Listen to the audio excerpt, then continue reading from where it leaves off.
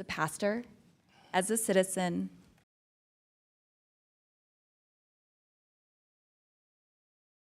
the fear and harm that Operation Metro Surge has inflicted on our state.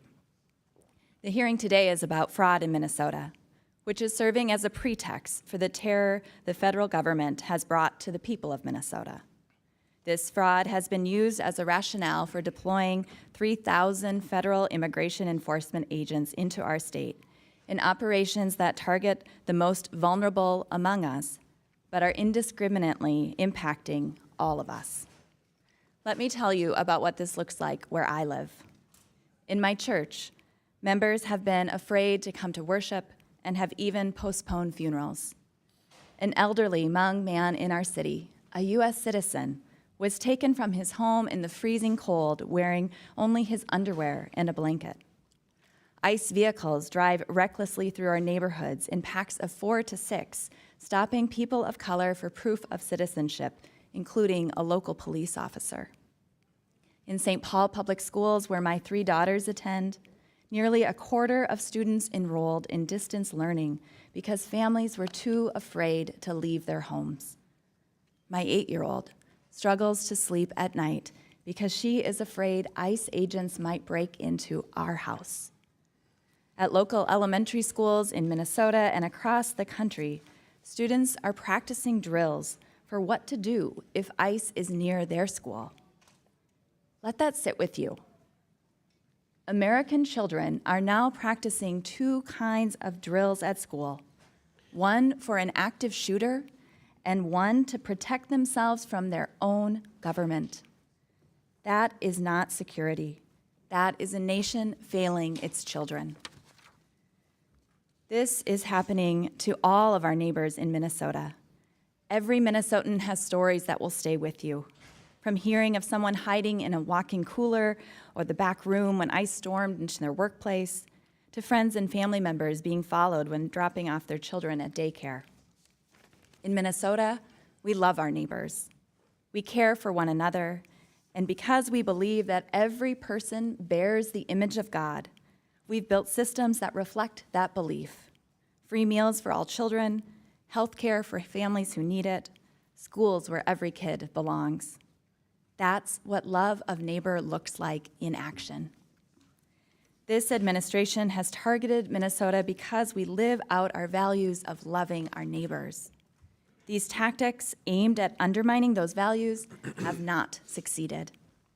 When unidentified masked agents appeared on our streets, Minnesotans put on their own uniforms, and it said neighbor. Motivated by faith and conscience, we bought groceries for families in hiding. We paid rent. We drove children to school. We stood vigil at mosques. We served as constitutional observers. We pledged to care for children if parents were detained. We sang, we marched, we prayed. As a pastor, I say to you, if you feel even a flicker of discomfort hearing these stories, pay attention to it. If you hear about children like Liam Ramos, if you saw the videos of the murders of Alex Preddy and Renee Good, if you know of workers arrested in the very restaurants where they serve federal agents their meals, if you understand that citizens and legal residents have been wrongfully detained and something in you tightens, that is not partisanship, that is conscience. In my faith tradition, we call that the still, quiet voice, the voice of God.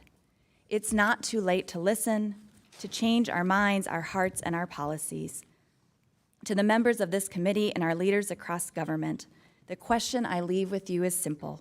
What are you willing to do about it? Your silence has a cost, and it is being paid right now by children who cannot sleep, families who cannot grieve, and communities that are hollowed out. To Americans across the country and those watching from home, and particularly to the families still too afraid to leave their houses, there are more people fighting for you than you know. Jesus teaches us in Matthew 25, whatever you do for the least of these, you do unto me. History will tell its story about us, but long before then, our own souls will know whether we stood with them or turned away. No nation can build a true future on the terror of its own people. Security built on fear will shatter the first time it is tested. Only a community that chooses love of neighbor over fear will endure, and that is still within our power to become. Thank you for allowing me to share our story. I am deeply proud to be a Minnesotan. Thank you. Without objection, Majority Whip Tom Emmer from Minnesota and Representative McCollum, also of Minnesota, are waived on to the committee for the purpose of questioning witnesses at today's committee hearing. Without objection, so ordered. And now, okay, I'd like to recognize Representative McCollum for a UC. Thank you, Mr. Chair. I would like to, for the record, have a unanimous request put in with a statement. Thank you. Without objection, so ordered. We'll now begin our questions, and Chair recognizes the Chairman of the House Judiciary Committee, Mr. Jordan from Ohio. Thank you, Mr. Chairman. Governor, why didn't you tell the truth? Why didn't you just tell the truth about the Feeding Our Future program? This program, my understanding, received $3 million the first year. Within a couple years was getting $200 million of taxpayer money.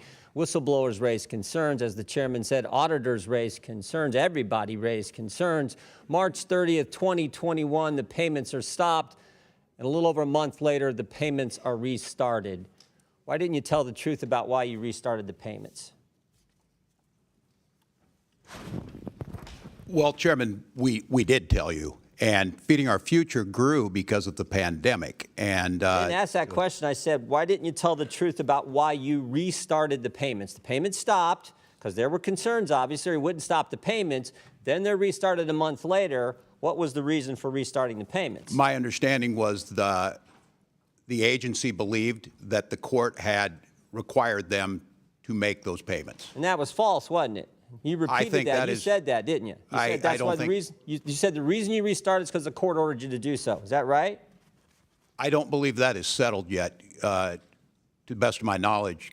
Well, I think it is, because the court did something that I don't know if I've ever seen it. They issued a statement saying you were wrong in what you were saying. This is from the court. It says, Feeding Our Future versus Minnesota Department of Education, correcting reports and statements by Governor Tim Walz concerning orders issued by the court. Here's what the judge says. Governor Tim Walz told the media that the Minnesota Department of Education attempted in payments to FOF because of possible fraud, but that Judge Guthman ordered payments to continue in April 2021. Next sentence, that is false. So you said something that wasn't true. He further states this, Judge Guthman, the court says this, Judge Guthman never ordered the Department of Education to resume payments to Feeding Our Future in April 2021 or at any other time. So I want to know, why didn't you tell the truth? Congressman, the attorneys at the Department of Education interpreted that differently. Both of those judges are no longer on the bench, and I think that interpretation. The very first sentence. The first 7 words. This is not some unnamed source talking to the New York Times. This is not some anonymous source talking to whatever your Minnesota Star Tribune or whatever your paper is. This is the court speaking. First sentence, first 7 words. Due to inaccurate statements by the governor, Ramsey County District Court judge has issued and authorized this following news release. That's pretty straightforward. So the court's lying? I can't tell you, Congressman, but the interpretation was that Somebody's lying, because you can't say the court ordered you to restart the payments, and then the court says we didn't order you to restart the payments. So either you're lying or the court's lying. And I'm just asking you, which one is it? I just simply know what the attorneys at the agency believed, that it was a misinterpretation. And I would note that those payments. Could it be you were trying to hide behind the court, Governor? Could that maybe be the reason why you issued the statements you did and why the court had to do something you never see done before? They issue a press statement saying you're wrong. The governor is wrong. His statement is, their words, not mine, false. Could that be the reason?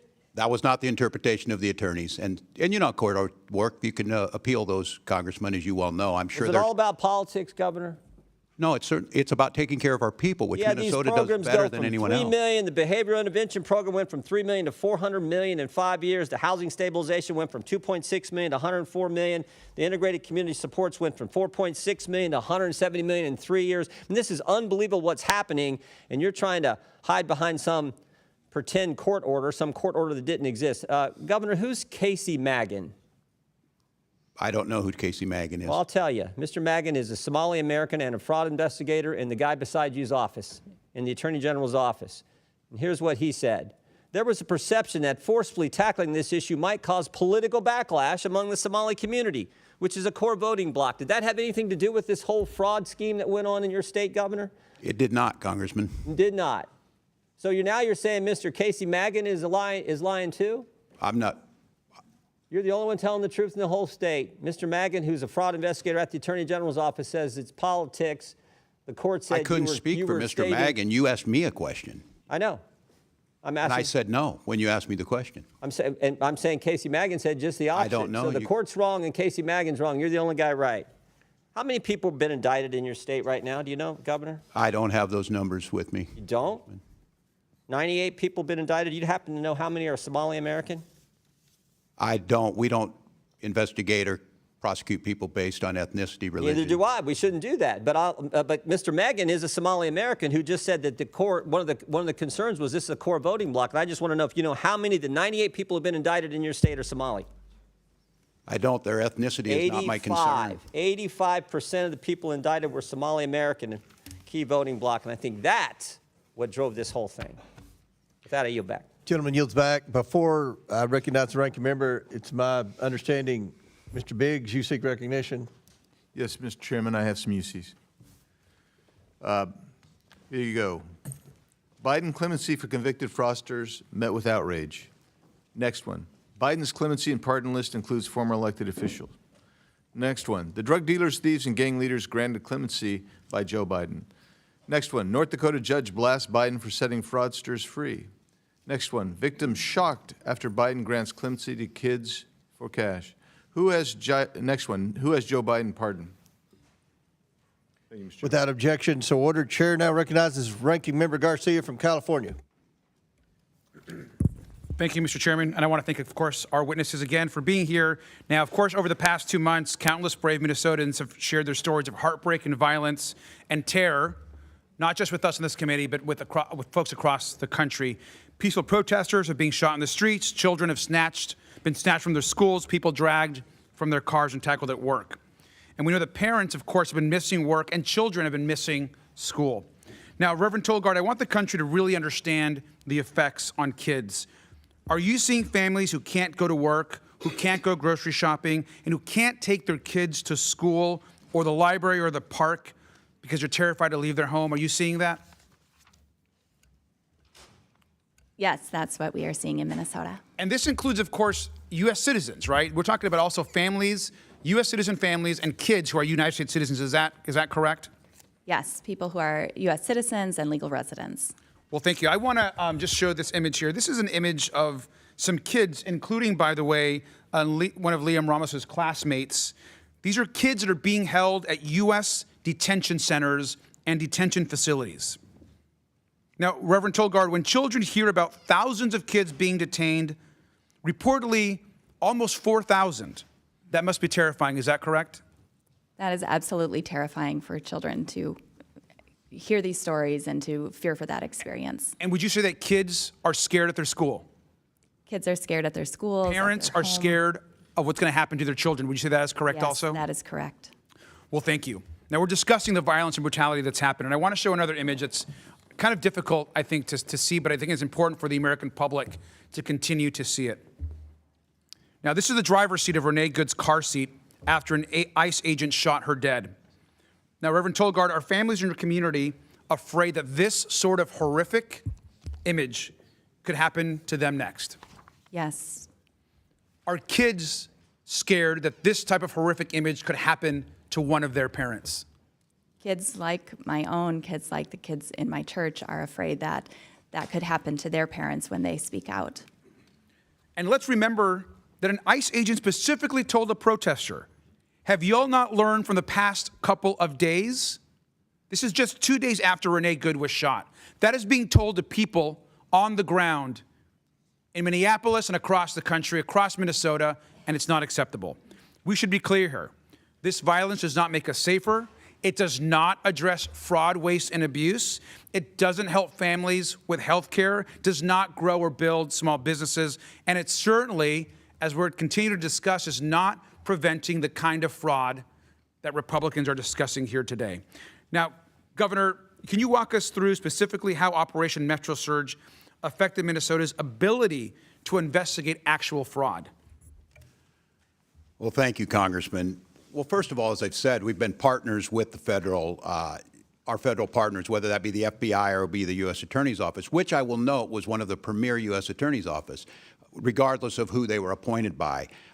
Right now, those lead investigators and basically that whole team has left that office. They've not been filled back in. The U.S. Attorney himself was in front of a federal judge yesterday on contempt issues of that office not working together. Now, look, we're going to prosecute, as we have, every single person that's involved in fraud, but we can't do it alone. The Attorney General's office is doing everything they can. He has consistently come and asked the legislature for more money, more of the investigators he needs. But right now is the backlog at the U.S. Attorney's Office is being challenged by the federal courts.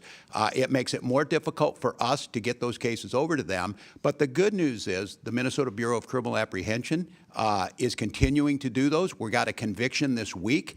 Those are things that'll continue on. And while we need to put in all the safeguards, we need to, as you heard the Attorney General's opening statement, if we partner together in this, our chance of defeating this fraud is that much higher. But right now, it's stymied. There's no investigators over there. There's no U.S. attorneys. The FBI has been decimated, and it's very difficult.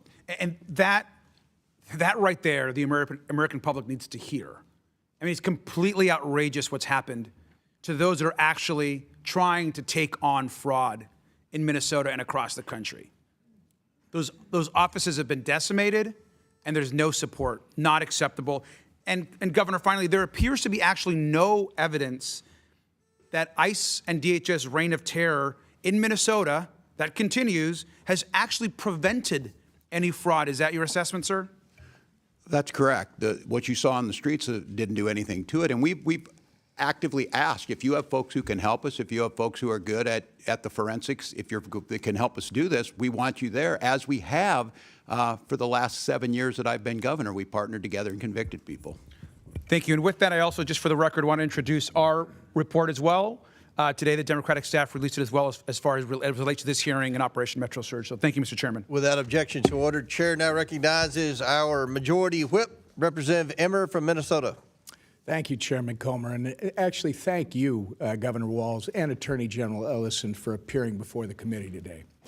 Gentlemen, let's see if we can agree on at least one thing today. Today's hearing is titled Oversight of Fraud and Misuse of Federal Funds in Minnesota.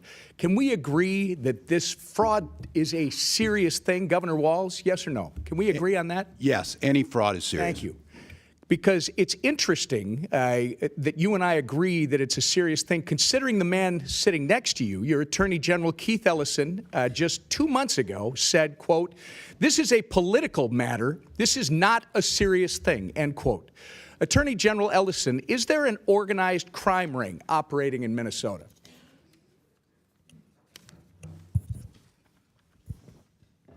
I'll answer for you, sir. Governor Walz believes there is an active crime ring in our state. In October, the governor said, quote, "We've got an organized crime ring in Minnesota. I think it's been going on for years." Moving on, Mr. Ellison, I, along with millions of Americans, have grave concerns over your alleged relationships with Somali fraudsters who have since been charged and convicted of federal crimes. I'm sure you are aware that over 90% of the defendants charged in the Feeding Our Future fraud case are of Somali descent. In fact, you have personal knowledge of these people. There's a 54-minute audio tape of your meeting with these criminals in December of 2021. And during your meeting, they complained to you about increased scrutiny of their nonprofits, and you told them, quote, "Of course I'm here to help," end quote. It's on the internet. Anyone can listen to you say that. Since then, you claim you were not aware of their crimes in the $250 million Feeding Our Future scheme, the largest pandemic fraud case in the nation. But just weeks after your December 2021 meeting, the FBI executed search warrants that you never would have requested in the Feeding Our Future fraud investigation. Now let's fast forward to September of 2022, 10 months after you met with the Somali fraudsters. Your office issued a press release stating, quote, Minnesota Attorney General Keith Ellison and his office have been deeply involved for 2 years in holding Feeding Our Future accountable, end quote. So according to your office, sir, you have been deeply involved in the Feeding Our Future case since September of 2020. That actually sounds like you are saying that at the time of your infamous meeting with the Somali fraudsters, you were already aware of the allegations of fraud. When you had this meeting in December 2021, did you know, sir, about the long-running FBI investigation into Feeding Our Future? Yes or no? Mr. Chairman, Representative Emmer. Reclaiming my time. When did you personally become aware of the FBI investigation? That's all I'm asking. Representative Emmer, as you know, I have addressed this issue many times. All right. Reclaiming my time. In that same meeting with the fraudsters, Mr. Attorney General, you took aim at the Minnesota Department of Education. You stated that the Minnesota Department of Education had fought the nonprofit in very disgusting ways, in a very racist, xenophobic, and Islamophobic manner. You actually asked for the names of all these folks who are just hung up and offered to call the Minnesota Department of Education to, quote, demand some explanations. We now know that when you made these comments, the Biden DOJ was working with the Minnesota Department of Education and that their work exposed the massive fraud ring. Pretty bad look for you, sir. Either you were oblivious to what was going on under your nose, or worse, you were trying to obstruct the work of the Minnesota Department of Education. So I can see the time is getting short. Mr. Chairman, we are left with two questions. One, what did Governor Walz and Keith Ellison know about the fraud? And two, when did they actually know it? I would suggest that if they do not give direct and truthful answers to both these questions at this hearing, then they both need to be put under oath in a deposition. This is a serious thing, Mr. Attorney General. You are the only one who thinks protecting taxpayer dollars is political.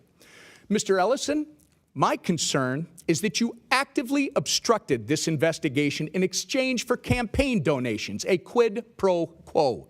If these concerns are proven to be true, you should be disbarred and you should go to jail. I yield back. Gentleman yields back. Chair now recognizes Ms. Norton from Washington, D.C. Thank you, Mr. Chairman. It is critical that the federal government support people who need assistance with food, housing, and health care. Unfortunately, as long as the government provides these services, there will be bad actors trying to take advantage of them. We need to prevent and identify these fraudsters so that social services can reach those who need them. However, we cannot recklessly deny help to many people who need services because of a few bad actors. My Republican colleagues have now held 2 hearings to talk about fraud in one single state, but they have completely ignored the fact that the Trump administration is the most corrupt administration in history. If Republicans really cared about fraud, abuse, and holding criminals accountable, they would call them out. Donald Trump for firing 17 inspectors general. These internal watchdogs are the front line of rooting out waste, fraud, and abuse at federal agencies. The Trump administration has also retaliated against whistleblowers and allowed administration officials to engage in serious conflicts of interest that often cross the line into outright corruption. We need inspectors general, whistleblower protections, and rules prohibiting conflicts of interest to protect federal programs and make sure that people can get the services they need.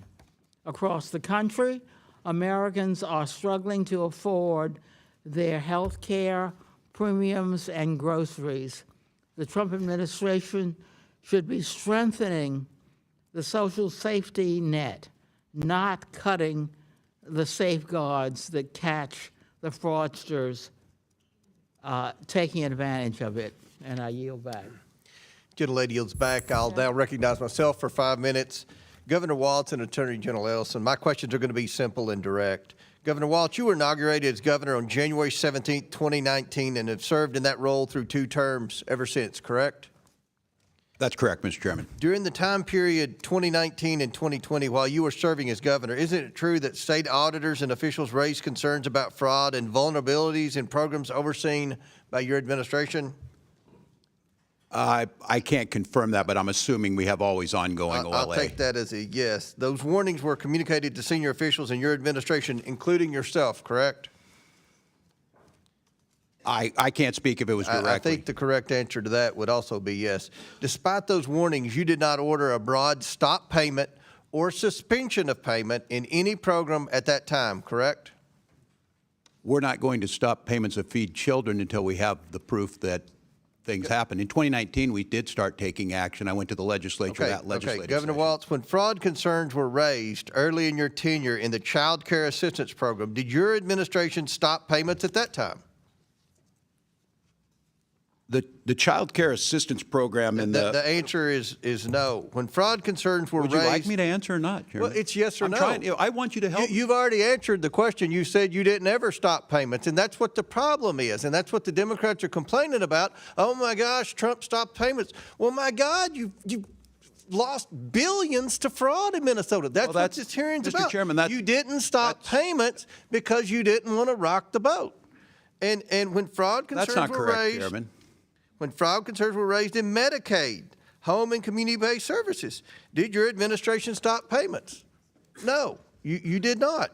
When fraud concerns were raised in non-emergency medical transportation, did your administration stop payments? Chairman, if I could mention what a stop payment meant by what the administration did last week is 400,000 children without health care. Are you stopping payment if one person? We believe that's your fault and the Attorney General's fault, because you do nothing about fraud, even though everyone in America sees our Medicare with their error rate own is eyes lower than your the state's. fraud. You have been defrauded. You have not been good stewards of the taxpayer dollars. And the Democrat position is, well, keep the money flowing. The American taxpayers have had enough. I think that's a fair uncharacterization. They want their taxpayer dollars spent wisely. We all support social programs. That's not a fair to the vulnerable, characterization. but if you're going to waste the money to fraudsters, then we have to stop and recalculate. We're not. We're putting them in jail when we can, Chairman. And some of these programs are crafted in such a way that there's a procedure to follow. And I'm with you. $1 is too much. I don't think there's a lot of difference here if you want to help us get at this. The question is it a sledgehammer? Is it a scalpel? I understand there's no political upside. Well, let's get into what we've talked. You eventually did pause payments in certain programs, but that wasn't until late 2025 after the federal government stepped in. Is that correct? I don't think that's a fair characterization of stepped in. We've been partners in this and working on them. But let's move on. And that decision occurred only after large-scale fraud had already taken place for years. Now, Governor Waltz, employees inside state agencies raised concerns about fraud and improper payments for years. Is that correct? Inside agencies, we've been prosecuting them for years. Yes. But they have raised concern. Agencies have raised concern about fraud in Minnesota, correct? For Each years. of those, yes, when they do and they're prosecuted. Yes. Some of those employees faced retaliation after raising those concerns. Is that correct? That is not correct, Chairman. Okay. Minnesota has strong whistleblower protections. Attorney General Ellison, you are the chief legal officer of the state of Minnesota, correct? Yes. Your office advises agencies on compliance with federal and state law, correct? Yes. Retaliation against whistleblowers reporting fraud is unlawful, correct? That is right. At any point during your tenure, did you tell state agencies to stop payments due to credible fraud allegations, yes or no? Sir, we prosecuted over 300 people in the Medicaid fraud area. 300, I would them. predict is a drop in the bucket, but you've never said to stop payments. That's It's one of the highest rates in the country, sir. Well, you have one of the highest fraud rates in the country in Minnesota. That's not true. And my office doesn't have the authority to do a stop payment. We prosecute criminals when they're presented us by the agency. So the answer is no, unfortunately. No one's ever from your office said to stop payments until we can get the fraud under control. So to summarize, you both knew about fraud, risk, and payments continued. Our investigation has shown that whistleblowers who were alerted about the widespread fraud were ignored, sidelined, and even retaliated against. Only after federal authorities ultimately stepped in did you take any action. It's not this committee's responsibility to decide guilt or dole out punishment, but it's clear there was a massive failure of oversight and, quite frankly, a failure of leadership. One wonders whether either of you should bear some personal responsibility for the billions of dollars siphoned off by fraudsters under your noses in the state that you led.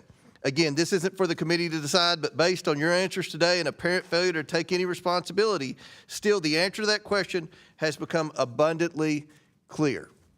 And now Mr. Chair, I seek unanimous consent to enter items into the record. All right, before I recognize Mr. Lynch, Ms. Randall, you have a UC? Thank you. I ask unanimous consent to enter into the record a November 12th, 2025 article from ProPublica entitled How Trump Has Exploited Pardons and Clemency to Reward Allies and Supporters, which shows President Trump rewards those in his good graces. I also seek recognition to insert into the record a Washington Post article from December 19th, 2025 entitled Trump's Pardons Wipe Out Payments to Defrauded Victims, which shows that President Trump lets criminals and fraudsters walk free. And I also seek unanimous consent to enter into the record an article from May 29th, 2025 from ABC News titled Trump's Flurry of Pardons Include Some to Campaign Contributors. And Ms. Pressley, we'll do one at a time. We'll go to Mr. Lynch, then I'll recognize you. Mr. Lynch from Massachusetts. Thank you, Mr. Chairman. Governor, good to see you, my friend. Attorney General Ellison, good to see you again. Reverend, thank you for your willingness to testify before the committee. I want to shift gears here a minute, and I want to focus on ICE. So I was recently asked to serve as the co-chair of the 5 for 26 soccer tournament. It's a global tournament, the largest sporting event in the world. And my home city of Boston has been asked to host a lot of the games.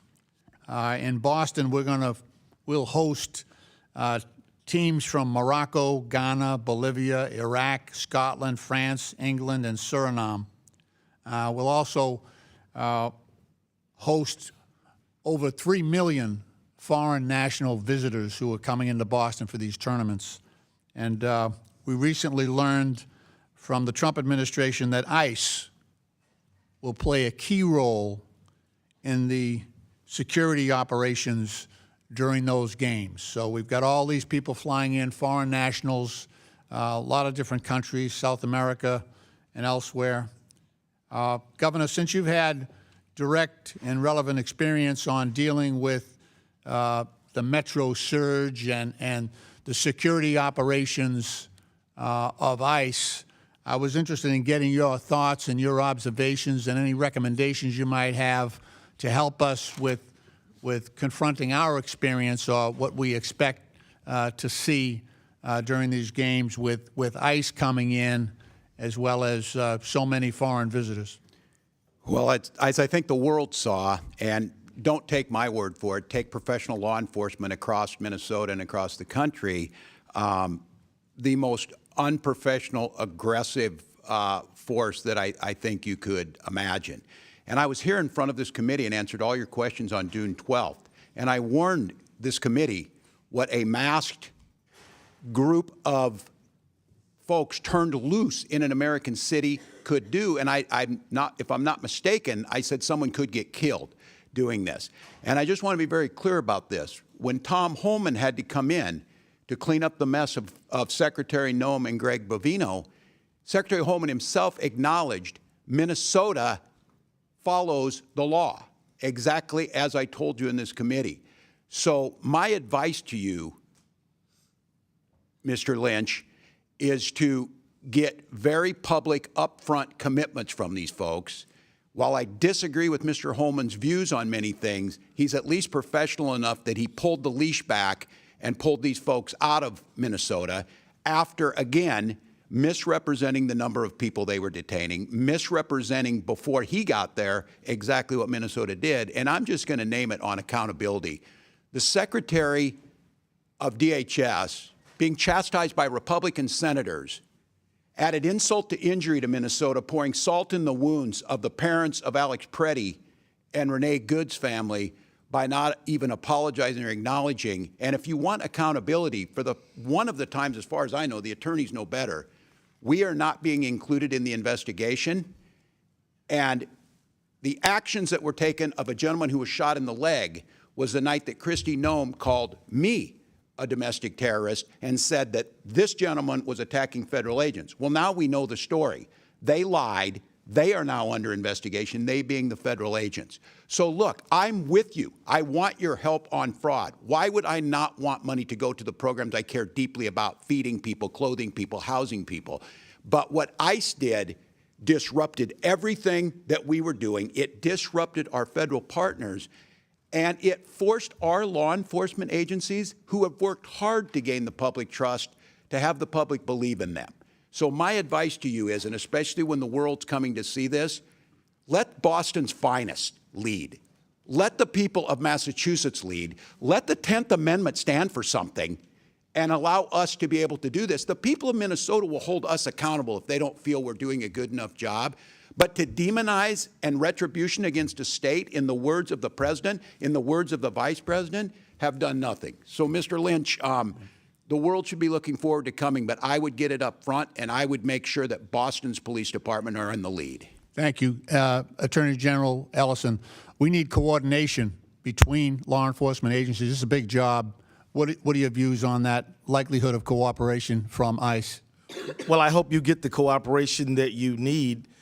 In Minnesota, we don't have a good record of cooperation, which is interesting because so many times in the past, we have had great cooperation between local federal enforcers and local state ones, and we've just worked seamlessly. Nowadays, that has all changed, and that's quite unfortunate. Thank you, Mr. Chairman. I yield back. Thank you for the courtesy. Gentleman yields back. Ms. Pressley. Thank you. I ask unanimous consent to enter into the record a February 2026 letter from 200 state lawmakers urging Congress to exercise its oversight authority and demand the administration immediately restore full child care funding that it had frozen for 5 states. Without objection, it's ordered. Chair recognizes Dr. Foxx from North Carolina. Thank you, Mr. Chairman, and I thank our witnesses for being here. Governor, you've reminded people that you were here last June. At that time, I reminded you that the Feeding Our Future scam made Minnesota ground zero for the largest COVID-19 fraud scheme in the nation. $250 million in federal taxpayer funds were taken out of the mouths of hungry children, and as the FBI noted, they were, quote, funneled into luxury homes, cars, and lavish lifestyles while families struggled. You assured me then that you wholeheartedly supported the federal government's effort to bring those responsible to justice.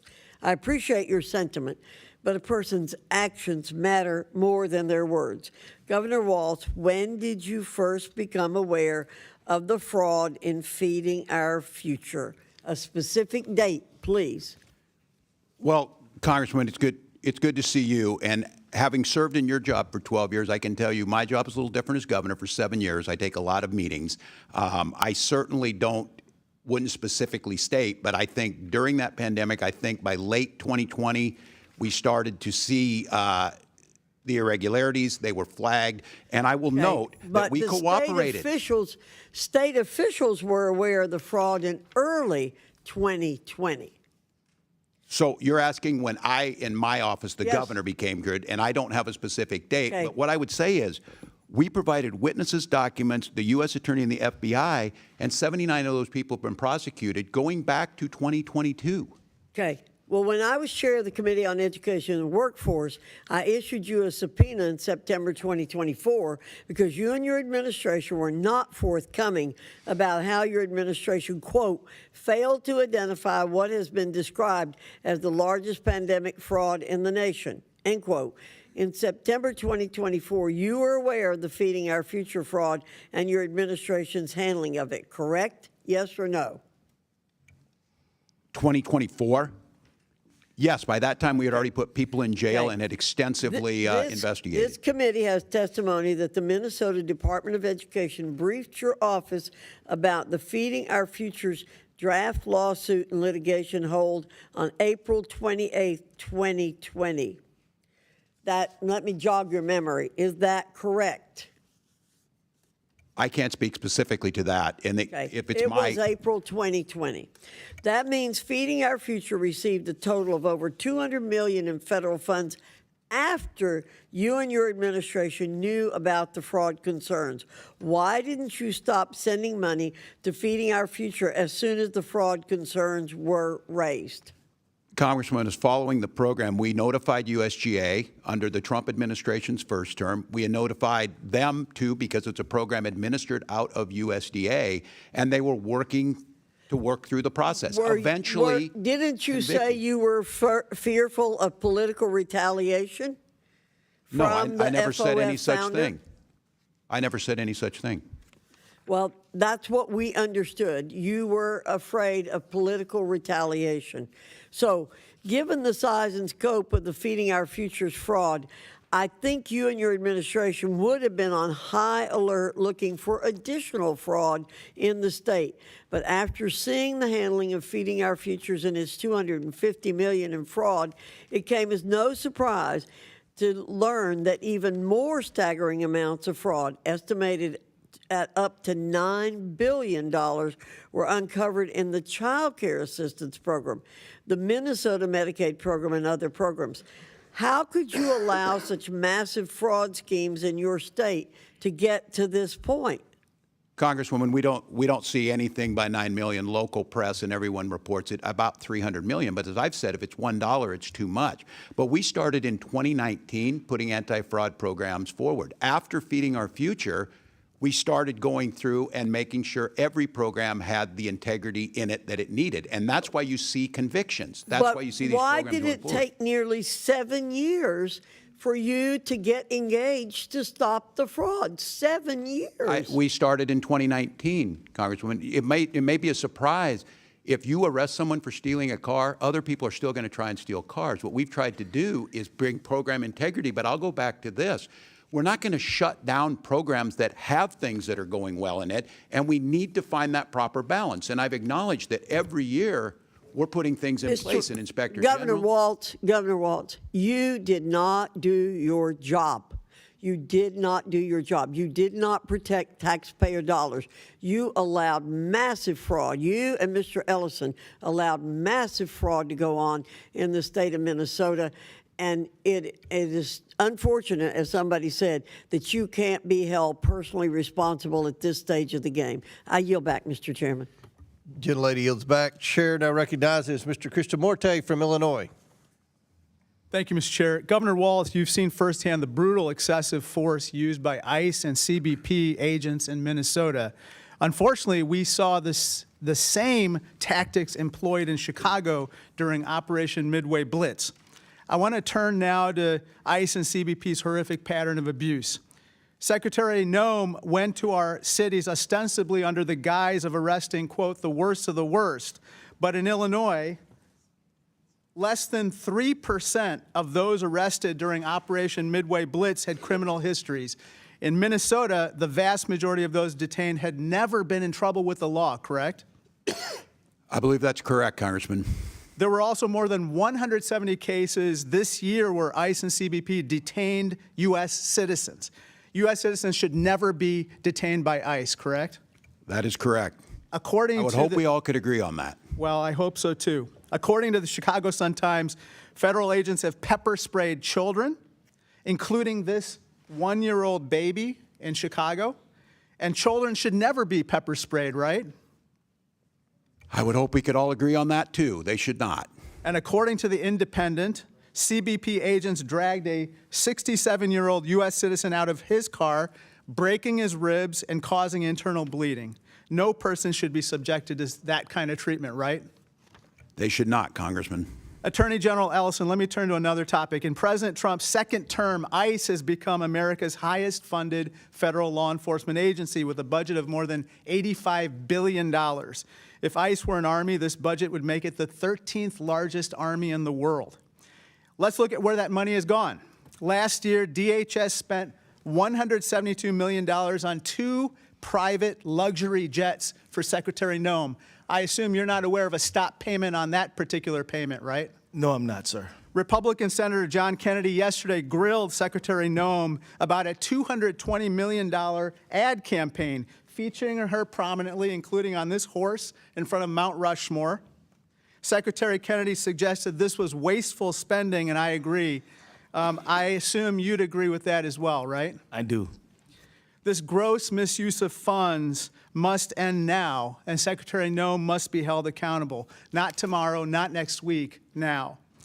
Chicago was ground zero for Secretary Noem's overreach when she launched Operation Midway Blitz. Chicago media reported that ICE and CBP agents had pepper sprayed a 1-year-old baby, shot at a pastor, harassed seniors, tased U.S. citizens, and even killed a person. It's clear that Midway Blitz was never intended to make Chicago safer. In December, ICE and CBP began Operation Metro Surge in Minnesota. Over 3,000 agents were sent to one state. There were military-style raids at child care centers. Children kept home from school.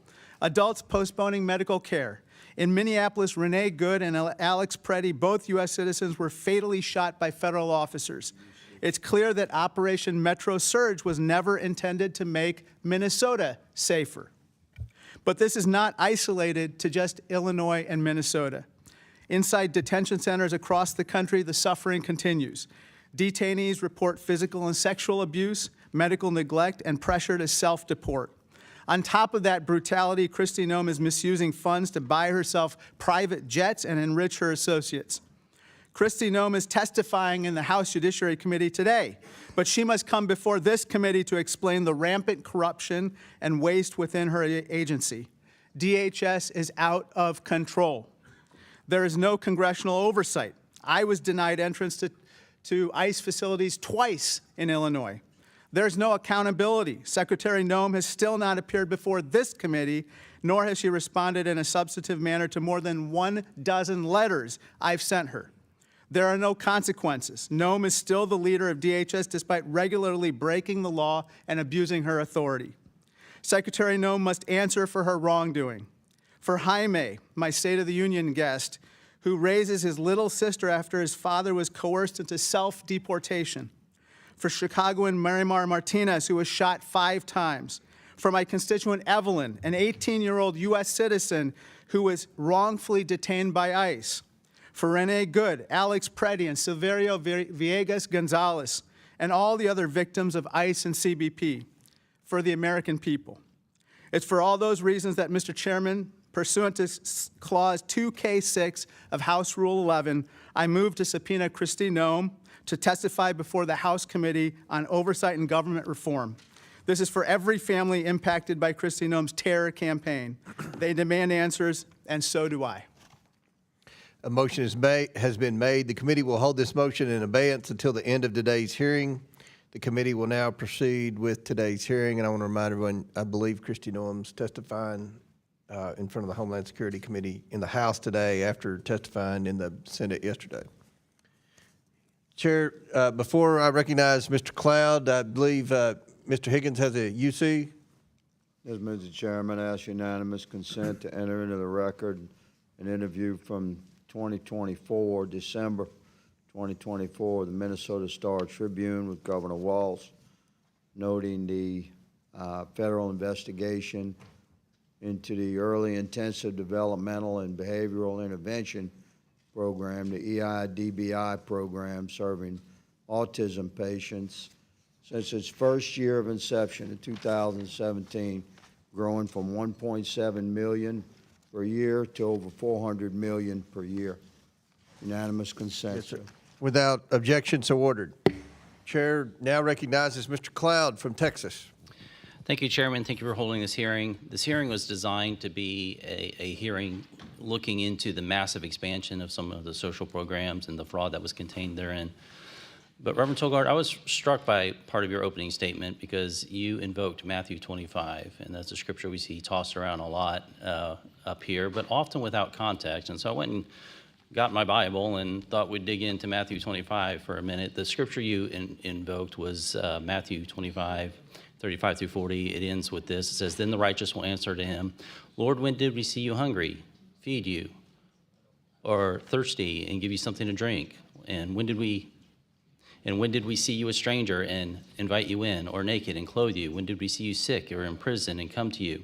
And the king will answer to them, "Truly I say to you, to the extent that you did to one of those brothers of mine, even the least of them, you did this to me." I would ask you, who's the you in that passage? Thank you for your question. You, meaning all of us, the followers of Christ. Followers of Christ, right. In Matthew 24:3, it says, after Jesus was sitting on the Mountain of Olives and the disciples came to him privately, and then they asked him, that began this whole chapter. Now, what Christ didn't say was to lobby your government. He said, if you have, you give. That's the general biblical principle here. 2 Corinthians chapter 9 gives us probably the best scriptural understanding of what charity is. It says, each of you should give what you've decided in your heart to give, not reluctantly, under compulsion, for God loves a cheerful giver. Would you say that taxes are under compulsion?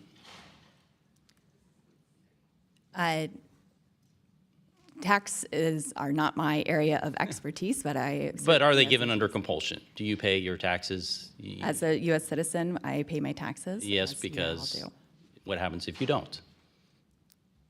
We don't have the services that we need to support our. What happens to you personally if you don't pay your taxes? You get in trouble. You get in trouble. I would say that's under compulsion. So if we're talking about what charity is, I'm always amazed in D.C. how much of we get to define our personal worth as a politician or statesman or whatever you want to call us by how much of other people's money we give away.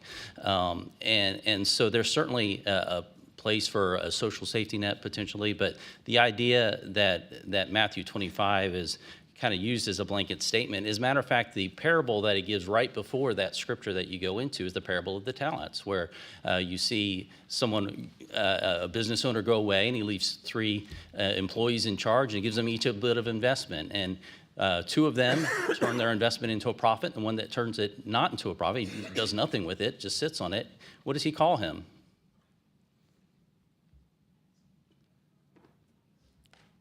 You're a pastor, right? Yes, I am, sir. I don't have. He calls him a wicked and a lazy servant.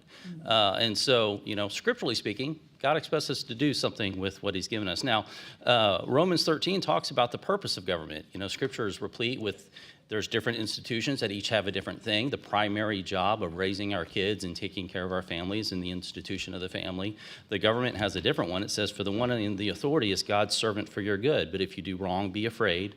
For the rulers do not bear the sword for no reason. They are God's servants to bring agent of wrath on the wrongdoer. Would you say that someone who commits fraud is doing wrong? We all are against fraud. Right. Is fraud theft? Would you agree that that's theft? Yes. As the 8th commandment says, thou shalt not steal. Would you recommend that someone in your church go into debt to give an offering in your church? No. Okay, so we have a massive program of fraud that's being paid for by taxpayers, and it's not really us paying it, it's really our kids and our grandkids that are paying it, and yet we continue to see this massive expansion, all under the taken out of context of what charity is being defined as. It's interesting, I find it odd that the left continues to bring up Matthew 25, because at the very beginning of that, right before he goes in that scripture that we talked with, it says, Matthew 25:32, all the nations will be gathered to him, and he will separate the people from one another as sheep and goats. He will put the sheep on his right and his goats on the left. And the king will say to those on his right, Come in, you are blessed of the Father, take your inheritance to the kingdom. And those on his left, he will say, depart from me, you cursed, into the eternal fire prepared for the devil and his angels. So I would caution those who begin to use Matthew 25 to do so in the proper context, understanding that we have multiple biblical institutions and they each have a purpose. The context here is vast. Mr. Chairman, I'd like to submit the entirety of Matthew 25 into the record. Without objection? Mr. Chairman, I also have a unanimous consent item.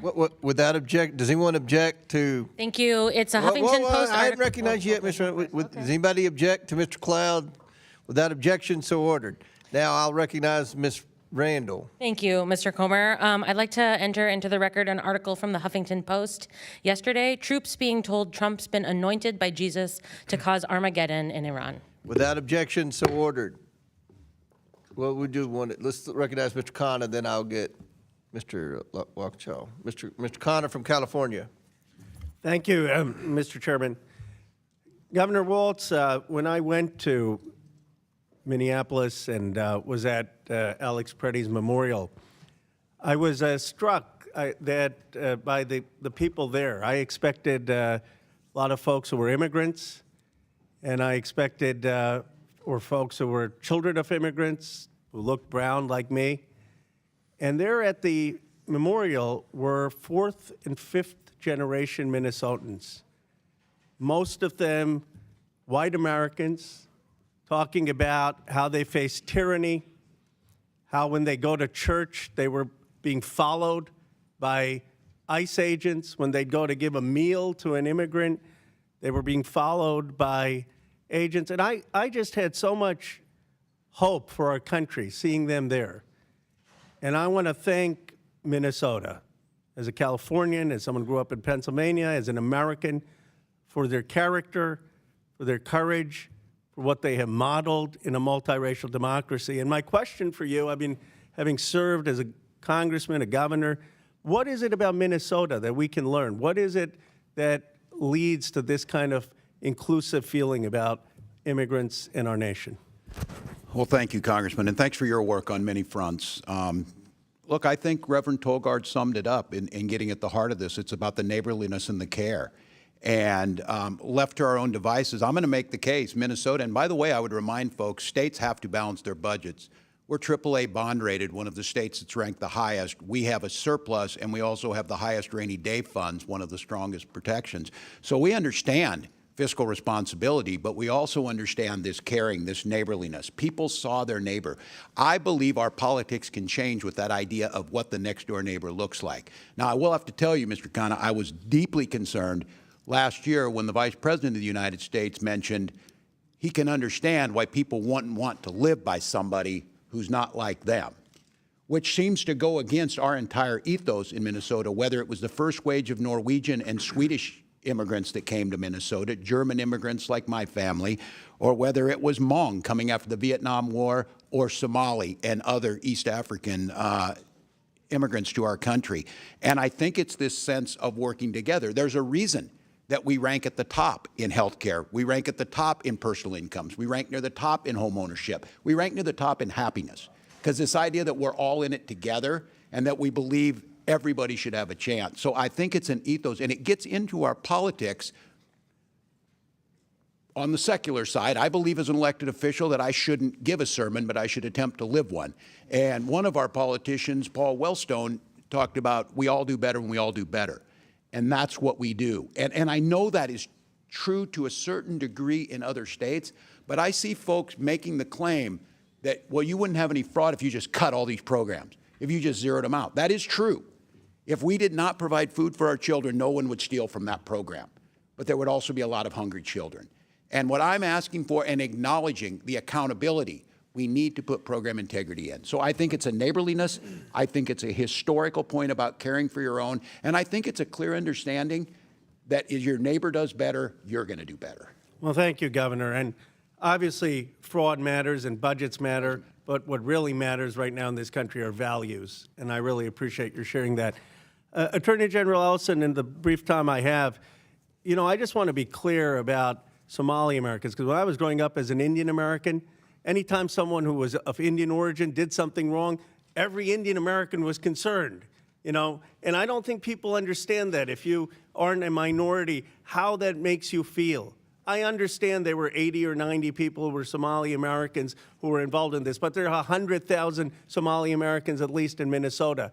And statistically, from all the studies I've seen, it is just factually untrue that Somali Minnesotans or Somali Americans commit more fraud than white Americans or Indian Americans or other Americans.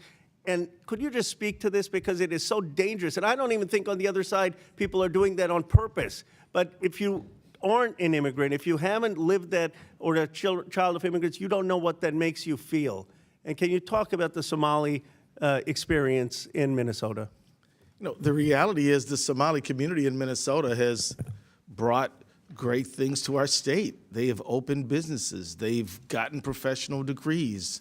They are great neighbors who volunteer and help their neighbors. They have been a benefit to our state. If you pick out a few people who've done wrong, sure, you can do that, but I can guarantee you, you can do that in any ethnic group at all in the state of Minnesota or anywhere in America. Thank you. Thank you both. All right, before I recognize Mr. Higgins, I'll recognize Mr. Walkinshaw for unanimous consent.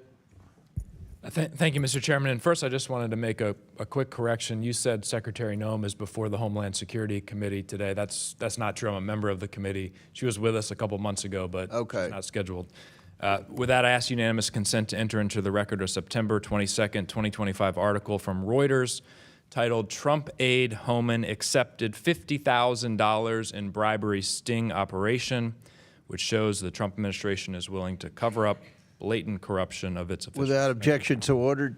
Chair now recognizes Mr. Higgins for Louisiana. Thank you, Mr. Chairman. Gentlemen, ma'am, thank you for being here today. Governor, when you took office, this fraud had already begun. Is that an accurate assessment? That's accurate, Mr. Yes, sir. Higgins.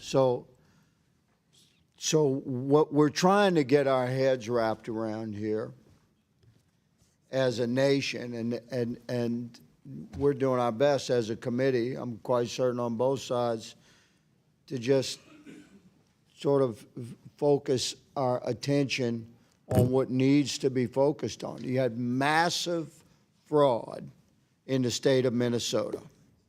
And when we started looking into waste, fraud, abuse, and theft across the country, Minnesota surfaced as a wow moment for the entire country. So naturally, you know, we look as a citizenry to, well, who's in charge there? And my old friend, Governor Waltz, is in charge. And the truth is, this fraud had begun before you took office. So it's a reasonable question, Governor. What you're noted in many interviews, I'm not going to go through them ad nauseum. You were aware of this level of fraud and investigations, and yet it seems like nothing was done until the Trump administration reestablished itself in a second term, and we began broad investigations into waste, fraud, abuse, and theft, and Minnesota popped. So would you please, I just give you a minute to respond. Yeah. Why didn't you do something sooner? I know some people were put in jail. I know there were investigations, but there was billions and billions and billions of dollars being stolen from a pretty concentrated demographic in your community. And this demographic is a significant political supporter for you and your party, good sir. So I just ask you, please explain. Yeah. Well, thank you, Mr. Higgins, and I appreciate your question in good faith on this. First of all, the issue of billions, and I'll keep saying this, $1 is too many. That number got thrown around. There's nothing behind it, but I will acknowledge $1 is too much. I will also note the characterization. I would say it's low. I would say it's low, but continue. Well, there's nothing to support that, but look, We will pursue it and assume that that's the case. We will still make the changes we need to make. The characterization that nothing happened until the Trump administration came in is simply not true. We worked with them in the first administration where USDA didn't take action, and I think that's documented. The fact is, starting in 2019, I went to the legislature asking for— But you didn't pause payments, Governor. The pausing payments— And the criminal investigation, which I'm running out of time, I want to jump to. The way America sees this, Governor Walz, respectfully, sir, is that this money just continued to flow. There was a high awareness of this waste, fraud, abuse, and theft, like organized crime level theft, and it seemed to be slow rolled, and nobody stopped the money from rolling in. And the money's gone, been remitted overseas. Attorney General Ellison, you stated in your opening statement that you sort of stated that your office only has direct jurisdiction over Medicaid fraud. Did you say that in your opening statement? Okay, well, you seem to indicate that you don't have, like, criminal authority, but you do, don't you? Under your own law, you have authority if the county district attorney asks you to get involved, or if the governor asks you to get involved, then your office can take lead on any criminal investigation, specifically if you have particular staffing and capabilities within your office, because it's statewide, to look into organized crime. Is that not correct? Okay, so you have the authority to lead your state's effort to respond to this massive fraud at the state level from within the healthcare realm, where government money is being stolen at very, very high levels, unprecedented levels in your state. Are you leading that effort for the state of Minnesota? You're addressing it. Are you leading it? Are you leading the effort? We are leading the effort to prosecute Medicaid fraud in Minnesota. I'm not talking about Medicaid fraud. Don't hide behind that. You have the authority to prosecute anything criminally that the governor asks you to. And this thing is big. I'm giving you an opportunity, sir. Are you leading the criminal investigative effort into this massive fraud across the board in the healthcare spectrum in the state of Minnesota or not? We are following the law. And you are not leading. You're not leading. I'm going to say, Mr. Chairman, that the Attorney General of the state of Minnesota should resign. I yield. Thank you. Gentleman yields back. Before I recognize Mr. Frost, I want to, Mr. Waukesha, you were right. She's not testifying in Homeland Security. Kristi Noem's testifying in Judiciary. I knew she was here somewhere today, so you were right. I misstated the wrong committee. Chair now recognizes Mr. Frost from Florida. Thank you so much, Mr. Chair, and I have unanimous consent called Fraud Focus. Why is Trump granting clemency to convicted fraudsters? Without objection, so ordered. Thank you all for being here. The whole world has witnessed unprecedented and extreme immigration enforcement tactics this year in Minnesota. After the murder of Renee Nicole Good and before the murder of Alex Preddy, President Donald Trump posted on Truth Social that, quote, "The day of reckoning and retribution is coming." Governor Walz, the dictionary defines retribution as punishment inflicted on someone as vengeance for a wrong or criminal act. Based on what we've seen play out in Minneapolis, what is the problem with the President of the United States directing agents to carry out retribution? Well, yeah, thank you. And this is certainly troubling because under the guise of fraud, which we all want to tackle, we were subject to, as you saw, the largest invasion of a state by the federal government, I don't know, in certainly any of our lifetimes. And that infliction, to me, we're trying to figure it out. Look, we'll acknowledge, and we're fixing it in Minnesota, but I'm telling you, each year you're going to go back to your state, and if some of you think you want to be governor, you're going to deal with this, and these folks keep moving. The problem is, Congressman, this was about retribution. This was about singling out Minnesota, and I think, I'm going to just name it, I think it's singling out because our state works, and it provides things for people, and we care, and we mind our own business, and we respect our neighbors. And this retribution had nothing to do with getting the worst of the worst. We know that. It had nothing to do with stopping fraud, and we were subject, we being Minnesotans, for over 10 weeks. And I want to note, just before, and I'll yield back on this, Congressman, I think this is important to note. The gentleman from Illinois noted that Midway Blitz, the damage it did to Chicago. There were 500 agents on the ground in Chicago. Kristi Noem testified yesterday there's still 650 in Minnesota. It is not over. This is not ancient news. This is not looking like everybody moved on. Minnesotans are still experiencing this. It's bad for our communities and makes our people less safe. It's terrorizing our streets. Reverend, what has been happening in your community when individuals try to record federal agents? Thank you for your question. Individuals who have tried to record federal agents have been told they cannot. They have been asked for taken pictures of their license plates. They have been followed. They have been subject to fear intimidation tactics by ICE agents. And one of the only reasons that really the world knows about what's going on in Minnesota is because of our Constitution and the right to be able to record law enforcement and federal agents. Those videos and the videotapes have been in part the reason why we know what's going on. Trump administration officials have suggested that observing or identifying federal agents is, quote, doxing or, quote, assault.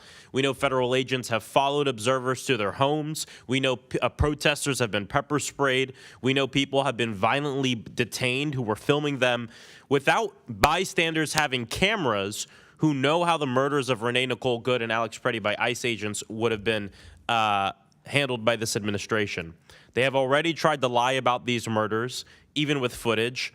After Alex Preddy was murdered, Stephen Miller said he was, quote, a domestic terrorist who tried to, quote, assassinate federal law enforcement. Kristi Noem said that he committed an act of domestic terrorism, and the President of the United States said that he was an agitator and perhaps an insurrectionist. Reverend, the last thing I want to get to that I think is really important. I grew up in the church, and I used to wear one of the "What Would Jesus Do" bracelets, mainly because I used to curse a little too much when I was little, and then I would like snap myself when I cursed. Either way, nowadays I think less about what would Jesus do, and I think more about what would happen to Jesus in this country. And I just wanted to give you a moment to talk about what you think would happen to refugees Mary and Joseph as they come to our border. Would they be separated from their child? I mean, what does this look like? Such a good point, Congressman. And yes, Jesus was himself a refugee, as were his parents. And yes, I fear that they too would have experienced the harm and cruel treatment that Minnesotans have been experiencing at the hands of our government. What do you say to the people who hide behind the Bible and wrap themselves in the flag to say that what is going on in our country right now with ICE, terrorizing our communities, ripping our neighbors, ripping families apart? What would you say to people like that? I think, again, Matthew 25, where are we in this moment? It should be on the side of the least, the widow, the orphan, the hungry, the homeless, and that as people of faith and moral conscience, history will tell what side we stood on, but our actions today will show true love of neighbor. Thank you. I yield back. Yields back. Before I recognize Ms. Mace, Mr. Grofman, I believe, has a UC. Yeah, I'd like to submit for the record something here. Hit the button. I'd like to submit for the record something called Minnesota Financial and Compliance Report on Federally Assisted Programs for the year ending June 30th, 2024. Without objection, so ordered. Chair now recognizes Ms. Mace from South Carolina. Thank you, Mr. Chairman, and good morning, gentlemen. Thank you for being here today. Governor Walz and Attorney General Ellison, you have presided over one of the worst government fraud scandals in American history. This was money intended to feed hungry children, help kids with autism, provide food and shelter and health care to the needy, and more. You both allowed billions in these American taxpayer dollars to be pillaged and plundered by Somali pirates. You knew this was happening, you chose to do nothing about it, and in some cases, you even enabled it. Attorney General Ellison, you even profited from this fraud by taking campaign donations from these Somalians after pledging to help quash the investigation into them. I find your behavior despicable. My questions this morning, my first go to Governor Walz, and I hope you learned some lessons from your last hearing with me on the Oversight Committee. Have you learned anything I since then? did, that if I didn't speak up, 2 of my people would be dead, Congresswoman, and I warned you. Okay, Governor Walz, what is a woman? Have you learned that lesson? Do you know what a woman is? I'm the governor of Minnesota, Congresswoman. Do you know what a I'm not woman here is? to be your prop for your obsession. So I if you taught can't middle school, define your what obsession. a woman is, you certainly can't define what fraud is. If you can't even define what a woman is, you can't define fraud. How much money was spent on autism in Minnesota in 2017, Governor? I don't have those numbers in front of me, Congresswoman. Did you prepare for this hearing today? Did you I do did. any preparation I take for this hearing Congress today? seriously. And you've seen the numbers about autism fraud in Minnesota. So we're going to do some Minnesota math with you today, okay? Are you ready? How much money was spent on 2017 for autism in Minnesota? How much? I don't know. I wasn't the governor. Okay. Did you not just say that you prepared for this hearing today? $1 million, okay? A quick Google search or using your AI could tell you $1 million was spent. How much money was spent on autism in Minnesota in 2024? I don't have the number in front of me. As Were you governor in 2024? I was, but I'm not the Okay, head so of your HHS. excuse before that you didn't know what 2017 autism numbers were because you were not governor, and today you can't answer the numbers about 2024 as governor, and you still said you prepared for this hearing today. It's unbelievable. $343 million was spent in 2024. What percent increase is that from 1 million to 343 million? What percentage increase is that? I'm not here to be your prop. Go ahead and tell me. Well, are you governor of Minnesota or not?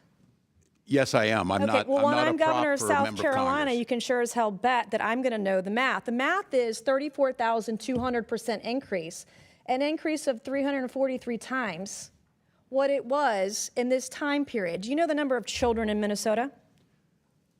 I know that Minnesota ranked as a top 3 state for children in the last year. What is the total population in Minnesota? 5.7 million. Okay. What is the total population of children in Minnesota?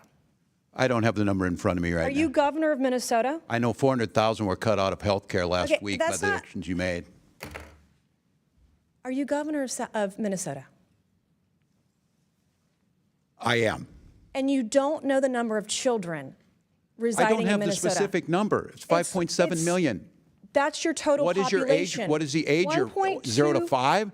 0 to 19? You have approximately 1.2 million children in Minnesota. What I'm not age? even governor of South Carolina. Our population in South Carolina is 5.5 million. We have approximately 1.1 million children under the age of 18 in my home state of South Carolina, okay? As governor, I expect you to know this information. Thank God you're not Vice President of the United States. Do you know approximately how many children in Minnesota are autistic or on the spectrum? No, I don't have that number. Okay, well, if you take the CDC's roughly 1 in 36 kids are on the spectrum, we're talking about approximately 33,000 kids. In South Carolina, it's about 31,000 or so. What is, do you know what this is per child, spending-wise, in the fraud for autistic kids in Minnesota? Again, I'm not here to be your prop. Go ahead and tell us. Is doing Minnesota math a prop? This is math. We're talking about fraud. Minnesota ranks at the top. Where does South Carolina rank? We're talking about money. Where do South Carolina children rank on healthiness? These are my questions for you. It doesn't go the other way around unless we're debating on the debate stage. And we're not. If you're asking questions about being governor, it does. I'm asking you When you're questions governor, you about can being come and governor tell of me. Minnesota, which you can't answer. This is basic math. And you can't even answer. not Do you here to even be your care prop. about kids in Minnesota? They rank near Do the you top care? in every category. My children are fed. Do you My care children about are housed. autistic My children children have getting health the care. services they need in My Minnesota? children have the best No, schools. you don't. Mr. Chairman, I yield back. Mr. Chairman. Gentlelady yields back. Mr. Chairman. Oh, Ms. Bobert? Yes. Mr. Chairman. Oh, Mr. Mace. May I make my 2 motions? Proceed. Okay, thank you. Mr. Chairman, I move that the committee issue a subpoena to the Honorable Pamela Jo Bondi to appear before the committee for a deposition regarding the department's handling of the investigation into Jeffrey Epstein and his associates and compliance with the Epstein Files Transparency Act. A motion has been made. The committee will hold this motion in abeyance until the end of today's hearing. The committee will now proceed with today's hearing. Mr. Chairman, I move that the committee issue a subpoena to the Office of Congressional Workplace Rights for the awards and settlements paid pursuant to Section 415 of the Congressional Accountability Act prior to December 12, 2018, with only redactions allowable for the personally identifiable information of victims, alleged victims, and witnesses. Thank you, ma'am. A motion has been made. The committee will hold this motion in abeyance until the end of today's hearing. Mr. Chairman, I seek unanimous consent. Oh, Mr. Chairman, can I have one thing before? Chair recognizes the ranking member. Thank you. No, we'd just like to see Mrs. Mace's motions in writing, which would be great. Okay. Now, before I recognize Ms. Lee, do you have Ms. Randall? Thank you, Mr. Chair. I ask unanimous consent to enter into the record a December 11th, 2025 article from The Guardian titled, "Somalis Are the Scapegoat. Fear Rises as Trump Targets Minneapolis Community," which describes the Trump administration's xenophobic attacks. Without objection's ordered. Chair recognizes Ms. Lee from Pennsylvania. Thank you, Mr. Chair. For the past few months, Democrats on this committee and in the Senate have been holding hearings on the unconstitutional actions of the Trump administration. So we've heard from, in that time, whistleblowers, industry experts, and survivors of abuses of federal agents. They spoke about warrantless searches that they have been subjected to, including federal agents bursting into their homes with guns. They spoke about being shot at and dragged out of their cars, and then, being made to look like they were actually the perpetrators. They spoke about federal agents' use of masks in unmarked vehicles, and the efforts of these agents to hide their identity to escape any sort of accountability. And we heard from the brother of Renee Good, who was murdered by ICE agents in Minneapolis. That is what oversight looks like. Not 2 hearings on fraud in one single state, which is not even the worst instance of fraud out there, though we all here agree that we should target fraud. Republicans have dragged Governor Walz in again to demonize and target his state because he is a Democratic governor and he is implementing Democratic policies. Republicans took a legitimate investigation and, as per usual, has made it a circus.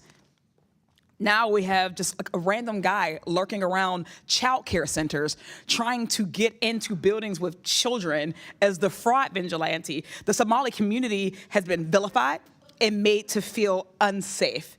And federal benefits are being cut to Minnesota and other Democrat-led states. Trump and his administration also used this investigation as a justification for an immigration enforcement push that has created chaos and fueled violence and resulted in the death of American citizens. Reverend Tollgaard, as a Minnesotan, do you feel that these oversight hearings and the Trump administration's fixation on fraud in Minnesota has made anyone safer in your state? No, they have not. Republicans have been touting alleged fraud in child care centers and the need to protect children. But since the immigration enforcement push, have kids been able to be kids? Have they felt comfortable going to school or playing out in public with each other or with their friends? They have not been safe. They've not been able to go to school, to be in playgrounds, to be in libraries and places you would normally expect to find them. Are you worried about the long-term impact of being surrounded by violence and uncertainty and what it could have on these children? I'm deeply concerned about that, and I know that their teachers and their parents are as well. You were arrested earlier this year while protesting ICE agents and deportations. Why was it important for you and other clergy members to speak out against Trump's administration's actions in Minnesota and elsewhere? Thank you for your question. I was arrested along with 99 other faith leaders in Minnesota, many of whom could be here today, and we were compelled to action to stand on the side of the most vulnerable in our communities and those who have been facing enormous cruelty and unfair actions on the hands of ICE. And we needed to stand alongside them, as have many others in our faith traditions in history. We stand along with that great cloud of witnesses. I want to thank you for coming in today and for, of course, having the courage to stand up to the attacks against your community. This, as we can all see, was never truly about fraud. It is a part of a greater effort by Trump and Republicans to gut social services, roll back civil rights, to villainize and make others out of people who they don't want to have and enjoy the same civil liberties and rights as others in this nation. They want to strip away and have been stripping away healthcare and education, child care funding that millions of people rely on. This investigation and these actions have only been used to harm, not to help people. And rest assured, this will not stop in Minnesota just as it didn't stop in Chicago before that or LA before that. This is a blatant attempt, blatant authoritarian grab that the Trump administration has been persistent in. It will come to all shores if we do not all take a collective stance. But more than that, urging my colleagues in the Republican caucus or conference to take up their job and their task as a co-equal branch of government. We do not serve as the lapdogs, as the cult followers of Donald Trump, of a president. When there are abuses or overreach, it is supposed to be us that takes a stand. And I would hope that at some point in the 119th Congress, some Republican with a gavel will do so. I thank you all for your time, and I yield back. Gentlelady yields back. Chair now recognizes Mr. Donalds from Florida. Thank you, Chairman. Governor Walz, when did you first receive notice of potential fraud in Minnesota's social services programs? Social service programs in general. We knew that there was issues with the CCAP program as early as 2012, and my first days in office, we started taking action. But as governor, when were you first notified? Before I took office. All right, Governor Walz, former Department of Human Services Commissioner Tony Laurie testified that you were aware in early 2019 of fraud in 2 Department of Human Services administered programs. Is this statement accurate? Not that I recall. I'm not sure what he's speaking about. You don't remember this meeting or this notification? No, not specifically, I don't. In March of 2019, your Office of Legal Affairs reported $5 to $6 million in alleged child care assistance program fraud. In April 2019, it was also reported that the Department of Human Services lacked proper integrity controls to control fraud. Were you aware of these reports? Not specific reports, but because of that, my office, we put forward actions to address them, starting in 2019. Is it correct that your administration was aware of the Feeding Our Future fraud as early as of May of 2020, based upon regular discussions about program irregularities? I believe that's correct with the agency, the Department of Education, and then going back to USDA. I'm gonna go back. Was your office notified of these fraud allegations? Not me specifically, that they're handled internally in the administration. It happens every day. Who was notified, Governor Walz? The agencies do their work, the commissioners, and then if someone in my office was notified, they let me know. As governor, I make, 50 decisions a day. I said I did this job for 12 years. I make more decisions in a day. Governor Walz. So someone was maybe notified, but the agencies are the ones that take the action. May I ask the next question? We have it under sworn testimony in the Oversight Committee that your former chief of staff was notified directly by these various commissioners about the fraud in Minnesota. That could be correct. So are you saying that your chief of staff didn't notify you? I'm saying I don't recall whether he did at that time or not, but we took action. So I'm assuming when we put our budgets together, based on that, we put a package together for that legislative session. Let's talk about budgets, Governor Walz. Feeding Our Future went from $307,000 in 2018 to $199 million in 2021. Are you aware of this increase in budgetary costs from Feeding Our Future? Not specifically, but I know it increased during the pandemic. The Housing Stabilization Services went from $27 million in 2021 to $105 million in 2024. Are you aware of this increase, Governor Walz? Not specifically, but I know it increased. Autism centers went from $24 million in 2019 to $342 million in 2024. Are you aware of that? Not specifically again, but yes, we know the budget's increased. Integrated community supports went from $4.6 million in 2021 to $170 million in 2024. Are you aware of that? Again, not specifically on the numbers, but it's the budget. Governor Walz, you have to submit a budget to your legislature every single year, like every governor has to do. If you're not aware of these increases, what was your office Everyone doing? is balanced. My budget is about $72 billion. It includes 23 agencies. Florida's budget's $115 $115 billion, sir. But what were you doing if you're seeing program increases like this amid allegations of fraud in your state? Action was being taken on these starting back in 2019. If it's CCAP. Can you describe the action that was taken in 2019? Sure. In 2019, I'll go to the first things that we did on child care assistance. We lowered the standards on proof of administrative fraud disqualification. Whoa, you lowered the standards? We lowered the standards for proof of administrative fraud. The standards where we had to prove it were so high it was impossible to try and do it. So we lowered what it took to show that fraud was happening. And what did you do with the results of lowering the standards to prove fraud? What did you do? We put 79 people in prison and But Governor Walz, the to fraud prosecute. continued to increase. It increased under your tenure. Do you acknowledge that? Did the numbers increase? Yes. And I tell you, when you catch people and prosecute them, it shows up at the fraud increase. I would tell you, Congressman, because you're not hearing about fraud doesn't mean it's not I got 50 happening. seconds, Governor, and I don't want to get into a fight with you, but let me move quickly to the Lieutenant Governor. Peggy Flanagan's your Lieutenant Governor, is that correct? That is correct. Does the Lieutenant Governor go on the ticket with you, or are they elected by themselves on a ballot in the state of Minnesota? It's on a ticket. It's on a ticket. Peggy Flanagan essentially works for you. She has an independent office. She's a constitutional officer. She's on the ticket, but she is independent as a constitutional You officer. could ask for her resignation at any time, is that correct?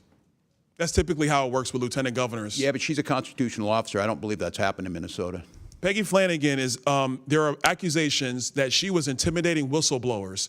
There was a meeting on April 12th of 2024 where she went on stage and publicly denounced whistleblowers in the state of Minnesota, calling them losers in their mother's basements. Is this the type of treatment that your administration allows for whistleblowers in Minnesota? I'm not familiar with that. Are you aware of any intimidation of whistleblowers in the state of Minnesota? It's There are not 30 whistleblowers who have given letters to this committee on the record saying that they have been subject to intimidation by your administration because they were trying to stop the fraud in Minnesota. I encourage them to go to the OLA and the independent sources in Minnesota that are The open to do OLA, that. you're the governor. No, the OLA is the independent But sir, Office of you're the Legislative governor. Audit. Why don't you take responsibility for what's going on in your state? We do take responsibility. None of those people, I'm telling you, I have no knowledge. But you of them lost coming billions of dollars of American taxpayer money in the process, Governor Walz.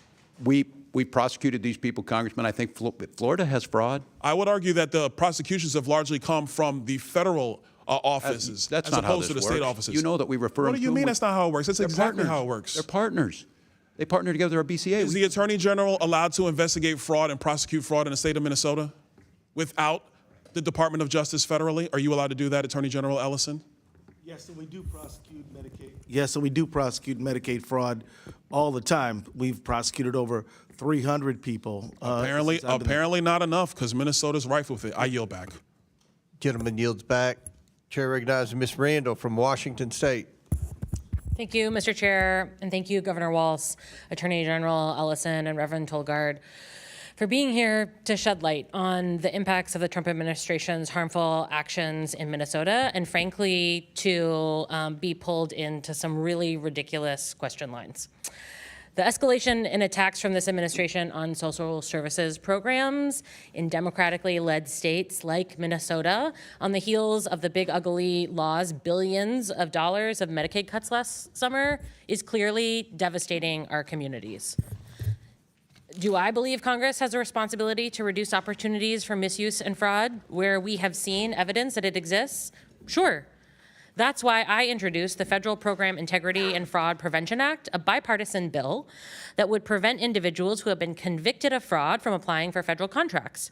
Mr. Chairman, if you are serious about addressing fraud, I'd love to see this committee hold a hearing on my bill, which was developed based on feedback from nonpartisan inspectors general whose entire job is overseeing the appropriate administration of government programs. And let me remind my friends on the other side about Mississippi, a state with Republican leadership where over $77 million in temporary assistance for needy families funds were misused. One of the perpetrators of that fraud, former NFL quarterback Brett Favre, who received $1.1 million from the government for speeches he never made. Congressional Republicans' response was to invite Favre to come testify before the Ways and Means Committee about how we should strengthen oversight of federal welfare programs. Because I'm sure he had some good advice about that. Meanwhile, my Republican colleagues are villainizing entire minority populations because of the actions of a few. We have a word for that. I also have a lot of Republican colleagues here who talk about being fiscally responsible and reining in federal spending. Again, I also believe we should be fiscally responsible, but to me, responsible governing means that we invest in transformative universal health care that saves us money in the long term, childcare policies that give the budget back $7 on the dollar spent in long-term costs for the children who benefit. Policies that will actually save our country money in the long run and contribute to strong society and strong economy. Not slashing social services, not defunding hospitals, not eliminating childcare programs. Governor Walz, why do you think the Trump administration is so obsessed with fraud in Minnesota when its own agencies have found other states with even worse problems? Well, it's a question we're all asking, Congresswoman, and I'd like to say, and thank you for this, I just want to make sure I go on record, Chairman Comer, in condemning the slurs towards my Somali community that the gentlewoman from South Carolina made. Thank you. Look, Congressman, I don't know. I think it's been pretty clear the president does not like me personally. I think he continues to tell lies about our electoral system, claiming that he's won all 3 times when he lost all 3 times. I think he has people around him who were trying to find quotas around immigration, and they saw a perfect storm, if you will, that included some Somali folks and a whole lot, you know, if we're going to condemn folks, there's no Somali folks in the Epstein files, things like that, we know. But I don't know. It's an obsession, and I come back to it again. I think it's because we are so ideologically opposed to making children go hungry, people go unhoused. We invest in education, we invest in research, and we believe everybody has a place. And so I think it's just personal about how we do business. Thank you so much. I could not agree more. There are also reports that as many as 50 prosecutors in the U.S. Attorney's Office for Minnesota have quit in the last 12 months. They used to have 70 prosecutors. Now some reports say they have as few as 17. Many of those who left include the very same prosecutors who were prosecuting the Feeding Our Futures fraudsters. How has this flight impacted your efforts to fight fraud in Minnesota? Well, it's made it very difficult. And I think for all of my friends on the Republican side, we welcomed the Republican folks, the attorneys over at the U.S. Attorney's Office who were good at helping us as partners. We turned this over to them. They prosecute, they put people in jail. They're not there now. There's nobody doing this. And I will remind this committee, the U.S. attorney was in front of a federal judge yesterday being threatened with jail because of what's going on in that office. And from my perspective, who's prosecuting trafficking, drugs, murder, and fraud? And so we want them. If you could do anything, Chairman, call the president and tell him to put some U.S. attorneys over there to prosecute fraud. I'll sign on with you. Thank you, Governor, and thank you, Mr. Chair. Chair now recognizes Chairman Burchett from Tennessee. Say that with disrespect in your voice, Mr. Chairman. Governor, you mentioned that President Trump lost all 3 times. I believe that's an error, and that's a conspiracy theorist. I believe you spoke in error there, but no, he lost Minnesota all 3 times. Okay. Well, I'm glad you corrected that. He doesn't agree with that, I don't though, care. Chair. We're good. Have you ever used taxpayer funds directly or indirectly to take action against individuals suspected of disclosing potential wrongdoing within a government entity? I have not. Well, almost 30 whistleblowers accuse you and your administration of retaliation. Would you say that's a conspiracy then? I can't speak to what they said. I can tell you it didn't happen. Okay. Are you aware of reports alleging state officials have engaged in retaliation against whistleblowers? No, I'm not. Not specifically, no. You're not aware of that when 30 have come forward? Okay. I am not. I believe these are okay. Internet. We have options. The OLA, we have independent folks that they can come to, and I encourage them. It's against the law in Minnesota. I have executive orders. It's against the law here, but it doesn't stop it. What actions have you taken to protect whistleblowers in your state, sir? And has anyone faced consequences for retaliation? If so, who? Well, in Minnesota, we have nonpartisan office of legislative auditor. We have zero tolerance. The Minnesota Whistleblower Protection Act prohibits retaliation. I signed executive order in 2025, added protections. The law explains and clarifies protections around what reports are protected and who can report issues. They're strong. When I was here, I was an advocate for the IGs, and I think that's well known in my 12 years here that we need them. Okay. Well, a whistleblower told our office that her supervisor at the Minnesota Department of Health and Human Services threatened to make her job difficult. And the supervisor that did that later received a promotion. Would that surprise you, and can you confirm if this account is accurate? No, I can't confirm it, and I don't make HR decisions, but when I'm being very clear about this, there's a zero tolerance for whistleblower retaliation in Minnesota. Can you, how can any agency combat fraud when retaliation goes unchecked? It makes it more difficult. That's why we don't allow it. Do you think that the fraudsters sent stolen funds to Somali terrorist groups? Pardon me?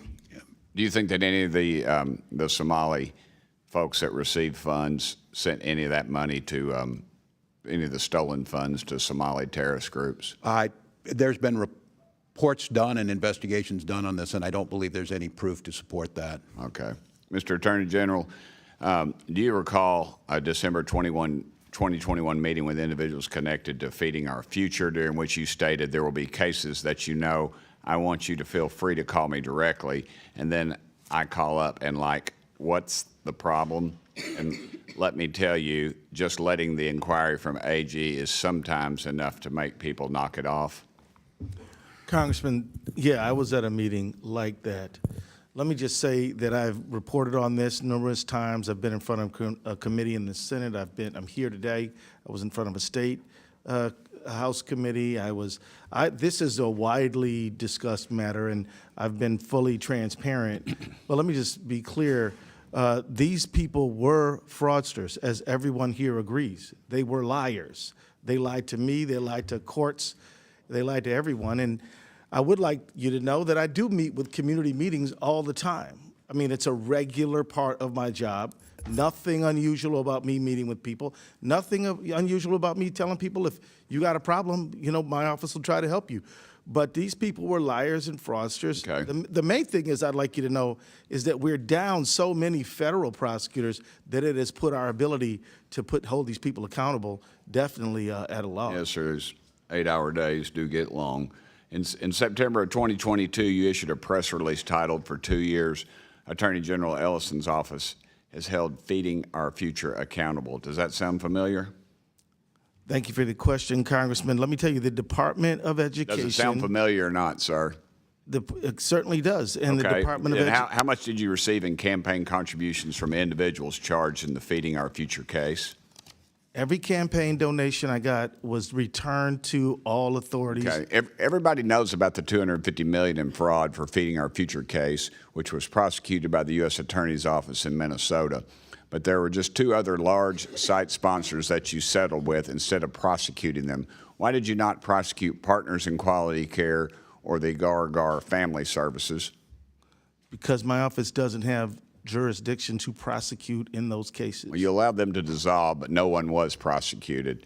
And PIQC they still is may accused, be, sir, PIQC is accused of $300 million in fraud as significant assets, yet no charges and no attempts to recover taxpayer money. I'll remind y'all, $19 billion. I was a state legislator, and I can remember when our state budget was $19 billion.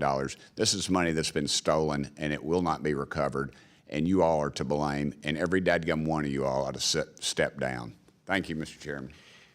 Gentleman yields back. Before I recognize Mr. Bell, Mr. Donald, you have a UC? Yeah, I ask unanimous consent to enter into the record an op-ed from the Minnesota Star Tribune, authored by Jim Nobles, the former Minnesota legislative auditor, dated December 29th, 2025. Without objection, so ordered. Chair recognizes Mr. Bell from St. Louis. Thank you, Chair, Ranking Member, and our witnesses for being here today.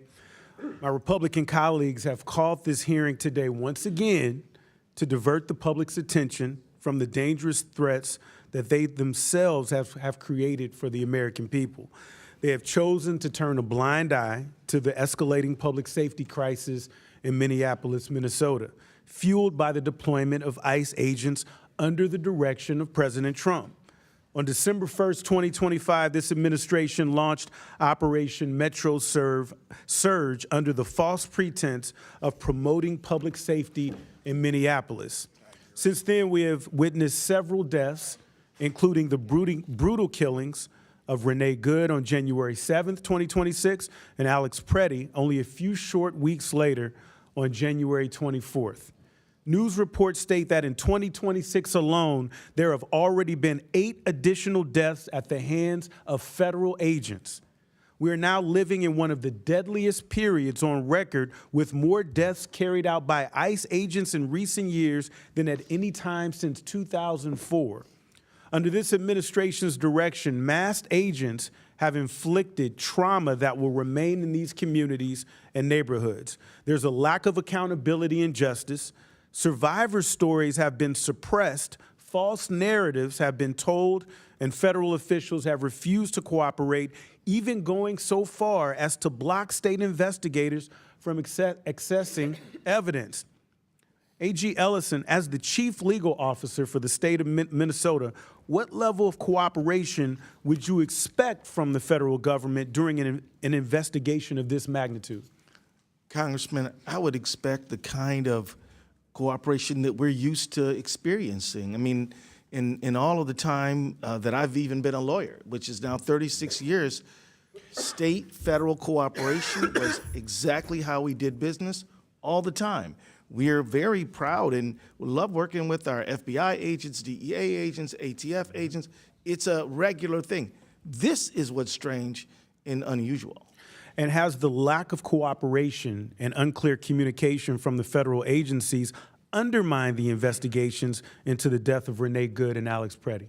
It certainly has. We have been denied access to critical evidence in this case that we would need to evaluate this matter based on a use of force analysis. Which is befuddling to me, because as a former prosecutor, I've led serious and thorough investigations in pursuit of justice. I can say that what we have seen by DHS, DOJ, and the FBI is the complete opposite of a detailed and thorough investigation into the wrongdoing of ICE officials. And let us be clear, despite what President Trump would have the public believe, those agents remain on the streets of Minnesota. These actions are not isolated incidents. We've seen similar events taking place across the nation in Illinois, North Carolina, California, to name a few. We have heard directly from survivors about the cruelty and mistreatment they endured by ICE agents, and we have seen the individuals appointed under President Trump to head these operations evade justice and not be held accountable for their actions. We can't stand by and allow this to continue. Those responsible for these actions must be held accountable, and survivors and their families deserve answers and justice. Which is why, Mr. Chair, I move that pursuant to Clause 2, subsection K6 of House Rule 11, the committee shall subpoena Greg Bovino to testify before the House Committee on Oversight and Government Reform. A motion has been made. The committee will hold this motion in abeyance until the end of today's hearing. The committee will now proceed with today's hearing. I yield the remainder of my time to the ranking member.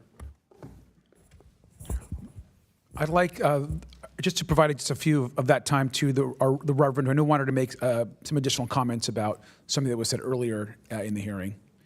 You have 30 seconds. Thank you. Just following up on Matthew 25, I am so proud of the countless ways that Minnesotans, Christians, and people of other faiths and moral conscience have stepped forward to show love of neighbor and to come alongside those who are suffering most in this time. There is no greater example of living out the teachings of Christ and caring for the least among us than what we've seen in Minnesota these past few months. Thank you. I yield back. Gentleman yields back. Before I recognize Mr. Perry, I have a unanimous consent to enter into the record an article from Alpha News where U.S. Attorney Rosen stated, and I quote, "We have more than adequate staffing to carry out the fraud. We have been reinforced in dramatic numbers by the Department of Justice and by other departments of the federal government." He also said fraud investigations are increasing in pace. Fraud prosecutions, you will see, are going to be dramatically increasing in pace. According to Rosen, if you're committing fraud in the state of Minnesota, it's really not a good time to be doing so. Just wanted to enter that article into the record without objection, so ordered. Chair now recognizes Mr. Perry from Pennsylvania. Thanks, Mr. Chairman. Governor, good to see you again. You're an Army guy. I'm an Army guy. What's, as governor, one of your primary responsibilities? Keep your citizens safe, right? I think we could probably agree on that. We might not agree on much, but we could probably agree on that. And I heard you talk earlier about working with federal partners.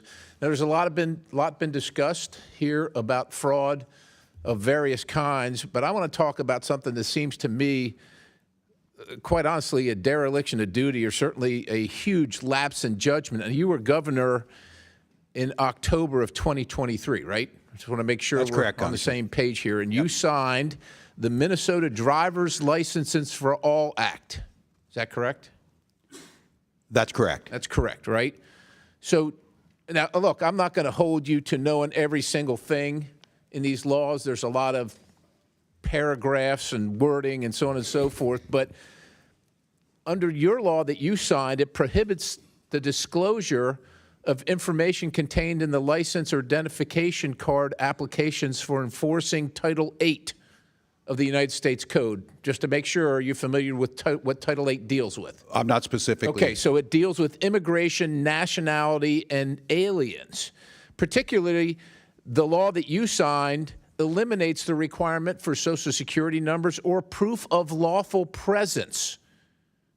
And furthermore, it's a violation under Section 14.4 of your code for anybody to research that. As a matter of fact, immigration status is classified as private under Section 13.18. So literally, the federal government, your partner, as you said, we work with our federal partners, can't use that driver's license information regarding people that are here illegally. Now, I don't understand the connection between the driver's license and the immigration piece, I guess. well, they can't because, well, let me make the connection for you. According to the Secretary of Transportation, 1/3 of Minnesota's non-domiciled commercial driver's licenses were issued illegally. Do you have a video ready to play for me? Can you play it now? This is what happens, Mr. Governor. This is what happens when you issue driver's licenses to people illegally. He is on the northbound lanes of 61, going the wrong way. You can see I'm going southbound on 61. He's in the northbound lanes on Highway 61. I'm crossing over there. And thank God, I don't know how much that thing weighs, 60, 80,000 pounds, 60 miles an hour. 18-wheeler. You can cut the video. He was licensed in your state under a law that you signed that precludes federal officials, your federal partners, as you call them, from determining whether they're here illegally. That guy that was driving that truck couldn't pass the test. He didn't pass the test out on the road. There's another video, I'm not going to play it, but there's another video of a guy here illegally turning a truck like that around in the middle of a highway where people lost their lives because they were decapitated when they went underneath it. That's what happened. So my question for you is, this should be easy. Yep. What are you going to do to rectify the law that you signed that allows people here illegally to get a CDL? That tape was in Missouri, not in your state. Look, if you don't want to protect the people in your state, I guess that's your business and the business of your voters. But that driver was driving in Missouri. And if he'd have hit a bunch of people, quite honestly, to me, you could have been held liable. Yeah. Well, Congressman, first of all, Minnesota ranks in the top 3 safest states by highway data from your own department. Highway data? The data from the Department of Transportation for highway safety. We have the 3rd. We want everybody on our roads to be licensed. So are you saying based on that you're okay? I'm not okay with that. I'm not okay with you or I speeding. I'm not okay with DUIs. But you signed this law that allows for that. You signed it.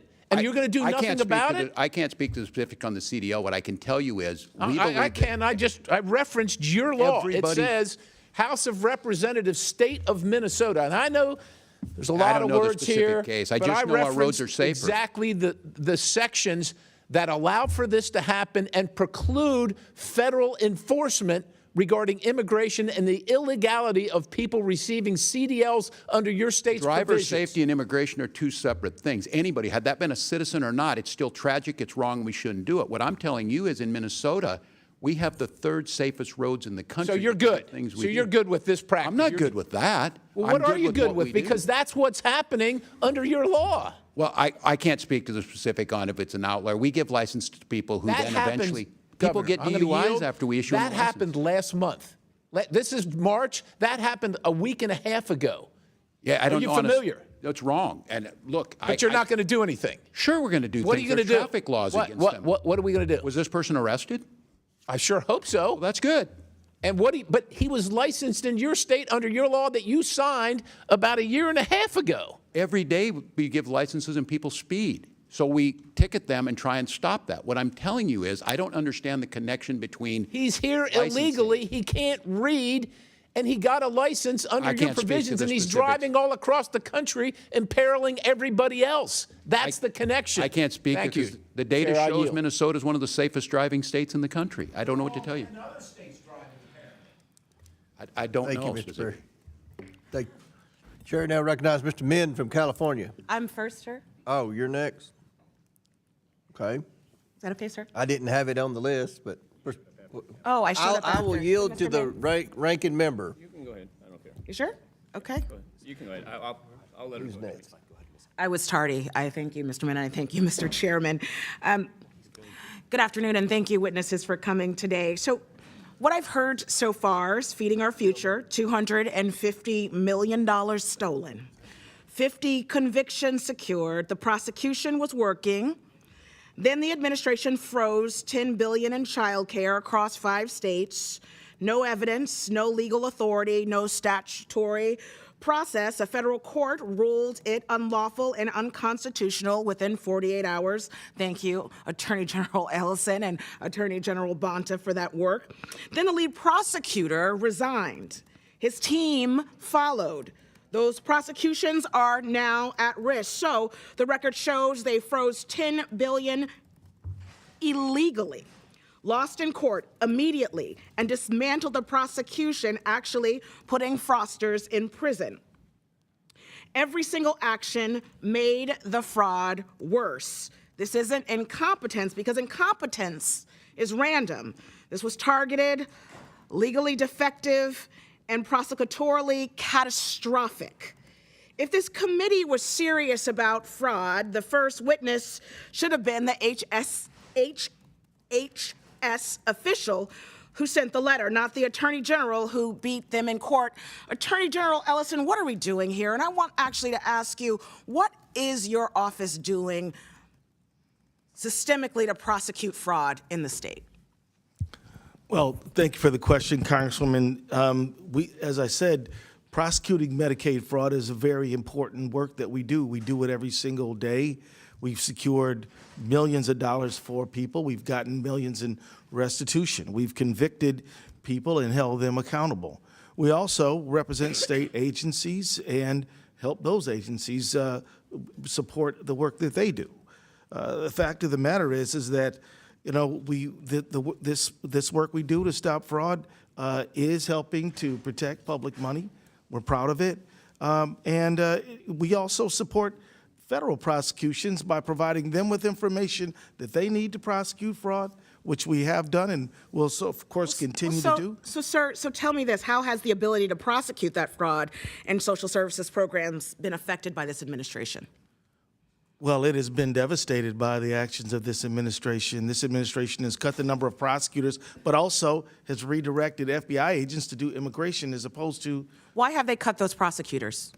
Those prosecutors actually, I said cut, but they actually resigned as a matter of conscience because the administration was trying to force them to investigate the widow of Renee Good. Say more. So many of them said that they couldn't work under those circumstances because it violated their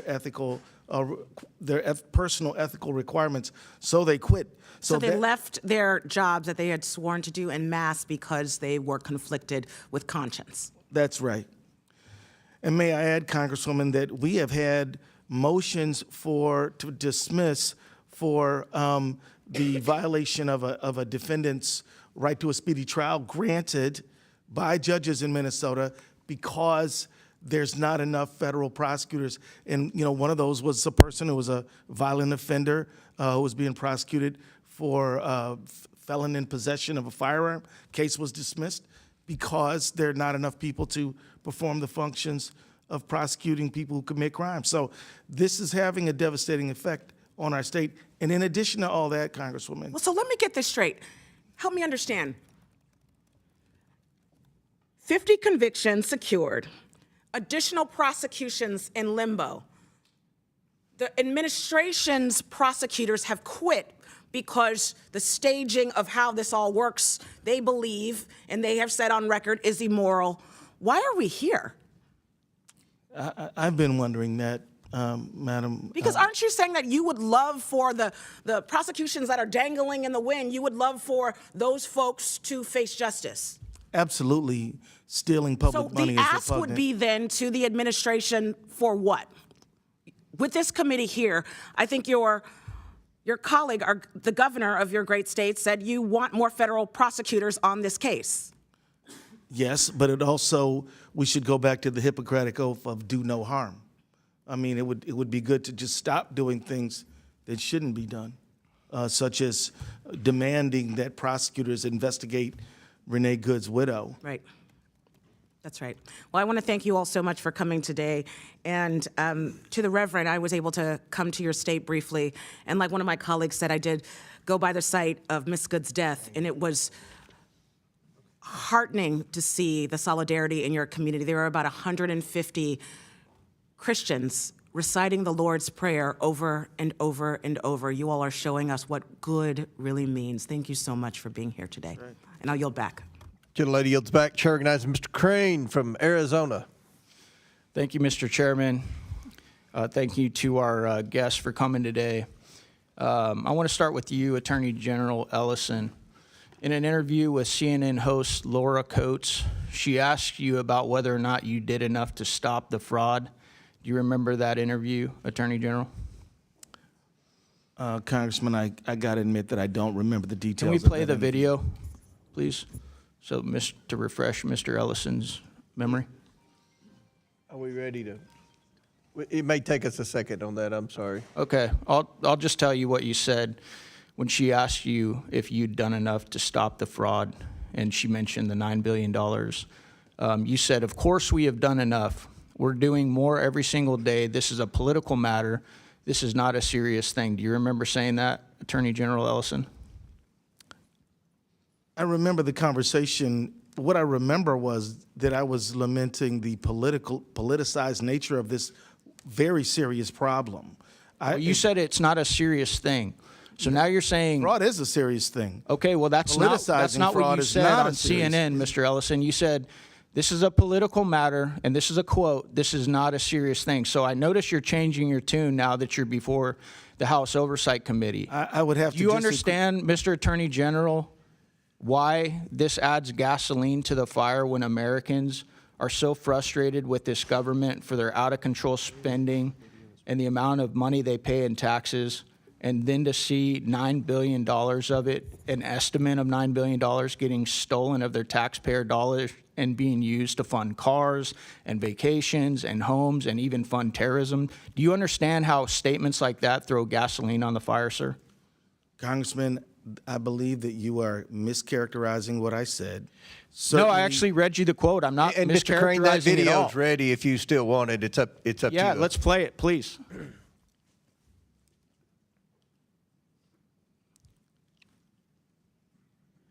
Is that there has been hundreds of millions of dollars, but now there are some estimates that there could be $9 billion or more. And Noam was just suggesting they took hundreds of people off the street who were involved in fraud. Are you confident your office has done enough? Of course, we've done enough, and we're doing more every single day. This is a political matter. This is not a serious thing. So how are you going to sit here, Attorney General, saying I'm mischaracterizing? I read word for word your quote. I then showed it to the entire dais, the entire audience here today. How are you going to sit here and say that I mischaracterized you? Congressman, I believe you mischaracterized me because clearly what I was referring to by not serious is that the serious issue of fraud is being politicized and converted into a political weapon. that is not a serious matter in my view. That is something that I believe all of us should take seriously, but we're not taking seriously enough. So, sir, I would say very clearly, fraud is a odious, horrible, malignant thing, and that's why it should not be turned into a political weapon, but we should come together on a bipartisan basis. The reason it's becoming political, sir, is because of statements like that when confronted with the $9 billion of fraud in your state as the top cop in your state that you're clearly not doing enough to address. I want to move on. Reverend Tollgaard, you said in your opening statement that today's hearing is about fraud in Minnesota, quote, unquote, which is serving as a pretext for the terror the federal government has brought to the people of Minnesota. This fraud has been used as a rationale for deploying 3,000 federal immigrant enforcement agents into our state. Did you say that, Reverend? Yes. This is absolutely false. These federal agents were actually brought in to the state of Minnesota for a very specific operation to remove illegal alien criminals. It wasn't because of the fraud. That's being handled under a completely different agency and ICE and everything else. That's the U.S. District Attorney, okay? Did you know that? The administration has linked all of these things together. Well, they've linked the fact that you guys supported an open border that let in $15 to $20 million, and some of the fallout from that is fraud, like the $9 billion we're talking about today.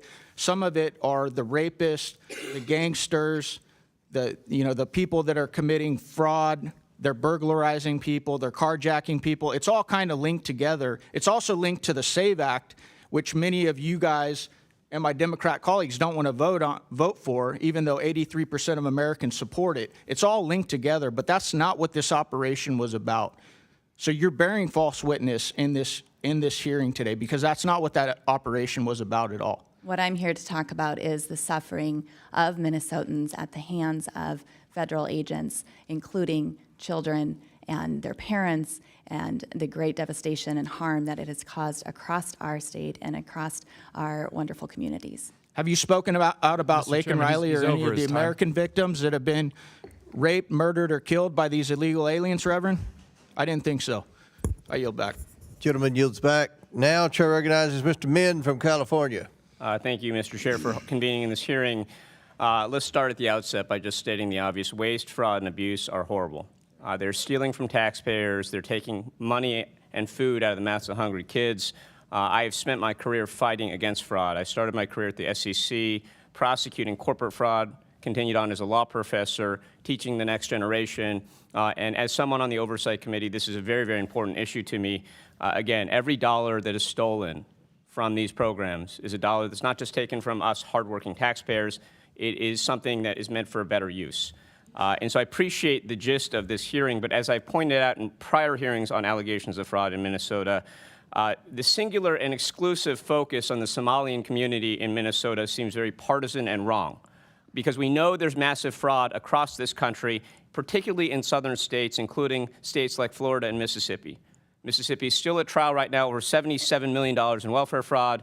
Federal prosecutors have recently arrested a Russian national accused of submitting billions of dollars in fraudulent schemes in Texas and Florida. And of course, Oklahoma and Alabama consistently rank as the highest states when it comes to SNAP fraud. And yet we've only focused on Minnesota. Why? As a freshman member, I've been here 14 months, but I've learned that their House Republicans are all single-issue voters with just a handful of exceptions. And that single issue, the only thing that you all care about is whether you're on Team Trump or not. And so when Donald Trump goes after Minnesota and falsely claims that he won the election there 3 times and that it was rigged against him, I pay close attention. When he says that he would no longer admit Somalians to this country because they contribute, quote, nothing to this country, I listen. That's a wildly racist statement, but it's going to reflect what Republicans are going to do, and that is why we're holding this hearing. I care about welfare fraud, and I care about the scumbags who rip off taxpayer money. But if this was about welfare fraud, we'd be also hauling in people like Mississippi Governor Tate Reeves and former NFL quarterback Brett Favre, who clearly knew about a scheme to send money to build a volleyball facility at the college his daughter was playing at, receive funds for $600,000 or more for work that he never did from the government, again, taking money from the mouths of children that are hungry.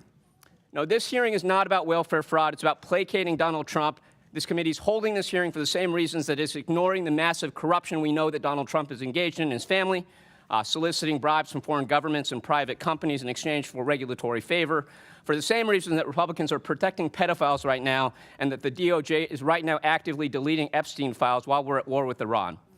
It's why they ignore their oath to support and defend the Constitution of the United States. It's why we're holding hearings on this rather than on ICE abuses or the fact that Donald Trump just took us into war without even consulting with Congress, let alone getting our authorization for military use or force or actual declaration of war in direct contravention of the Constitution of the United States. But for those of us who care about taxpayer dollars, let's focus on that. This is horrible, but of course we have seen instead a different type of abuse of our taxpayer dollars. They've taken our taxpayer dollars and used them to fund abuses against our American people, as a number of our witnesses have aptly described. And I want to just point out that until the murder of Alex Preddy, not a single DHS or ICE agent accused of wrongdoing, witnessed or videotaped assaulting Americans was suspended, faced any disciplinary action. That doesn't happen with police. When my local law enforcement are accused of misconduct, certainly if they're videotaped shooting someone, they are subject to an investigation. Maybe they're justified or not, but they're suspended, removed from duty, investigated. None of that has happened until the murder of Alex Preddy and the outrage around that. Now, Governor Walz, I want to just briefly ask you, what's the economic impact that the deployment of ICE in Minnesota has had over the past few months? Well, thank you, Congressman. I thank you for your characterization. I associate myself with you on fraud is horrific. It is corrosive. It hurts those people that are there, and taxpayers should demand accountability. And I think that's what we're trying to take. The issue what's the economic impact? I know business. Look, for us, we just had our economic numbers, and I would tell people that we have to balance the budget every year. Minnesota is strongly, we're AAA bond rated. That shows up good. It doesn't account for what happened over the last 3 months. And by estimates, the city of Minneapolis estimates they lost $200 million alone. And I remind people, you saw pictures of Minneapolis. This happened across the state. Near my hometown of Mankato, Minnesota, in St. Peter, we saw a woman that was pulled over at gunpoint, a citizen. The chilling effect it had, businesses going under, especially immigrant-owned businesses, people who are here legally, citizens, starting businesses. We're shut down. I'm just going to reclaim my time to make one final point here. I was at Minneapolis, had the chance to meet with you and others. I also met with a number of local police chiefs, and one of the things they told me, first, this is not the first time ICE has operated in Minnesota.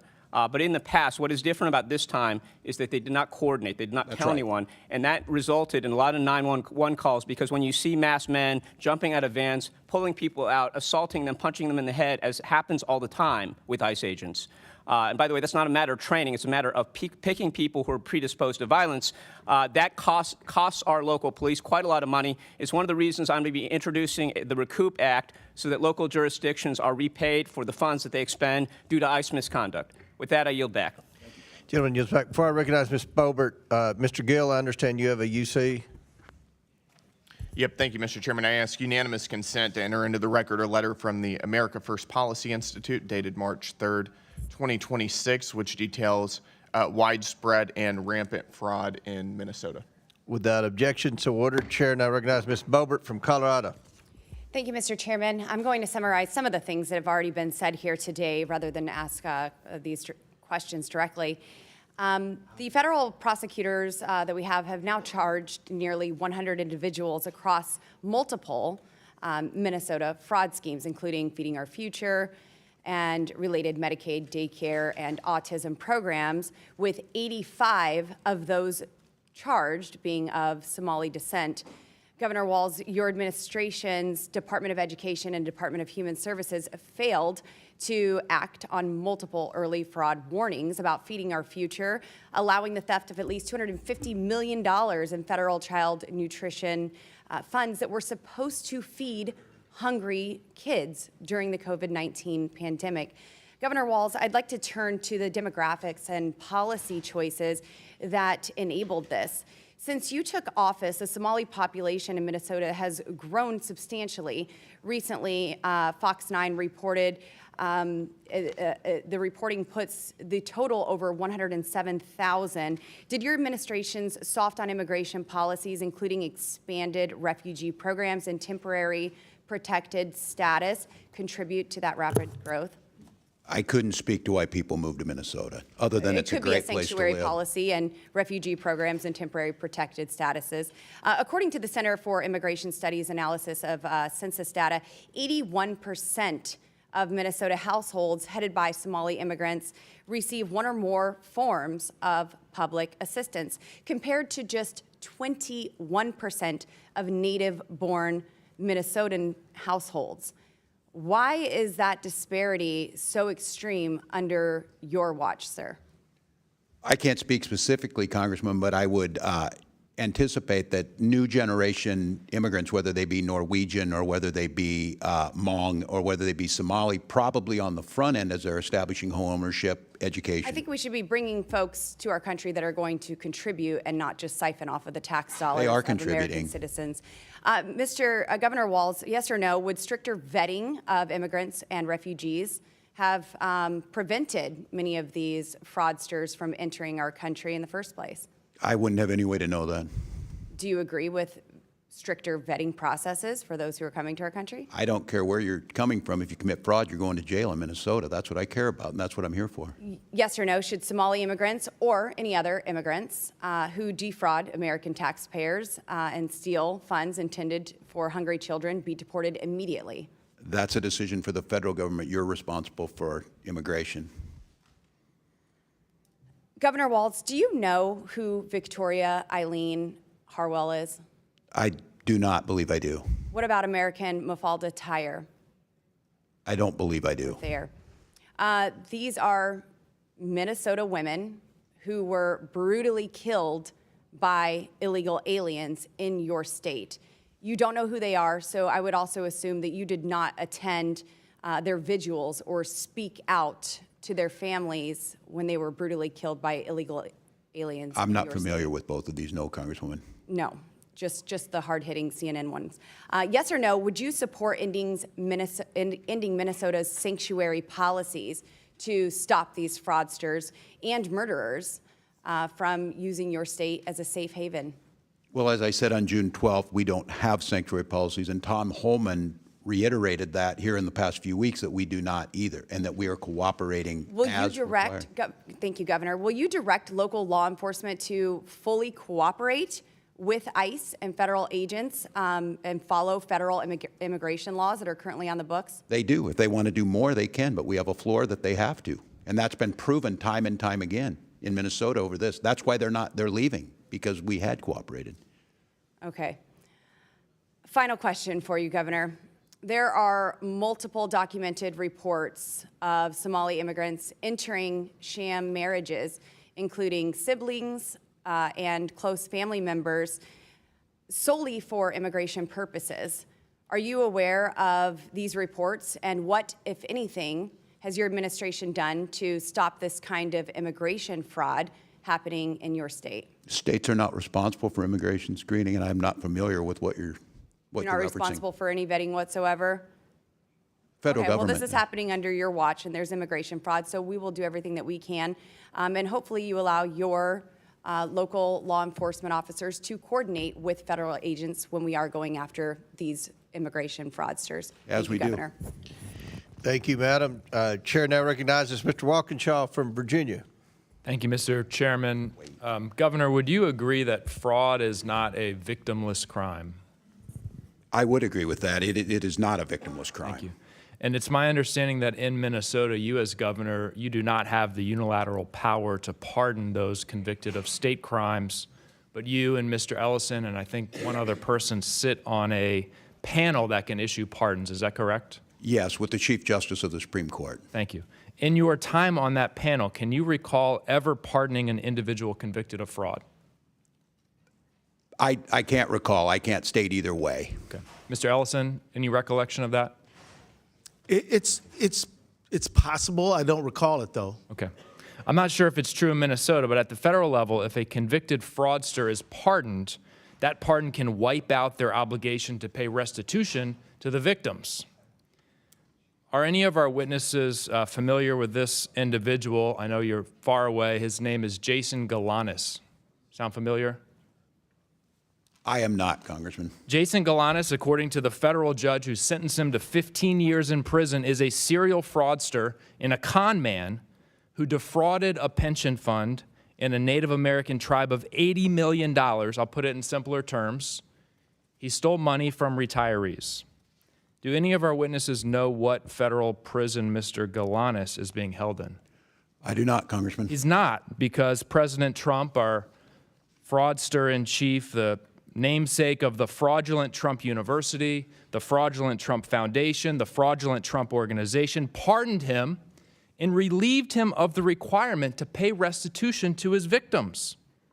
A member of this committee, Mr. Jordan, recommended to President Trump that he be pardoned. Any of our witnesses familiar with this individual? His name is Jeremy Hutchinson.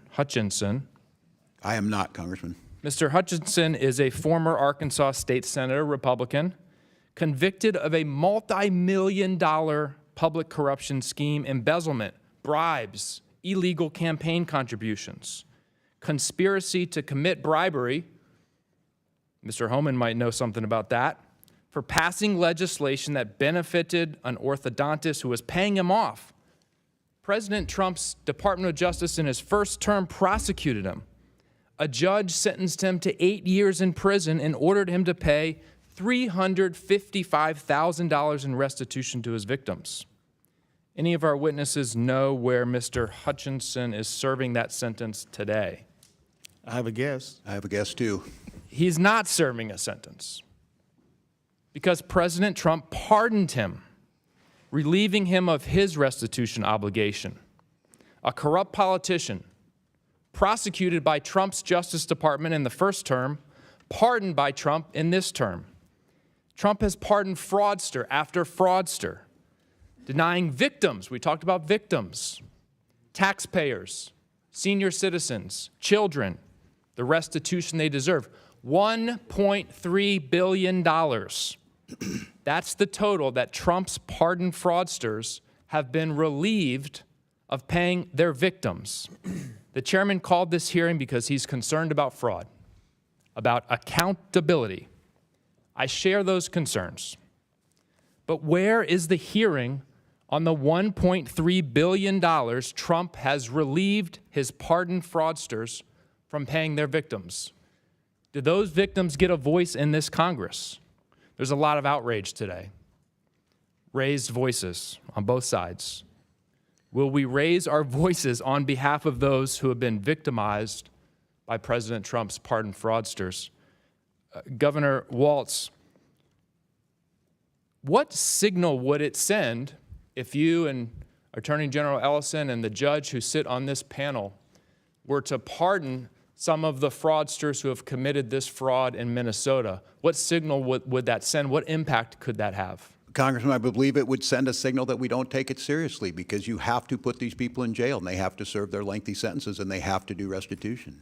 And just hypothetically here, if you were to pardon one of those individuals, how would you explain it to the victims of that fraud, the taxpayers across the country, those individuals who didn't get access to the social services they need because the money was stolen? How would you explain it to them? I don't believe I could.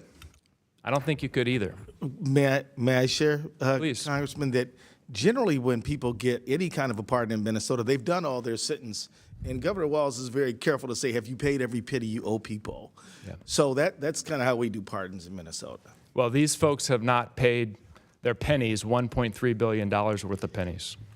Would the gentleman yield the question?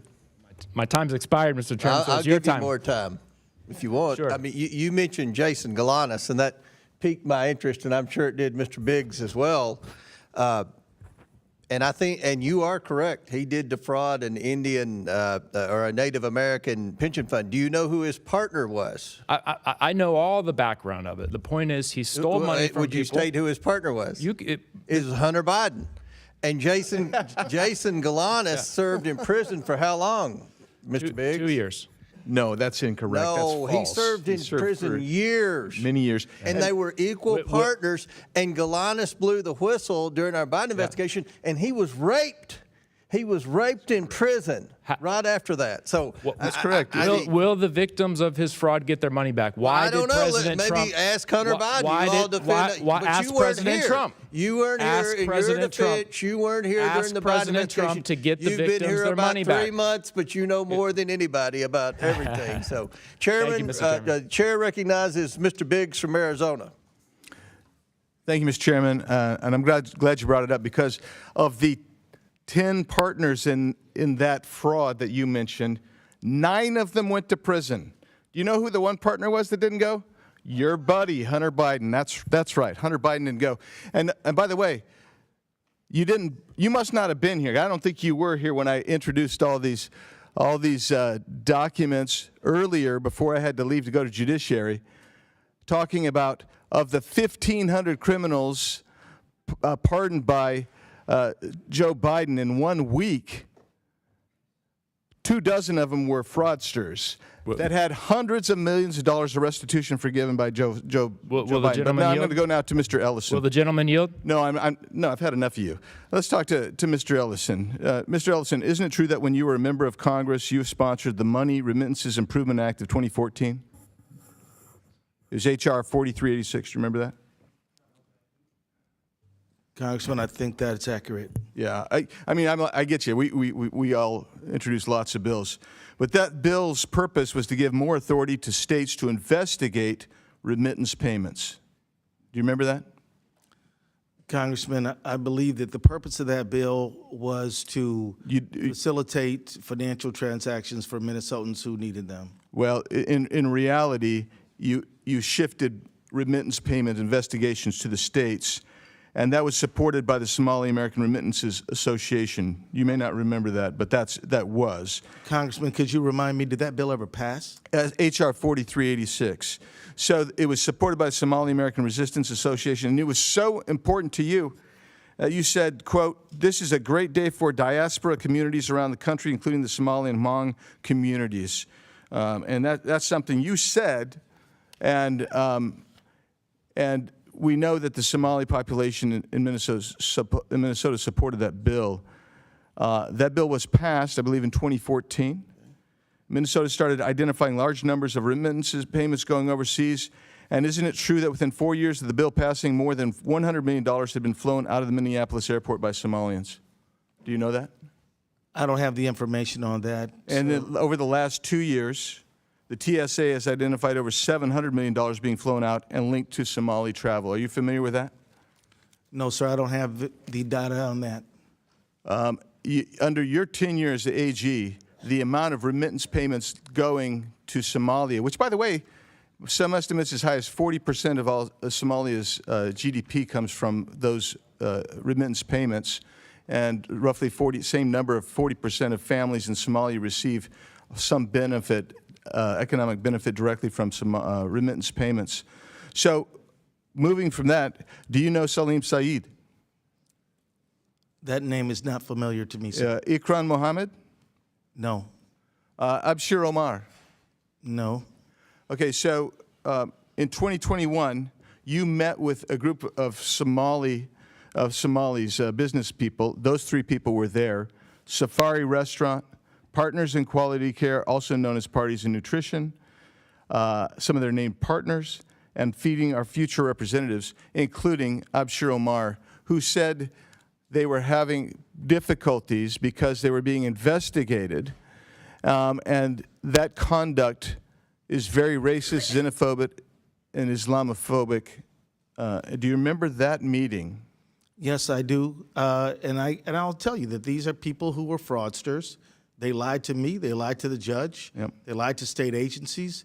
And that's why we contributed to them being convicted. Well, let's go on from that, because you may not remember some of the things you said to them, specifically, and maybe we should play this video. I don't know if do we have the video queued up? If we have the video queued up, well, that's fine. Let's do it.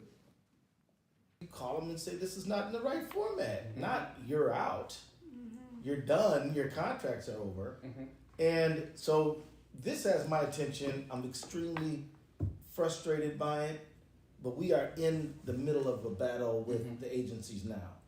And I can tell you this,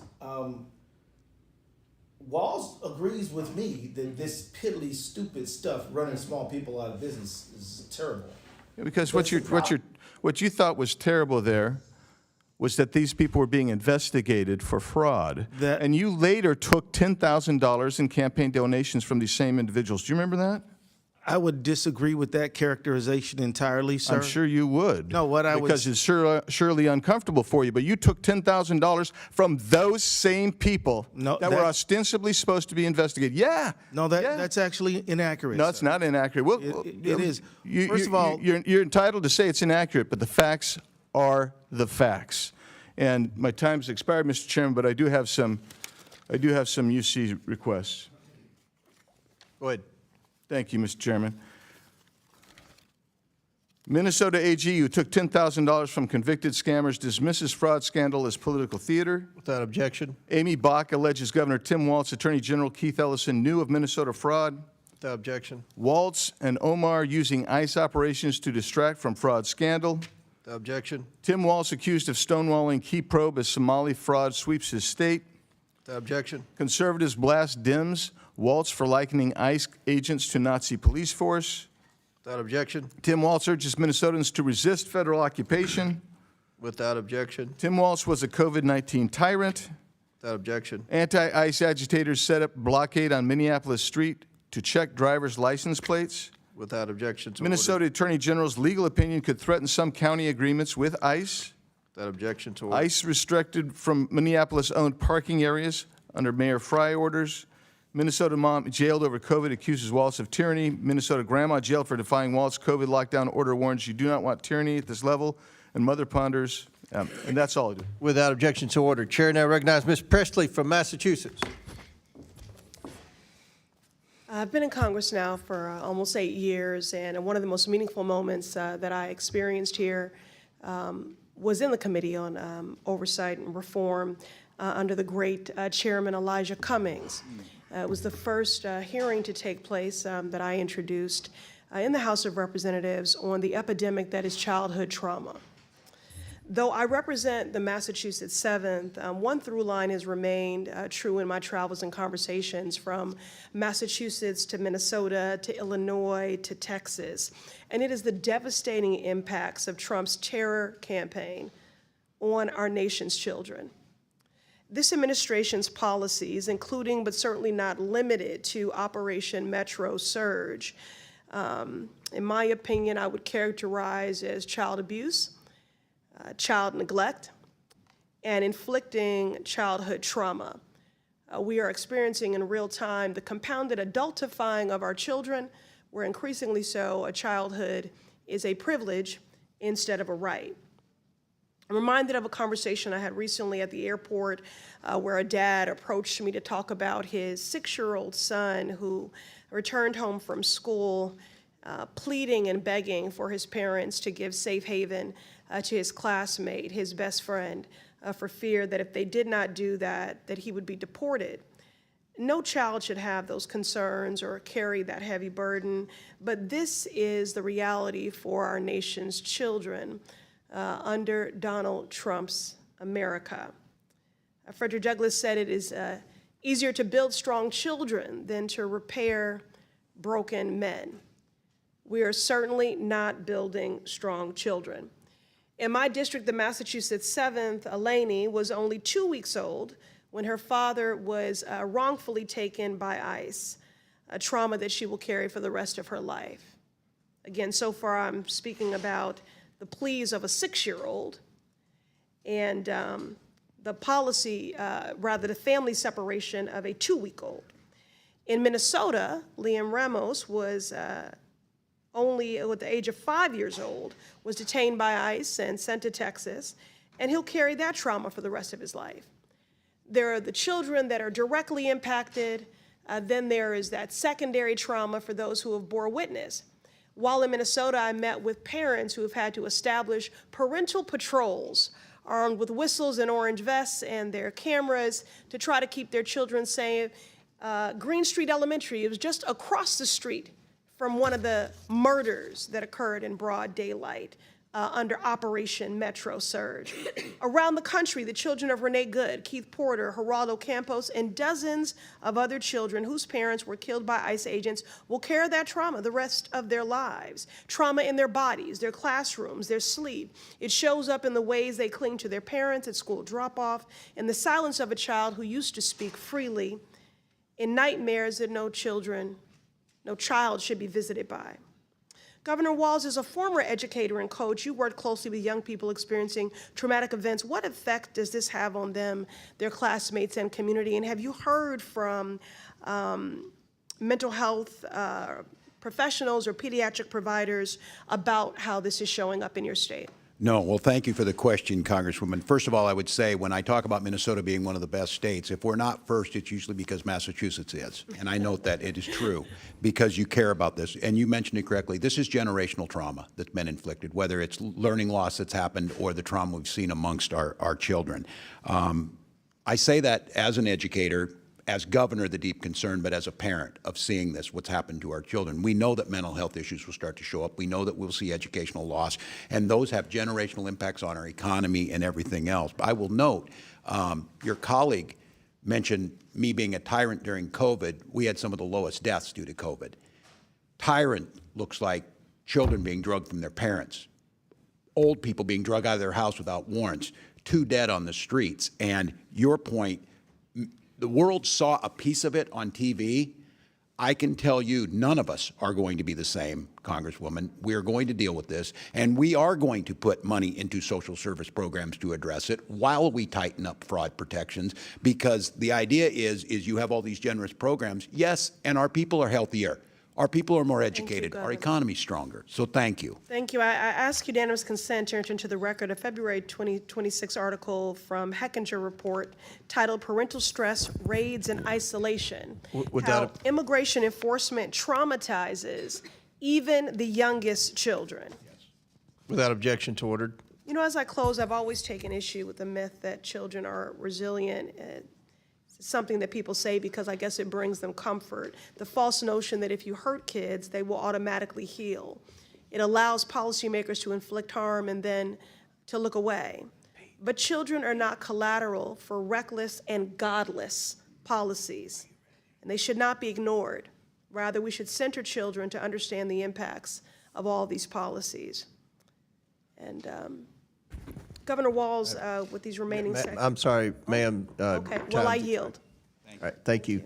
Chair now recognizes Mr. Sessions from Texas. Mr. Chairman, thank you very much. To my 2 former colleagues, I would welcome you back, and I know that this is something that is not as easily done, and I recognize that. I want to thank our Methodist preacher for being here. I want to put in some context what you've heard today, and that is probably to both of you, not a lot has changed up here. We're still trying to play the gotcha game. We're still people are trying to do their job. That's what we are trying to do here. We come back and talk about children, yet we forget that President Biden, President Obama had tens of thousands, 800,000 children that were lost by them that President Trump is still trying to find. We talk about not trusting ICE, which is a federal component, and yet the Boston bombers caused chaos. I can't imagine why we wouldn't want to form up a relationship instead of saying ICE is no good, we don't want you. It is the federal component. So with all that said, in fairness to each of you, you've heard what we've said today. So I would ask you, Governor, and then I will say it right up front, I was kind of hoping that you might show up, or both of you might show up, because you're Methodist preachers here, and say, we didn't do everything right. We think there were a lot of things done wrong. We think we want to learn. We come and ask that you understand that this is something that happened in our midst. My Methodist preacher, I'm a global Methodist, my Methodist preacher meets with me pretty often and makes sure that he knows and I know I look for balance, I look for fairness, I look for objectivity, and I know you've not been placed in a very good position now, but I got 3 minutes left.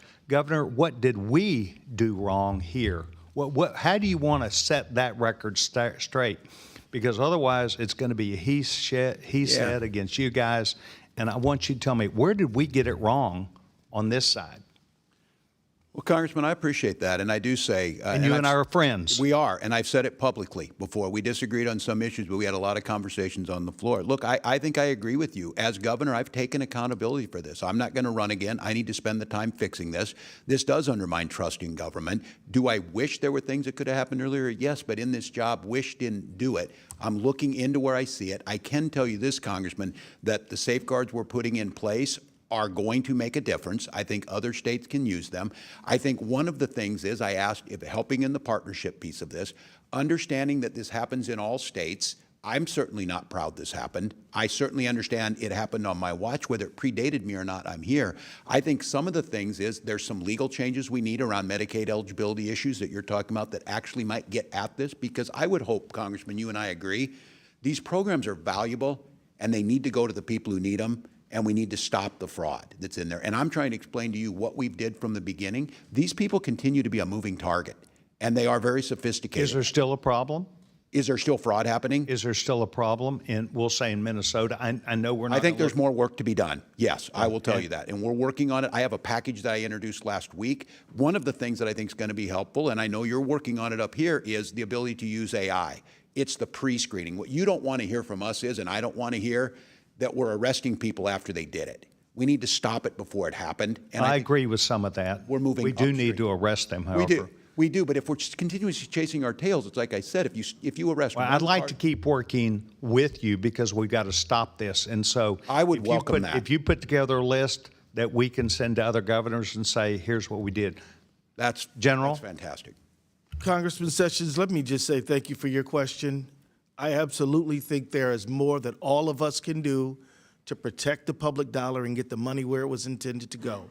There are all kind of ways to make sure. Yes, sir, but we're talking about the lessons learned. Are you going to show up today and take, as the governor did, and say, we made a mistake, I owe an apology to people, we believe that what you've tried to do today to defend, I'm not trying to put you in a corner, General. I'm trying to get you, because we're sitting here trying to get to where we're going to go. I can assure you, Congressman, that I am here to work to improve this system, and there are improvements that can be made. And your offer to work on a bipartisan basis to solve this fraud crisis, I am all in. And if we can get out of fixing the blame and get to fixing the problem, that would be an enormous thing for me. And I thank you for asking.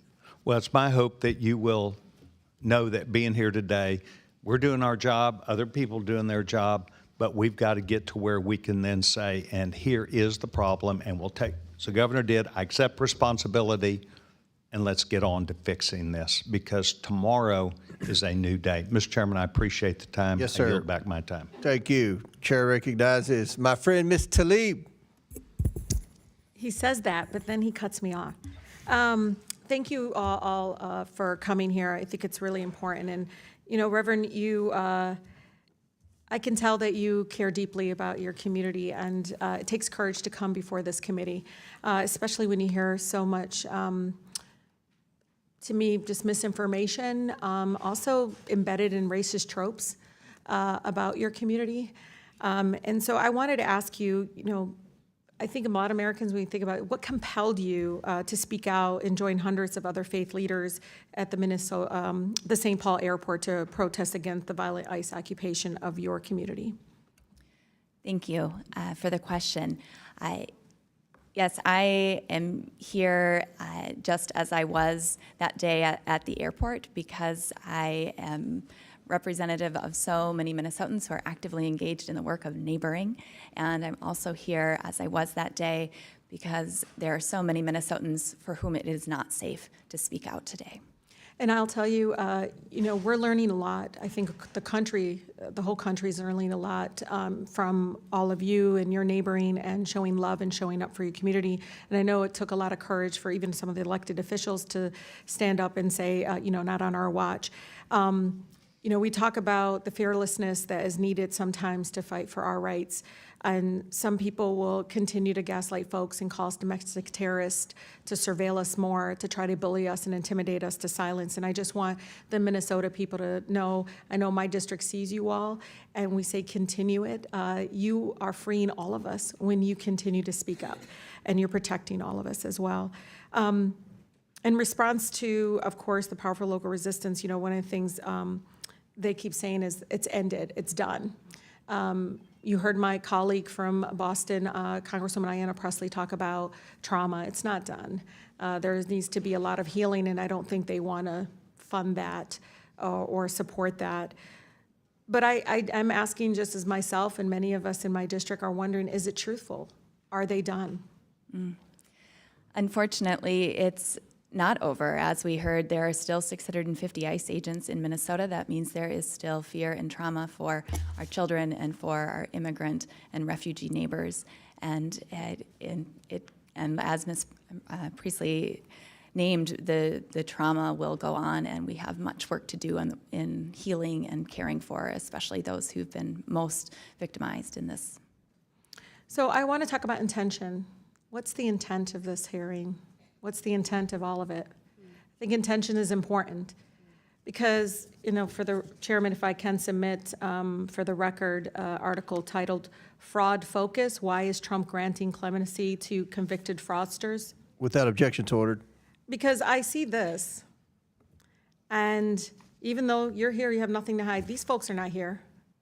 I don't get to question them. I don't get to say to the guy that committed $200 million Medicare fraud who just got pardoned by Trump. I don't get to ask Jared Kushner, you know, why is your dad go from, literally in France, the title of the article is Prison to Paris. Literally from committing fraud, he pardons his son-in-law's father, and now he's an ambassador. You see all that happening, it's like, well, what's the intention here? They're creating a world's largest paramilitary under the direct control of the president, who has made it clear that he intends to crush dissent, target entire cities, and rig elections. He literally is telling us he's going to send ICE agents out on election day to intimidate and target our community. He's not lying. He's going to do it. And I think we need to be very, very much prepared. At the same time, intention. Governor, I seen him in this administration funding freeze, and blaming all of these people. Like, I hope people don't blame my community for everything Trump's doing. Do you know what I mean? Can you imagine right now the impact that is happening? What impact is it going to really have right now? I mean, you're talking about today, this is cut off, and he's refusing to let go of the money that, again, Minnesota actually is supposed to rightfully get appropriated. 400,000 children lose health care, pregnant women, and elderly and rural hospitals will be severely impacted and potentially close. It's hard because I wonder if they would do that in Kentucky where they have fraud, in Tennessee where they have fraud. Their own numbers show that our error rate is 2.1%. The national average is 6%. Oh, I know. You guys testified about it. Attorney General, even though, you know, you gave everybody else 30 seconds, I need to ask you, I mean, you're here today. What could you be doing right now? You're Attorney General. You're doing, what today, if you were at work instead of here, to be honest, I mean, can you explain what's back home that you have work to do at home? Like, what can you be doing instead? Microphone, please. Have is a Medicaid fraud bill that I'm trying to get passed to increase the legislature is in session. The legislature is in session, and I'm supposed to meet with House caucus leaders tonight, hoping to make that so that we can do more to stop fraud. Yeah. So that's one thing I could be doing among 20 others. Well, I'll tell you, you know, I'm always reminded, and please bear with me, Chairman Comer, our amazing, you know, former chair, Elijah Cummings. First hearing I ever had as a freshman was on the high cost of prescription drugs. It was incredible, it was powerful, it was real, and the intent there was, let's make sure people that get sick are taken care of. I'm just so tired of these hearings that are just politicized in a way that is not consistent, because if he's doing this, why are you targeting innocent people? Thank you. Thank you, Ms. Tlaib. I gave you an extra minute and 15 seconds to criticize the chairman of the committee, so, but I do like Ms. Tlaib.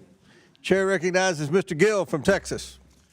Thank you, Mr. Chairman, and thank you to the witnesses for taking the time to be here. Governor Waltz, are you familiar with the Early Intensive Developmental and Behavioral Intervention benefit? I am, Congressman. Got it. It provides services for autism patients. Is that right? That is correct. Got it. And when did you become governor? In January of 2019. In 2019. Okay. So using 2018 as a baseline, do you know what that program paid in Medicaid claims?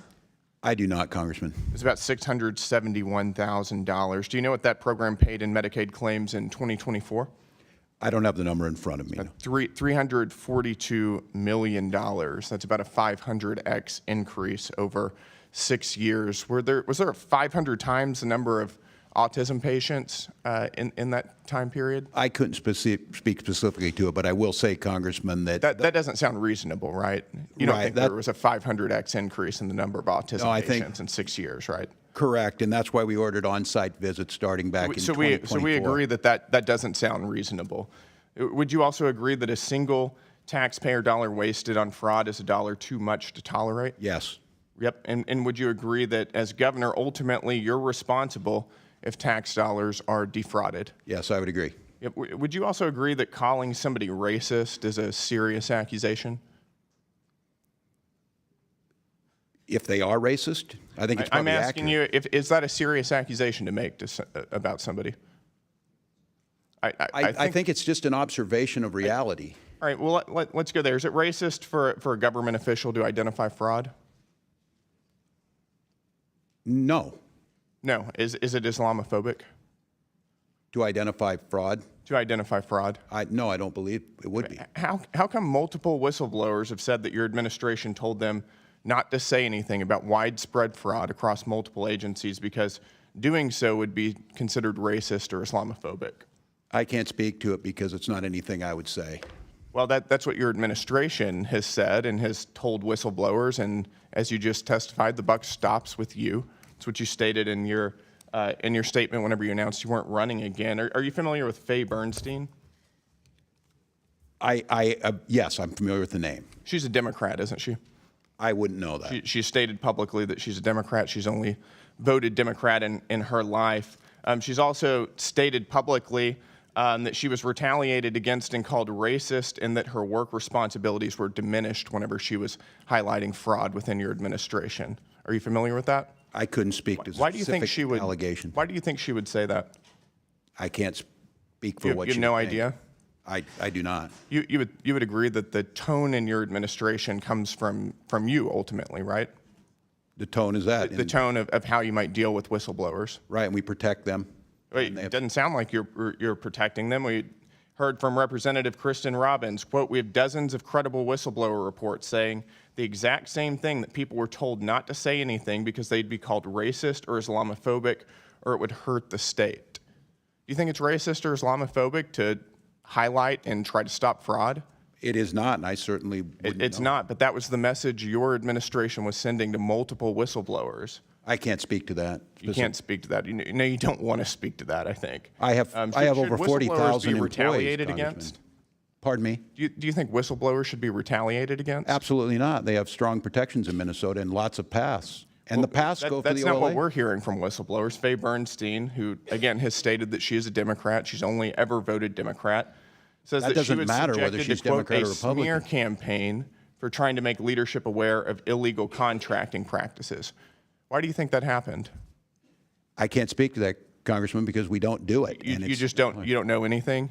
I do know that we have strong whistleblower protections, and I can't speak. That's not what the whistleblowers are saying. According to another report, quote, "There's just a continuous effort to stifle you, to shut you up, and it's impossible to overcome." Your administration's response to whistleblowers has also been described as, quote, "nearly unbearable retaliation."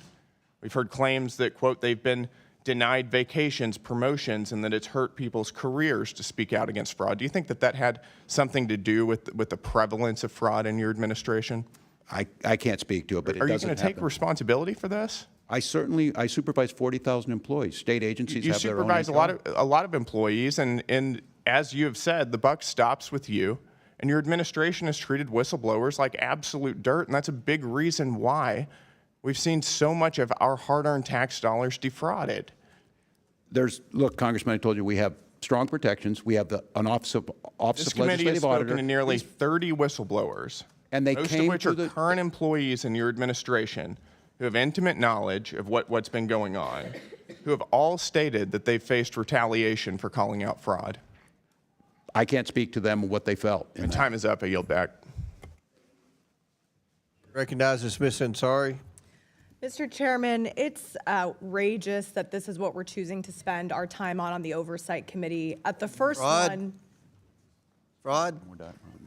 at the first one, yes, fraud, because let's talk about fraud. At the first one of these ridiculous series of hearings on Minnesota, I brought up the dozens of horrific ongoing corruption scandals in the Trump administration, but I know we're very scared of Donald Trump, so we won't be talking about those. But those are the things that we should be investigating on the Oversight Committee.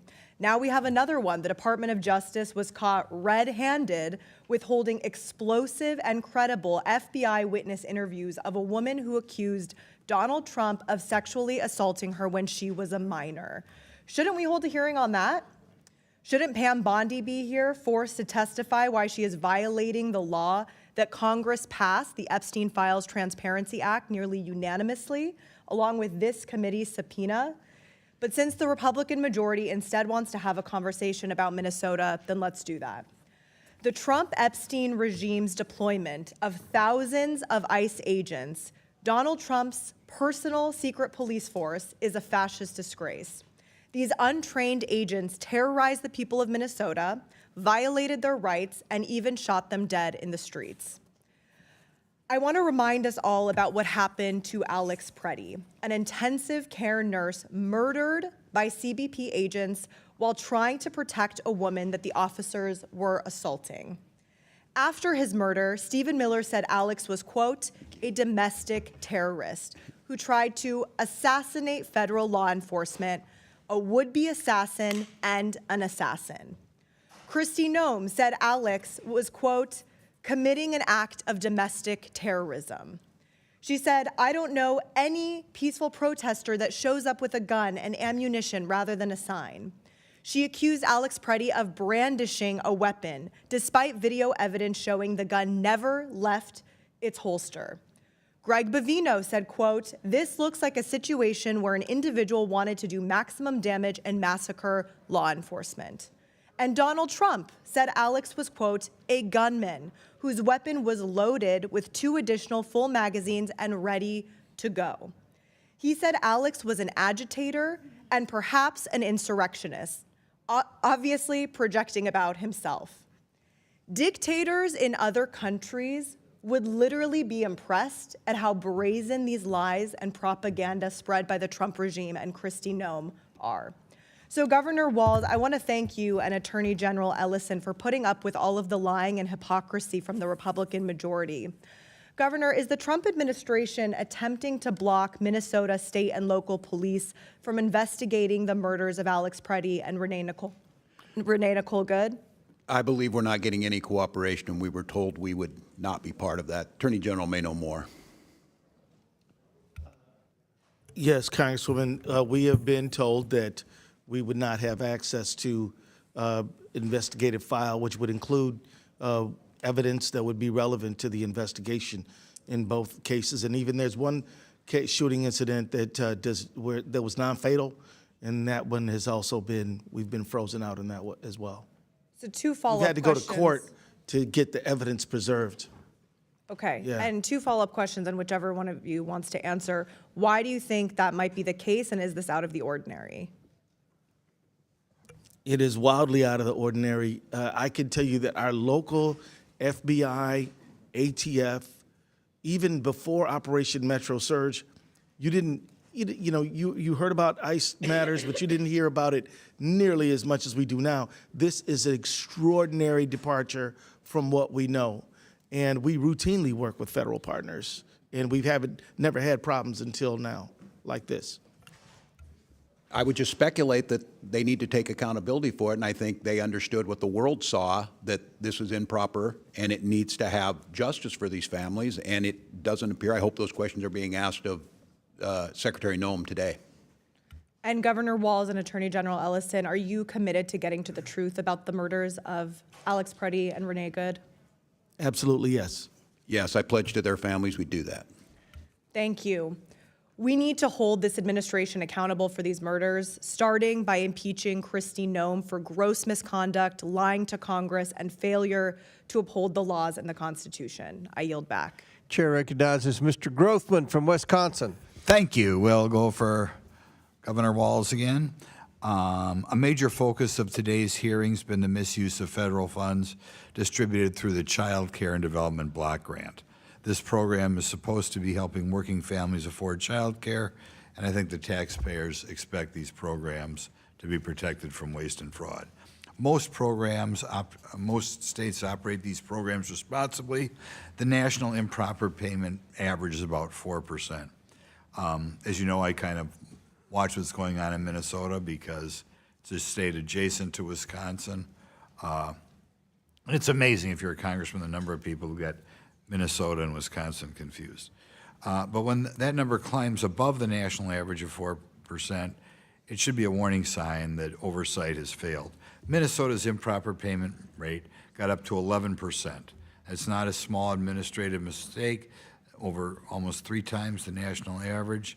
That is a system that's clearly not being monitored the way it should be. When Wisconsin had a similar program several years ago, when I was in the state legislature, in 2010, we uncovered fraud in our child care assistance program. Wisconsin did not look away. We took responsibility, implemented serious reforms, and those reforms included expanding background checks for providers, creating a dedicated fraud investigation unit, strengthening eligibility requirements, and instituting a comprehensive audit system. That would have been when Scott Walker was governor. Because of these reforms, Wisconsin now has an improper payment of under 1%. So in other words, we almost totally wiped out the problem. It didn't happen by accident. It happened because Governor Walker took responsibility and acted quickly. He thought fraud was a problem. Governor Waltz, Minnesota had similar warning signs. Investigators, auditors, even internal officials kept raising concerns about fraud in social service systems. And it didn't just cost taxpayers money. These programs are meant to help children and working families. When fraud drains millions of these dollars from these programs, that money is not reaching the people it was intended to serve. First of all, Governor Walz, when did your administration first become aware that fraud risks were escalating in Minnesota's child care assistance program? You were kind of an outlier in the whole country. Well, thank you, Congressman. This dates back to about 2012 that the action has been being taken, and as I stated earlier, on our first days in office, we started taking action. I would ask, if I could, on this, anything that Governor Walker did, I would appreciate if you would show us what those actions were. We're more than happy to implement them, and that's what we've started over the last 7 years. Reports indicate that some providers continued receiving payments even after the fraud concerns were raised.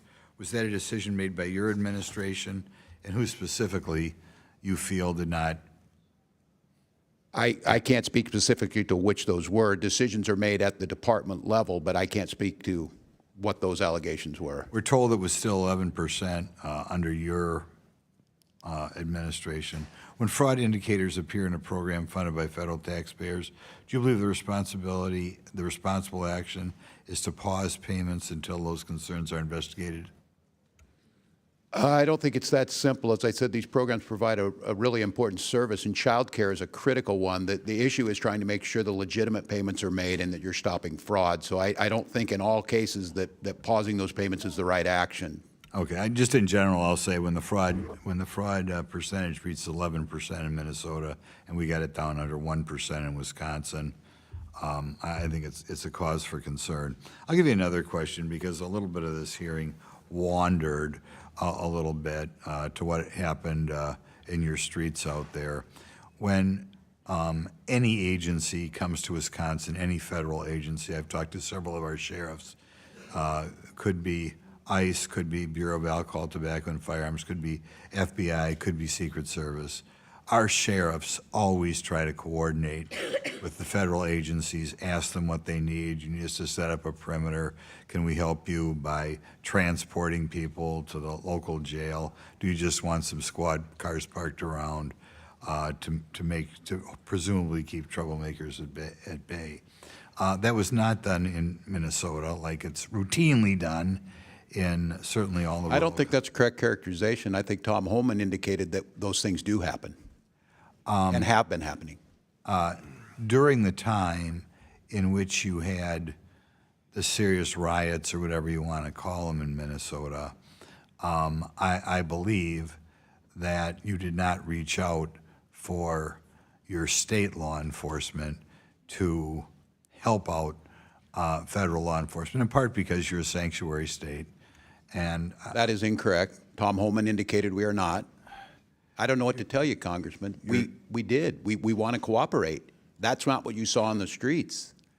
Right. We did not see cooperation. You saw ICE agents shooting people in the head. You saw little children being drug out. You saw ICE agents indiscriminately throwing smoke grenades. And I think what the world saw was peaceful resistance and a defense of their neighbors. So this is not about immigration reform. This was about an untrained force that came in, not with the intention of immigration. I would say that you did not have the interaction between local law enforcement and federal agencies that is routinely seen around the country. Thank you. Gentleman yields back. Chair recognizes Ms. Brown. Thank you, Mr. Chairman. 13 months into the Trump administration, and this committee has failed to hold one hearing or one open investigation to hold this president accountable. It makes you wonder, are we the Oversight Committee or the Overlook Committee? Because there is no shortage of matters that demand our attention. I can share a few that come to mind. This is a president who has turned the White House into an ATM. And in Trump's Washington, the fastest path to a pardon or a position is to donate to Trump's ballroom or inauguration. Last year, the Trump family added billions to its net worth through pay-for-play schemes and corrupt deals. Last month, the president surged ICE into Minneapolis in an abusive operation that led to American deaths and repeated violations of constitutional rights under the First, Fourth, and Fifth Amendments. Also last month, the administration struck shady oil deals after the administration invaded Venezuela. 2 weeks ago, the president blocked a Michigan bridge from opening after he was reportedly lobbied by a wealthy businessman who owns a competing bridge. Last week, the president launched a war on Iran without the consent of Congress, without an imminent threat to our safety, and without any plan presented to the American people. And right now, hour by hour, this administration is engaging in an active and egregious cover-up of the Epstein files. Yet today, my colleagues on the other side of the aisle are once again showing they are more interested in partisan politics than good governance. If you are serious about fraud, you investigate it, you prosecute it, you strengthen safeguards to prevent it. What you don't do is weaponize it. You don't denigrate entire communities with racist smears. You don't unleash abusive enforcement actions that undermine trust and due process. You don't illegally cut off all Medicaid funding, which will lead to innocent and sick Americans dying. And you don't fire inspector generals and push out career prosecutors actively working to defeat that fraud. So, AG Ellison, the U.S. Attorney's Office in Minnesota has at least 6 prosecutors resigned due to the chaos ICE has caused. Can you briefly describe how these resignations have affected our ability to prosecute fraud? Thank you, Congresswoman. And in fact, it's a great deal more than 6 prosecutors. It's many more than that.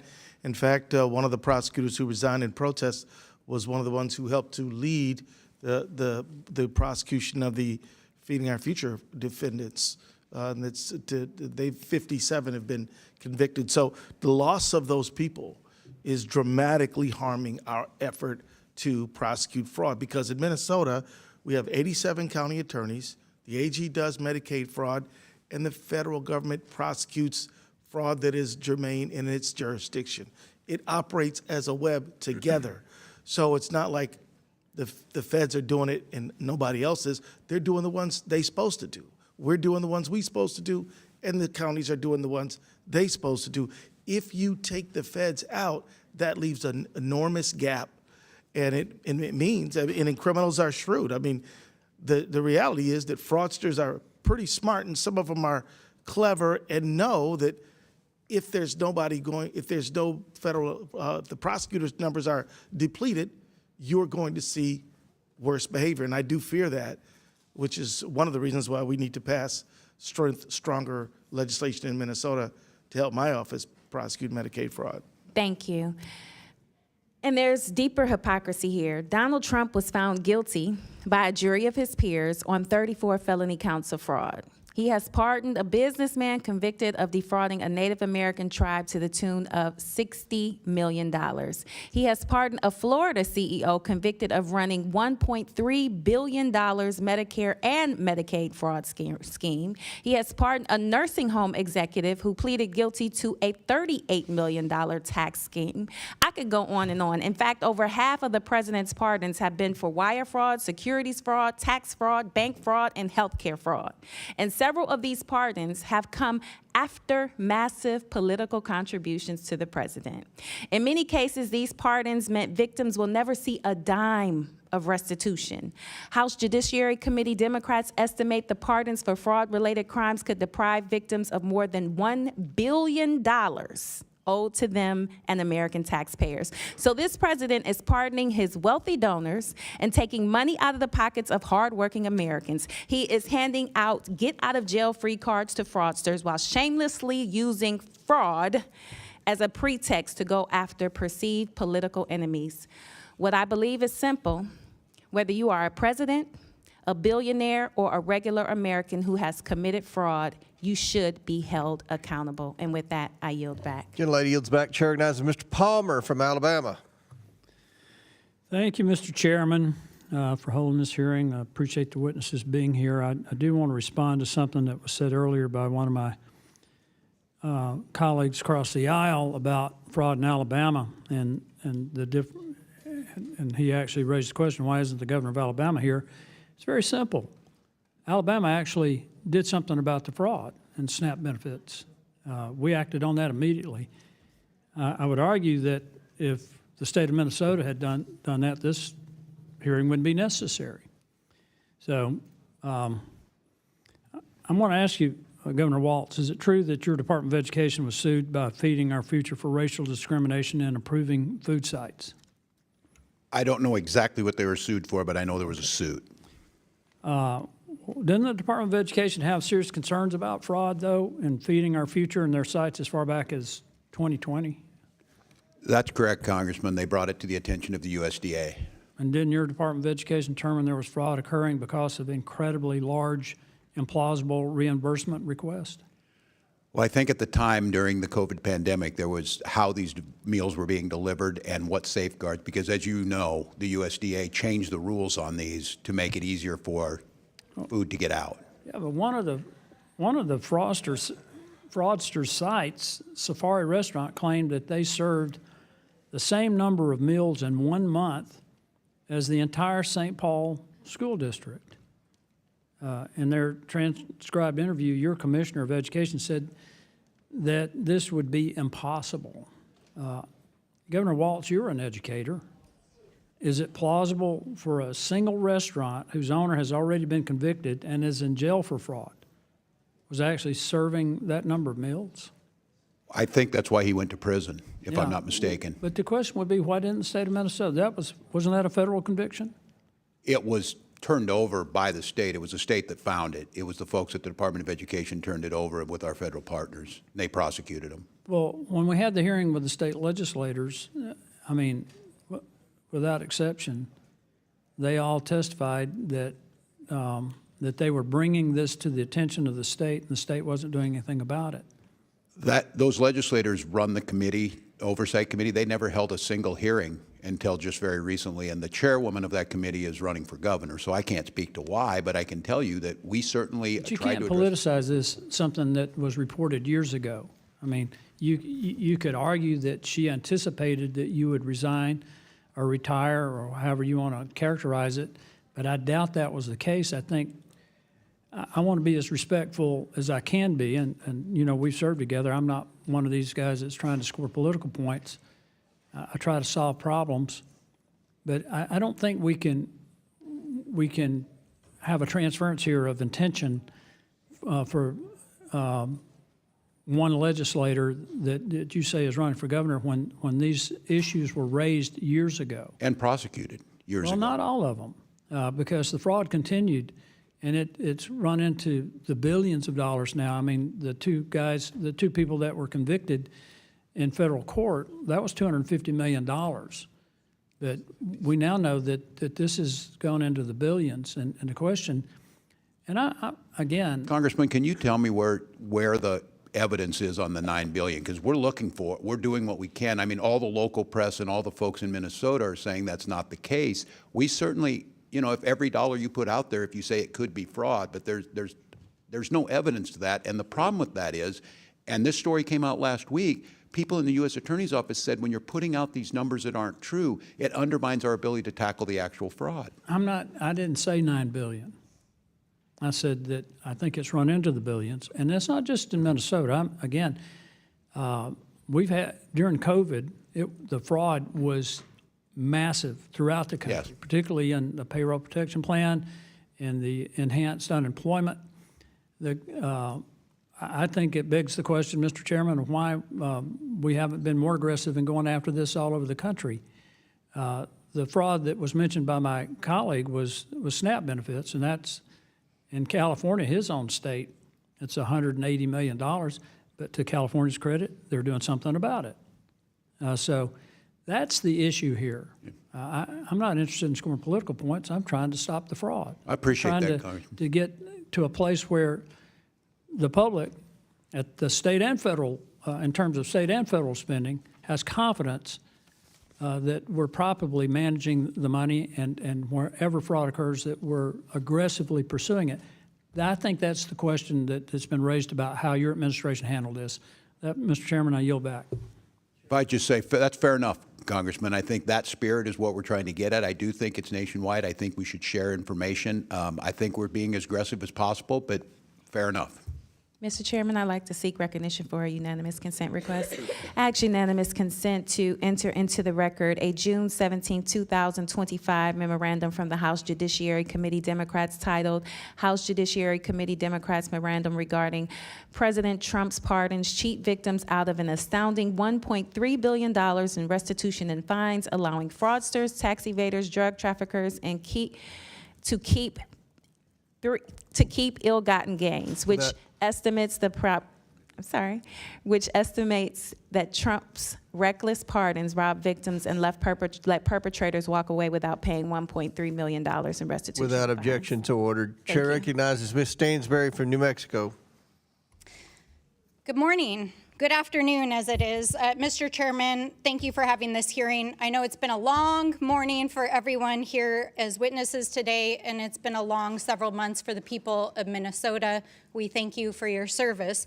Now, let me just start by saying at the beginning of my comments here what I said at the beginning of the last hearing that we had on this exact same subject, which is that we must unequivocally root out waste, fraud, and abuse and prosecute any crimes, wherever they happen, whether those crimes are happening in social service programs at the state level, or whether we have an out-of-control president and administration that is committing crimes, waste, fraud, and abuse inside the White House and within our federal agencies, including deploying thousands of armed agents into our communities, using per diems that are costing millions of taxpayer dollars every day to terrorize our communities, to violate their civil rights, to violate due process rights, and that have resulted in the murder of 2 U.S. citizens. And so my question is, why are we not conducting oversight over that?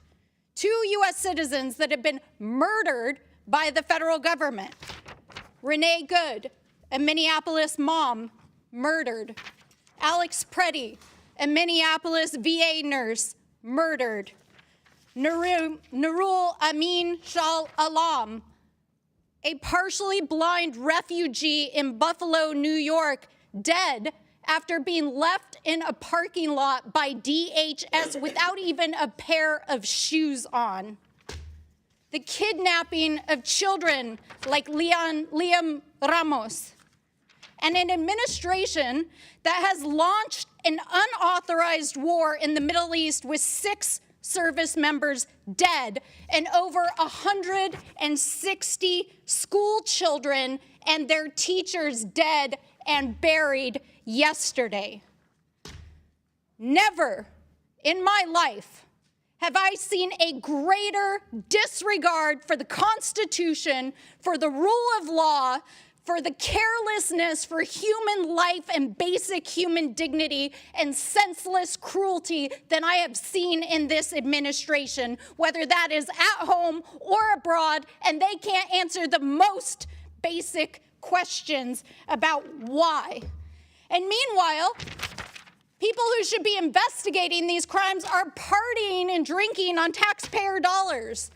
We've got the U.S. DOJ AG refusing to release the Epstein files or even acknowledge their basic human dignity.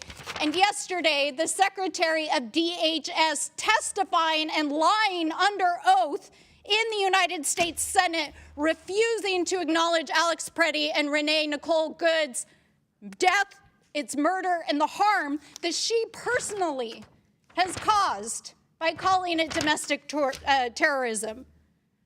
That is what we should be investigating. And the billions of taxpayer dollars that are being used to support this cruelty and out-of-control administration. Now, I know it's been a long day, and Mr. Ellison, I know you have had a long day especially. I want to say thank you for your service, Governor. You have inspired the nation by helping to organize, along with the faith community, our communities in resistance, in strength. And I agree with you, Reverend, that silence is complicity. And that is why we have to speak. And so, Mr. Ellison, I just want to ask you one question. What do you think Congress should be investigating? What should we be investigating here today? Congresswoman, I'd be very grateful if the committee really dug into the use of force policy at ICE. I think it needs greater training. I think it needs clearly better guidelines. I think there needs to be a policy of cooperation between state and federal investigators in the FBI. And I think there should be a general policy that leaders not make statements about blame or guilt, immediately after the tragedy. And they should try to wait and figure out what actually happened before they make those kind of statements that you identified. Thank you, AG. And I'll just say this, I've heard a lot of political theater here today. I think it's disgraceful. Our job as the Oversight Committee, our job is to oversee the administration and the agencies that it executes on, and we are failing the American people, and this administration is failing the world. With that, I yield back. Gentlelady yields back. I might add that it's my understanding the Homeland Security Committee is investigating the 2 deaths in Minnesota. Chair now recognizes Mr. Fallon from Texas.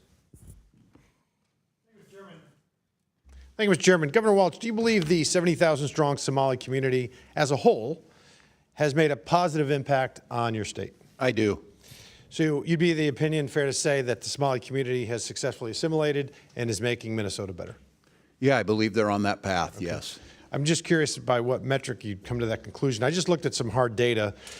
And do you have any idea what percentage of the native-born Minnesotans, all races, live in poverty in your state right now? I don't have specifically. I'll share it with you. It's 8%. For the Somali community, it's 52%. How about receiving food stamps? I don't know. All right, I'll run it down with you. It's 7%, and then compared to 54% in the Somali community, and then don't have at least a high school diploma for all Minnesotans. It's 5%. Somali community, it's 39%. One family member at least on Medicaid, it's 18% for Minnesota, 73% for the Somali community, and receiving welfare of some form, it's 21%.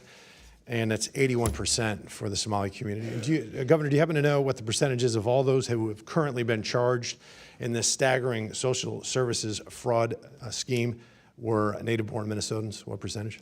I do not have that. I think it was 85 out of 98, which comes out to 13% Minnesotan and 87% Somali Minnesotan. So I think this is an instance perhaps of where woke gets slapped by data. Governor, there's been billions stolen over 7+ years right under your nose, and really there's only two explanations. It's either you were in on it or you weren't smart enough to see it. It's either criminal negligence or wild incompetence. And the only way this kind of fraud can reach this scale is if there's people in power that are colluding and collaborating and willfully blinding themselves to the realities around them. And in oversight, when we do investigations, it's rare for us to have whistleblowers because they face retribution and punishment and resentment, and they can be ostracized, and it's difficult and it's uncomfortable, and sometimes it's even dangerous. So when we have when we're having an investigation and we have even a couple of whistleblowers, it's very valuable to us because they provide invaluable insight. Do you have any idea how many whistleblowers are working from Minnesota or working with the Oversight Committee? I do not. We have our own strong protections in the OLA, the independent. Well, and it's 30. I mean, I haven't seen that in 5+ years in Congress, 30. Governor, on September 16th, 2025, did you announce your reelection bid? Pardon me? On September 16th, last year, did you I don't announce know it? the exact date. In September, roughly the fall last year, did you announce you're running for governor again? Yeah. I believe that's correct. Okay. And then I think you said in your quote here, we've made historic progress, but we're not done yet. And then just 3.5 months later, on January 5th, you dropped out. I got to ask you why. I mean, were you tired of making historic progress? No, Congressman, I think I've done the job for 2 terms, and I said talking with my family, and I said I want to focus on doing the job, not running. Didn't have anything to do with this epic, historic, awful fraud? It has everything to do with trying to do the job right for Minnesota. The facts are your leadership and really your lack of leadership has been responsible for one of the largest ripoffs of the American taxpayer in our history. And you traded, I believe, political expediency, the currency of political expediency, for your integrity. And, you know, Mr. Chairman, I don't know if you know this, but it's been widely reported that in 2008, when Barack Obama was choosing his vice presidential candidate, he had 3 criteria. He wanted to make sure he picked somebody that wasn't as smart as him and had less talent and charisma and couldn't possibly outshine him, so he picked Joe Biden. And then Joe Biden in 2020 used the exact same criteria. He wanted to make sure he picked somebody who wasn't as smart as him, had less talent and charisma, and wouldn't outshine him, and he picked Kamala Harris. And then in 2024, Governor, I think it's very evident why Kamala Harris picked you. The talent pool, Mr. Chairman, hey, Mr. Chairman, the talent pool isn't just shallow. Brother, we have hit the shore, and I yield back. Gentleman yields back. Chair recognizes Mr. Superman. Thank you, Mr. Chair. So I have some concerns about not just the tactics of ICE in Minnesota and everywhere. I have concerns about the fact that Renee Good and Alex Preddy were killed, and there has been no real investigation by federal law enforcement and federal authorities. And so I would ask Attorney General Ellison, do you know if the FBI is actually investigating what happened? Thank you for the question, Congressman. To the information we have is that there was an affirmative statement by Deputy AG Todd Blanche that they were not investigating the Renee Good matter. On the Alex Preddy, we received information that was similar and that there might be an investigation, but that the state would be excluded. So in the first one, they're not doing an investigation and we can't have the information. And the second one, they might be doing an investigation and the state cannot be part of it. And I know this is asking for your opinion, but why do you think they would want to exclude the state in the Alex Preddy investigation? Well, I don't want to speculate as to what somebody's motives might be, but I can just tell you this. It is a sharp departure from the norm. Normally, we investigate these things jointly, and when somebody doesn't want another investigator there, sometimes you might wonder if there's something that they don't want to come out. And it's my understanding that the federal government is better positioned to do such an investigation and to be able to prosecute such crimes because there might be federal immunity. My understanding, federal agents are typically immune from state prosecution if their actions were directly tied to official duties. What is your understanding of that? So my understanding starts with the Supremacy Clause in the U.S. Constitution, and then there's a line of cases. The first one is something called In re Nagel, and then there's a number of cases after that. What it says is that if a federal agent arguably commits a crime and is indicted or charged, that that agent, the federal agent, would have a affirmative defense of saying that I was doing my job and I was doing it in a necessary and proper way. What I was doing was necessary and proper. If they can meet both of those criteria, a court might grant their motion to dismiss. If they cannot, the matter is going to face a jury. And matter of fact, there was a case involving, you may remember the case involving Randy Weaver in Idaho. That case actually was cleared by the Ninth Circuit to go to trial, but the local authorities decided not to pursue it. And to prosecute Renee Good and Alex Preddy, you would need evidence, right? Has the Yes. FBI or anyone given you or been able to cooperate with you on any evidence in this case? No, at this point they have precluded the state from access to the evidence, but there's a lot of other evidence out there, and we're also pursuing all options to get access to the evidence. Do you think with what you have now, you could prosecute Renee Good and Alex Preddy at the state level? I think theoretically it's possible, but I would think it would be imprudent until you see the federal file, because when you're a prosecutor, you should know the whole file. You should have evaluated all the evidence before you make a charging decision or bring a matter to the grand jury. Because my concern here is that not only are these terrible things happening to U.S. citizens, but there's no accountability, right? There's no mechanism. There's a cover-up for the people who are at ICE and other law enforcement who do the wrong thing, and it's making everyone at those agencies look bad. It's making our country look bad in the international stage.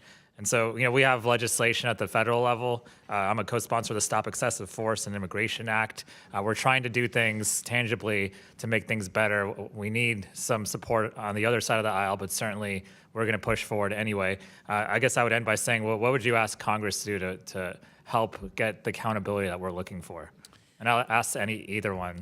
I think that for anyone, Republican or Democrat, hoping to get public trust restored to immigration agents, there must be clear protocols regarding recruitment, training, and protocols on the use of force. There must be an investigation. States must be involved, and there's more to be discussed. Governor Waltz, you have 5 seconds. I would agree with the Attorney General that it's about restoring faith, that people don't trust what they're doing, and we need them to be able to do their job. Thank you. I yield back. Gentleman yields back. I'll now recognize Mr. Burleson from Missouri and then Mr. Timmons from South Carolina. Thank you, Mr. Chairman. Governor Waltz, we already know that the Minnesota Medical Assistance gives taxpayer dollars to people that are not here legally, illegal aliens, and we know that in large part, your sanctuary city policies or sanctuary state policies have exacerbated the fraud that we are seeing in Minnesota. We know that just from conservative estimates alone, that during the Biden administration, we had an estimated 15 million people come here illegally.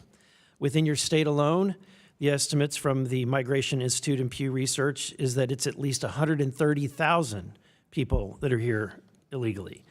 And we know that $250 million was stolen for the Feeding Our Futures program.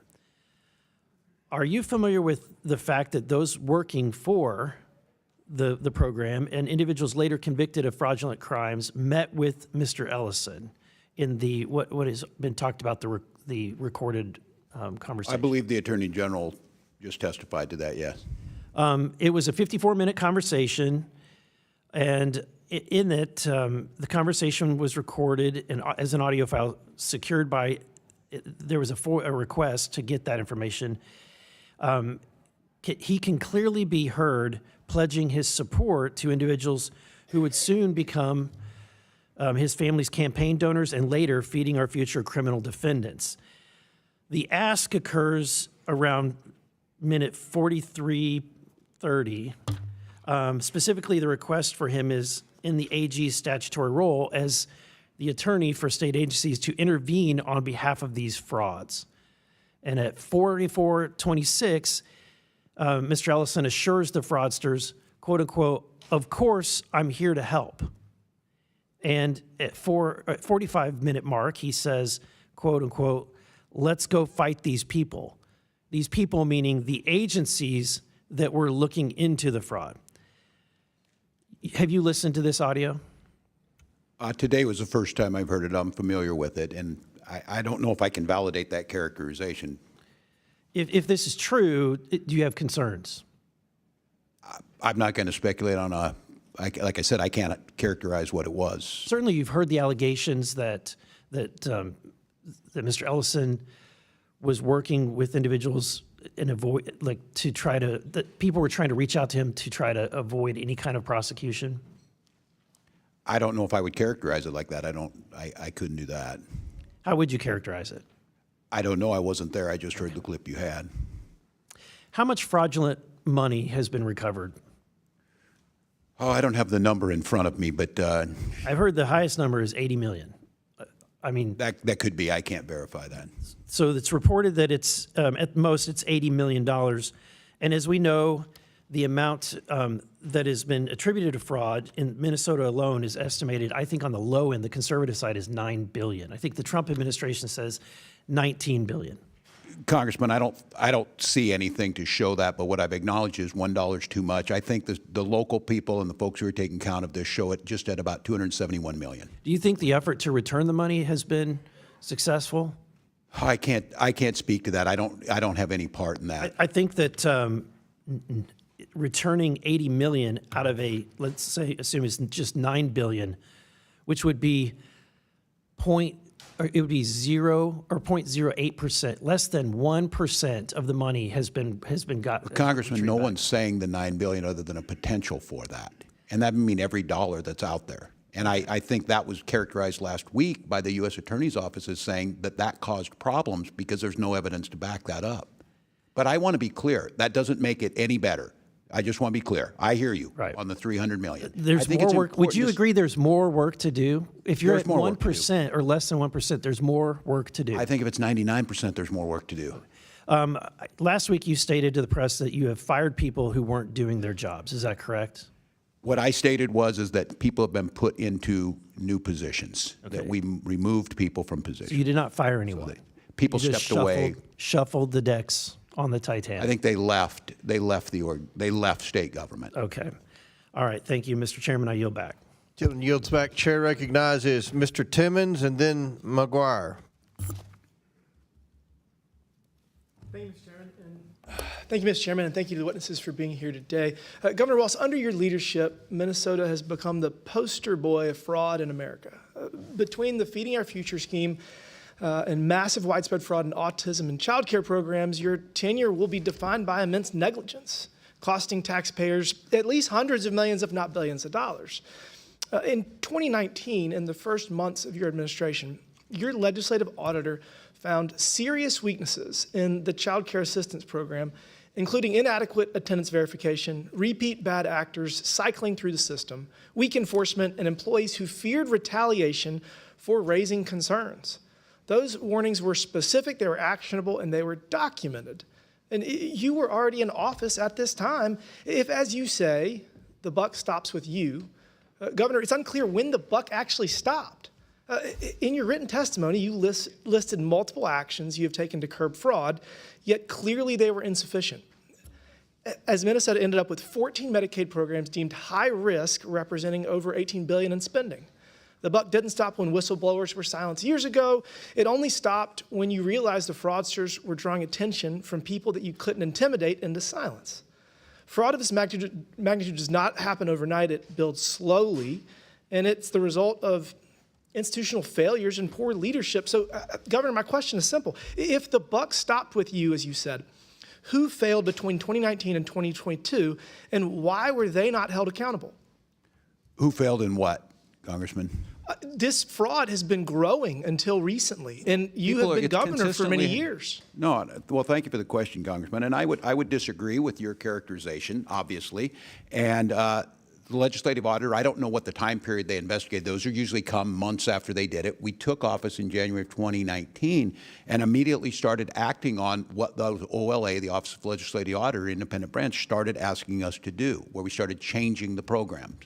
That's not what the record reflects. The record reflects that there were all of these whistleblowers and they were being intimidated because alleged racism was the motivation behind the degree of enforcement. Congressman, I've never got a chance to speak to these folks. What I will say is that, and my time in Congress proved that, I strongest whistleblower protections we can possibly have. We have plenty of opportunities. We're not talking to every other state. We're talking to Minnesota because of the rampant fraud. So look, Is there no fraud in any other states? 3 members of the Minnesota State House of Representatives who all served on the Fraud Prevention and State Oversight Policy Committee gave transcribed interviews that confirmed that your administration was aware of the fraud happening in the state, yet chose not to act due to fear of political repercussions and intentionally silenced whistleblowers who have tried to come forward. Well, that's incorrect. Mr. Chairman, I'm going to insert this in the record. Roadmap to program integrity and fraud prevention. It's a report, Mr. Chairman.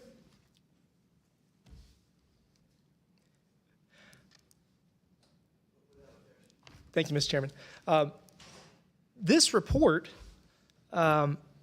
relays that several current and former Department of Human Services employees have described messaging from DHS leadership that emphasize compassion over compliance. So the former leaders have said that DHS should be guided by 70% compassion and 30% compliance.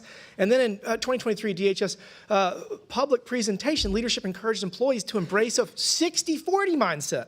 Again, that's 60% compassion and 40% compliance. I want to have as much compassion for people that need social safety nets. Like, I want to have 100% compassion, but we also have to have 100% compliance or work as hard as we can to get there. And as you sit here today, and after acknowledging how widespread and pervasive fraud is in Minnesota, how should your state employees prioritize program compliance? What is your message to people now relative to this compassion compliance ratio? Well, I think I agree with you on this, Congressman. I don't think it's an either or choice. We need to make sure we're not going to stop these programs. We're not going to stop being the top state for children in the country, but we need to make sure if we're going to continue those programs that we need to have fraud prevention and program integrity in. So I agree with you. It's not an either or and it's not a percentage.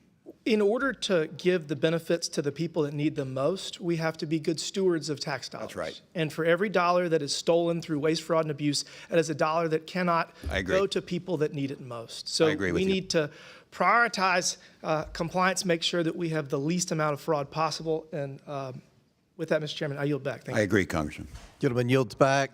Next is Mr. McGuire from Virginia, then Ms. Luna.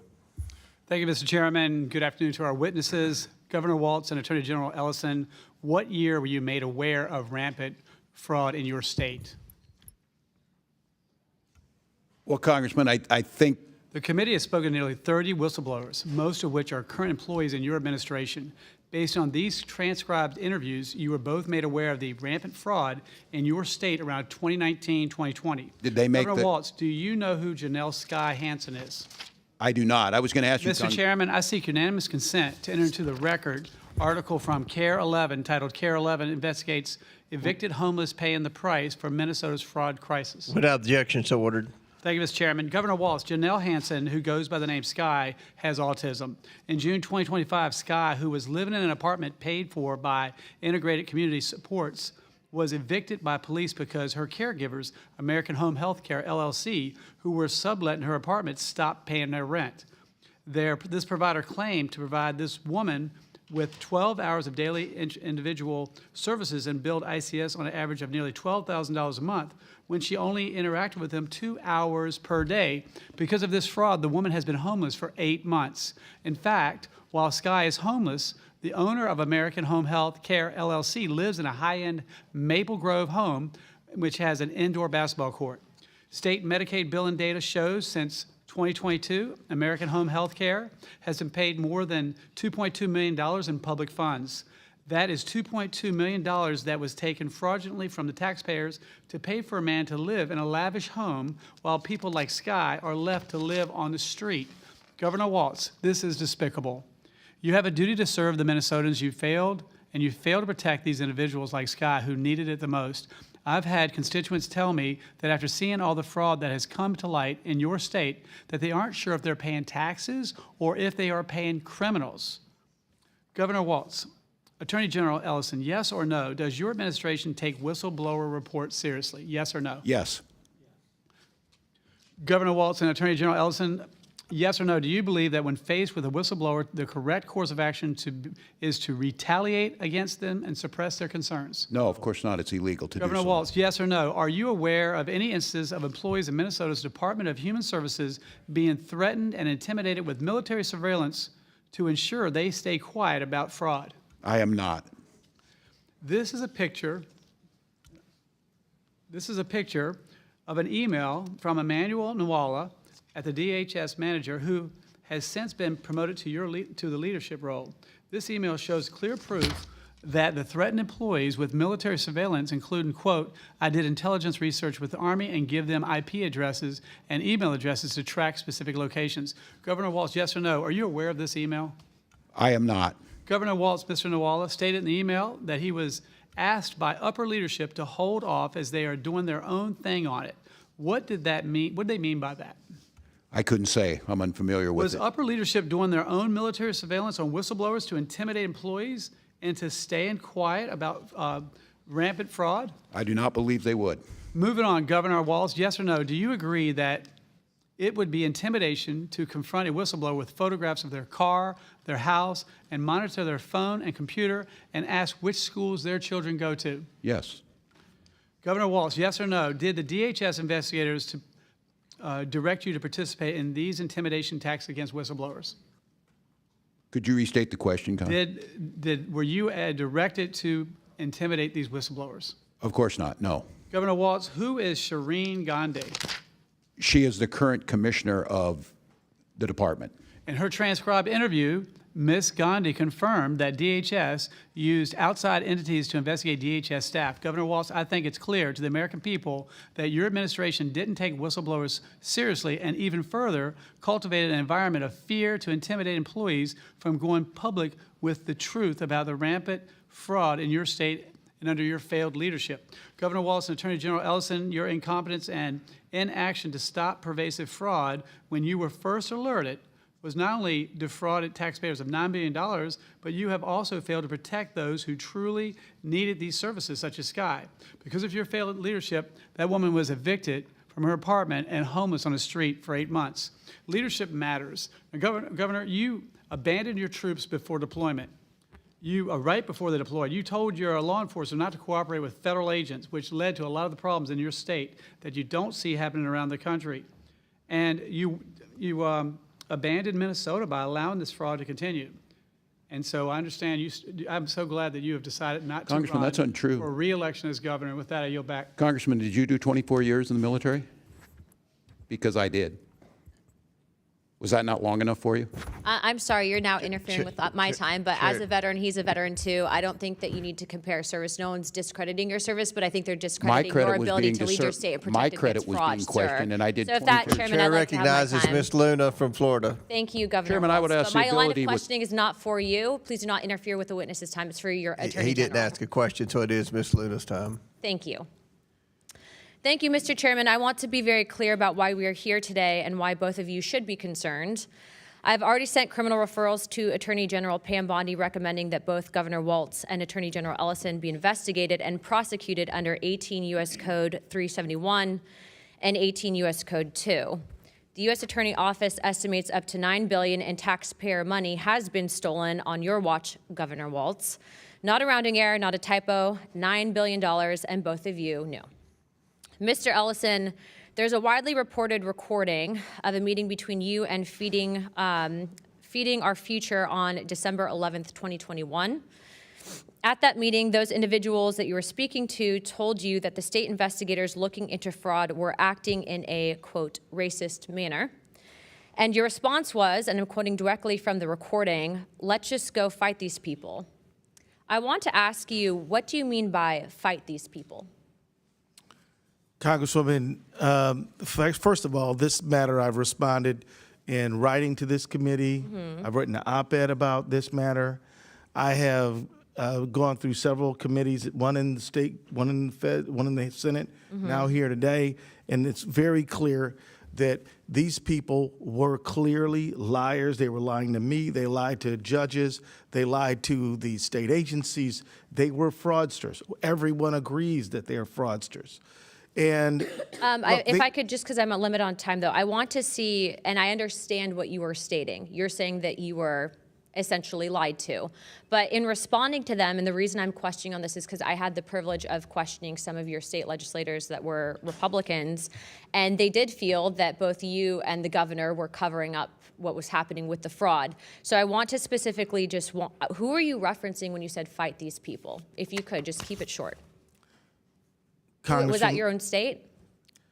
Congresswoman, these people represented themselves to be business people who were having difficulty with the bureaucracy. Okay. They contacted me and they wanted to know what, can you possibly help us? What I did is investigate their claims and then work with the federal authorities to see 57 of them convicted of crimes and about, I think, more than 80 now indicted. So these people presented themselves as someone needing help and honest business people. They were not what they claimed to be, and we helped them get convicted as they well should be. Thank you for clarifying, but just to be clear, it would be the bureaucracy, would you say, within your own state? Is that you were saying fight these people as in the bureaucracy within your own state, correct? Congresswoman, I was in Congress for 12 years. Thank you for serving. I did Congress. constituent services all the time. Okay, so I'm not going to get anywhere on this question. That brings me to my next thing. Do you believe that it is racist to investigate someone of fraud because they are of Somalian descent? Yes or no? Ma'am, I believe that anybody who commits fraud of any background should be investigated and held accountable. Okay, well, I would actually agree with you on that one, so thank you for clarifying. But to be clear, those individuals that you told the Department of Human Services were basically, it was racist, and if you were looking into it for fraud. You took that meeting, you made that promise, and then it turns out that the billions of dollars in fraud continued. And I hate to bring this up because I am a parent, but your own son also received donations from those same individuals. Imam Omar, the man that you invited you and is listed a partial owner of an entity that was used to launder over $40 million in Feeding Our Future funds.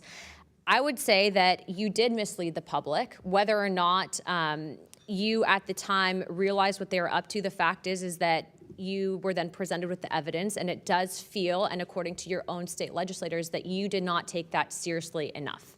In my opinion, if you have that— I would disagree, ma'am. I'm telling you what my opinion is. I don't believe that that was a question, but I do believe, based on the recording, based on the fact that you were personally tied to it, and based on the fact that your family then had ties to it as well, seems a little sus. Aside from that, though, you're telling the American people essentially that maybe you didn't know about it when dozens of your own employees were afraid as being labeled as racist or Islamophobic if they stayed silent. And so I just want to be clear about something. You've stated and you agree that anyone should be investigated based on, regardless of their background. But the fact is that your own employees came forward and were actually afraid of actually looking into that fraud because they did not want to be labeled as Islamophobic or as maybe xenophobic. So you dismiss this, as President Trump said, as politicizing the issue when $9 billion is not a political talking point. It's an embarrassment. The American people see what's going on, and this is fraud. I would say, and I would also advise the Attorney General to look into our criminal referrals. I do not believe that you guys could say that you didn't know what was happening because, frankly, even if, let's say, giving you the benefit of the doubt, you might not have known, you guys still chose to turn a blind eye to it. Thank you, Chairman. I yield my time. Gentlelady yields back. And before I recognize Mr. Langworthy, our last questioner, I want to say Congressman Jack is on the Rules Committee, and everyone knows that they put in long hours. He's actually managing the floor.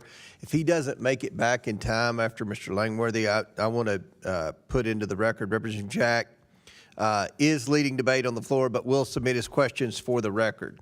So with that, I recognize Mr. Langworthy from New York. Thank you very much, Mr. Chairman. Governor, you have served as governor of the state of Minnesota for nearly 7 years. Why did it take you until 2023 to launch an investigation under an inspector general into this massive fraud that's been uncovered? I don't believe that timeline's correct, Congressman. As I said, we were making changes, and this has been being worked, and these cases have been brought forward years before. But your administration did hesitate for years to fully investigate this fraud. Was it because you were concerned about you're the de facto leader of the Democratic Party of Minnesota as a governor? Were you concerned about the political consequences within the Minnesota Democratic Party's voter coalition? Did that lead to you making that mistake? Because trying to listen to the answers today and come up with a conclusion as to why you would turn a blind eye to this for so long when so many people from your partners in government across the aisle, but also people at the street level, saw this fraud going on in plain sight. Well, we did not, and I know that the rest of the country saw this recently. And what I would ask you, Congressman, is what benefit would there be to that? Just assume there's no ethics involved, which I have a long history here of doing that. There's certainly no benefit in taking money from programs that I've advocated for that make Minnesota the best state to live. And so we worked it from the beginning. And look, these folks continue to move. They're a moving target. We went back to the legislature asking for more tools. We went back last year and asked for more tools. And now what's great is Republicans are actually supporting those things that we put forward. So as soon as Governor, Republicans came to this committee last month and testified the fact that they've been trying to get people's attention in power in Minnesota for a long time. I would disagree with their characterization. Well, so you state that unequivocally there was no political consideration based on constituents in the Democratic Party that you turned a blind eye. Absolutely now, not. that's interesting, that, Governor, because your first reactions in December 2025 were to call taxpayer conspiracy theorists and dismiss concerns about the $9 billion in fraud as white supremacy. And on December 23rd, you stated, this is what happens when they scapegoat, and this is what happens when you no longer hide the idea of white supremacy. You immediately went there. And I believe I was speaking about the ICE invasion in Metro Surge. I'm unfamiliar with where you're quoting from. This is when this fraud was uncovered. Knowing now that those people were correct, would you apologize to those constituents for classifying them? I'm unfamiliar with what you're asking for. I've heard today attacks on the Somali community that I would view as racist trope thrown at the Somali community. Okay, Governor, I understand you need to deny and deflect, and your stories are pretty legendary at this point. But while you were looking the other way at fraud that took place on your watch, you and your ticket mates in the Democratic Party in Minnesota get somewhere between 80 and 90% of the vote in Somali-heavy precincts.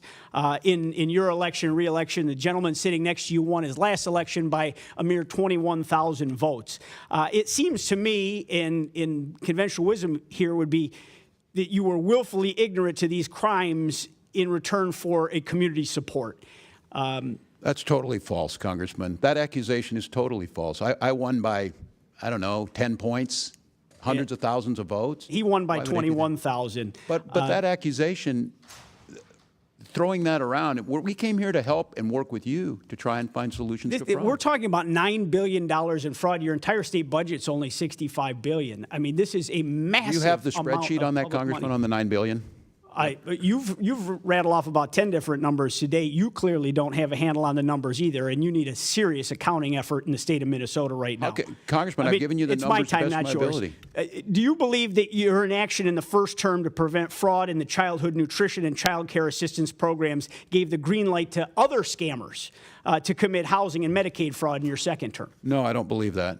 And once again, your words say one thing, your actions say something different. You came into office after several multi-million-dollar fraud scandals on the heels of a 2018 report alleging that over $100 million was being defrauded from taxpayers annually, and you did nothing.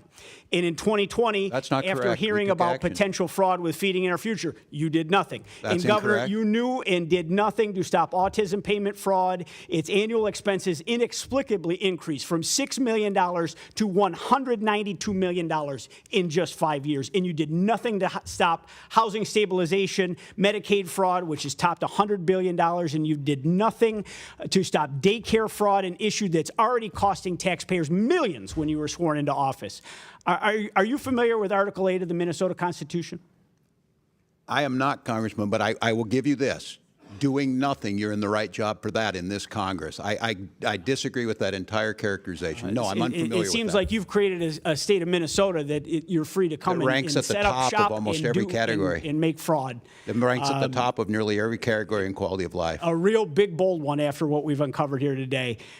Article 8 states that Minnesota officers, including the governor, may be impeached for malfeasance or nonfeasance in the performance of their official duties. Well, billions of dollars of taxpayer money were allowed to be lost to fraud. Whistleblowers were ignored. It's extremely well documented, and those people were punished.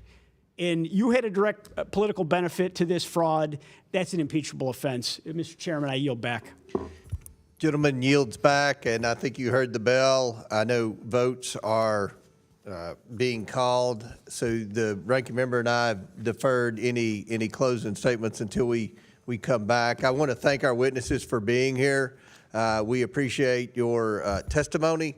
Hopefully, you all will read the committee report and protect the whistleblowers, and hopefully we can hold some people accountable who have committed fraud. Pursuant to the previous order, the committee will recess for floor votes.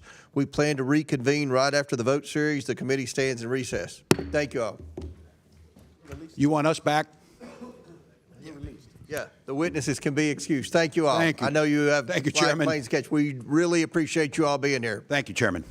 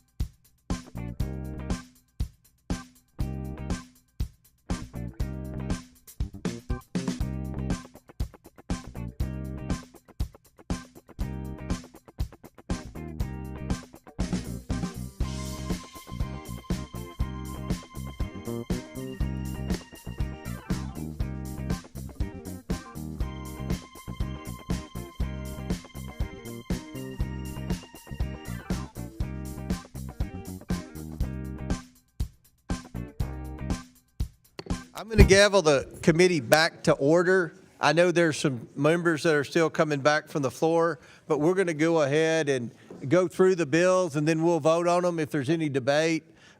First motion is the Krista Morte motion pertaining to the Homeland Security Secretary.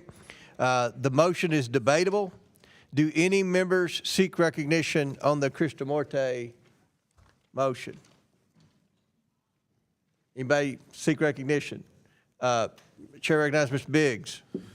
This is for Secretary Noem, is that correct? This is for Secretary Noem. So she's been testifying down and is continuing on in judiciary, and it is quite frankly hard for me to imagine that there'd be anything new that my colleagues across the aisle would want to ask her. It just seems to me like this is... Would you yield to a question, Mr. Biggs? Yeah, sure. Did anyone during your judiciary hearing today ask about Minnesota and all of that?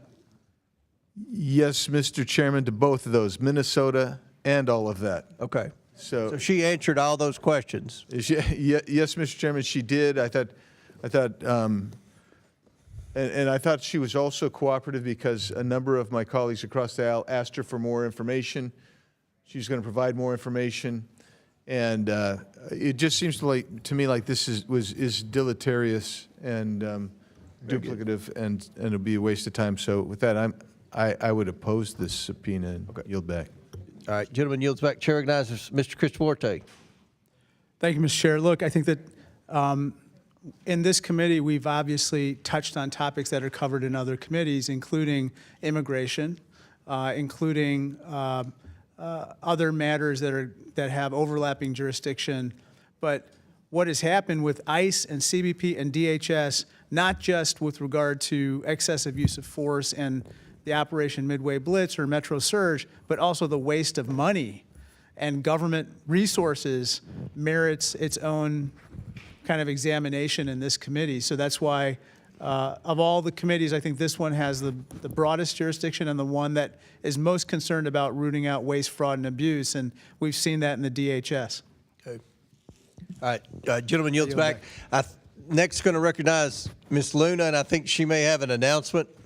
Oh, well, thank you, Chairman. First of all, I think that we are the greatest committee in Congress, and so I think that we have purview over every single branch, division, et cetera. So I want to talk to everyone, and I think that these are all valid concerns for members of Congress to want to speak directly to the secretaries. But I did also, too, do what some people don't do in Washington, and I picked up the phone and called Homeland, and Secretary Noem has agreed to have us, all the members, over to Homeland to answer any questions that we may have. So that option stands, and I will be taking full advantage of that, not next week as we're out of session, but as soon as we get back. And so with that being said, I think that pretty much says that there's no need for a subpoena. She'll come in, she'll answer questions and or have us over there, and you have stated that you would coordinate. So very good. I yield. Thanks. Chair recognizes Mr. Burchett from Tennessee. I was going to ask Ms. Luna, will there be food? I think we can arrange something. All maybe right. Chick-fil-A, if everyone's tired No, of I'm Chick-fil-A. so dadgum tired of chicken. Give me a maybe pizza some with some vegan. meat on it. Vegan's good, you know. No. Any other members seek recognition on the Krista Morte? All right. We're going to, all those in favor of the Krista Morte motion signify by saying aye. Aye. All those opposed signify by saying no. No. In the opinion of the chair, the noes have it. The motion is not agreed to. Yeas and nays, please. Okay, recorded vote has been ordered. All votes will be rolled to the end of this debate, which hopefully will be pretty soon. Next motion is the motion by Ms. Mace to referencing Pam Bondi, the Attorney General. This motion is debatable. Do any members seek recognition? I'll comment on it. Did you want recognition? I was had a phone call with the Chief of Staff for the Attorney General, and the Attorney General has offered to give members a briefing, a few at a time, to come into the Department of Justice and get a briefing on where they are with respect to Epstein documents and anything else pertaining to that. So I'm certainly interested in getting a briefing from the Attorney General. I also think that maybe we have questions about Anthony Weiner, but that's separate. That what? Chairman, Anthony Weiner's laptop, Me? just in general. I Okay. think she'll be willing to answer any questions. So. All right. Thank you. Chair recognizes the ranking member. Thank you. I want to support Representative Mace's motion for the Attorney General. Look, the American public have significant questions about the DOJ and their process for releasing of the files. I think the Attorney General has gone to speak, obviously, to other committees. I think it's important that she is in front of our committee so she can directly answer questions about the release of the files, about transparency, about ensuring that victims and survivors are protected. And so we certainly support Representative Mace's motion as it relates to bringing the Attorney General here to have a hearing in this committee. And if there's other opportunities to speak with her, we would welcome those as well. Any other members seek recognition? Seeing none, all those in favor of the Mace motion signify by saying aye. Aye. All those opposed say no. No. In the opinion of the chair, the noes have it. The motion is not agreed to. Recorded vote has been ordered. All votes will be rolled to the end of the debate. Okay, now the next motion, number 3 out of 4 is Ms. Mace, the Mace number 2, pertaining to her issue, and I'll yield to Ms. Mace. This would be a subpoena for information on the sexual harassment slush fund. That's really, I want those documents and information related to it and members that were included in it. Chair recognizes ranking member. Thank you, Mr. Chairman. I just have some comments on Representative Mace's motion, and then I'd want to offer just a slight amendment to it, which I think would help protect certain staff. And I just want to kind of clarify. First, I want to appreciate the actual effort. I think that obviously there shouldn't be funds to protect any member of Congress that's been engaged in any type of sexual harassment or abuse of anyone. So I do appreciate that effort. Now, we have heard some concerns from the Office of General Counsel that the breadth of this motion, covering members, senators, staff, Library of Congress staff, GPO, GAO, Capitol Police, and other entities and employees covered within the actual motion, makes it more likely that the Office of Congressional Workplace Rights could push back based on some confidentiality language. It also, there's some concern from our members that it does not protect staff enough, that there could be a chilling effect on staff. I understand the intent of the motion. So, Congresswoman, I just want to add, if you'd be willing to accept this amendment, we think this would clarify this. Mr. Chairman, I move the committee issue, I'm sorry, let me look here. Can I get Mr. a Chairman? copy of the language? Because my language redacts names of victims and witnesses. Correct. There is still some concerns. Let me just offer the amendment to see if you're amenable to it. Mr. Chairman, I move the committee issue. I'm sorry, 1 second. Where did it go? Right here? Here it is. They're trying to cover for their at the end of your floor motion vote just now. So, Representative Mace, at the end of the motion, we would add this language, and I'm happy to pass this out, which we're putting out right now. At the end of the motion, we would add, the awards and settlements will be limited to a payment made for an award or settlement in connection with the claim alleging a violation committed personally by an individual who, at the time of committing the violation, was a member of the House of Representatives, including a delegate or resident commissioner to the Congress or a senator. Are we okay with that? I'm fine with language. Okay. Yep. That is something that we believe that we could support. This amendment would limit this, of course, would limit this to members, senators, and we would, with that, I would recommend that we vote yes to support this amendment. Officially making an amendment? That is the amendment to add to the motion. Mr. Garcia would like to amend the motion, basically to exclude staff. So that we can actually focus this on who I think the representative is trying to get to, which is members. He's Mr. Chairman. He's using language out of basically Rule 23 of the House rules. So I'm fine with that. Limiting it to House members, Senate, et cetera. I'm good with this. Okay. So the amendment has been offered. I guess the debate is now on the amendment to the motion. I saw Luna, then Biggs. Luna? All right. I support Representative Mace's subpoena here as well as the amendment to it. And I just think it's really disgusting how this institution protects itself, because y'all just half of them voted to send this stuff to House Ethics where you know it's going to die. We know that members of Congress are using taxpayer dollars to pay off sexual harassment. We just had a member of Congress literally sexually harass a woman that then lit herself on fire, and you guys all protected him. You guys all protected my own side, your side. And so if you guys want to talk about victims, if you want to go out and virtue signal, and then you guys are going to kill her stuff on the floor and then try to pass it, yeah, of course, we should subpoena all of this stuff. But just, I'm not going to sit here and play games. I think it's a complete fraud. I think that's why the American people hate us. I think the midterms are coming up, and everyone should go on record for this. And I hope that members are exposed for this. I hope it goes back, I think, to the 70s, because it's wrong that it's happening. It's wrong that we cover up for it. It's wrong that we can't censor our own side because people are busy making deals because you guys don't want to censor your side. It's a deal that's been cut, and people hate us for it. So yeah, I support it. Thank you, Representative. Chair recognizes Mr. Biggs. Thank you, Mr. Chairman. I have a question because I want to make sure that I understand it. This on the second line of the motion where it talks about for the awards or settlements paid, that seems to me that it would exclude allegations which have been unproven or unsubstantiated or unresolved through an award or settlement. Is that right? If we're using the word, yes, the word allegation would include allegations, yes. Not just things that have been completed, it's allegations. Well, but it doesn't say that. It says, and Oh, it's just final settlements. yeah, it says awards or final Yes. settlements. I just want to make sure that Yes, that's the case. correct. Okay.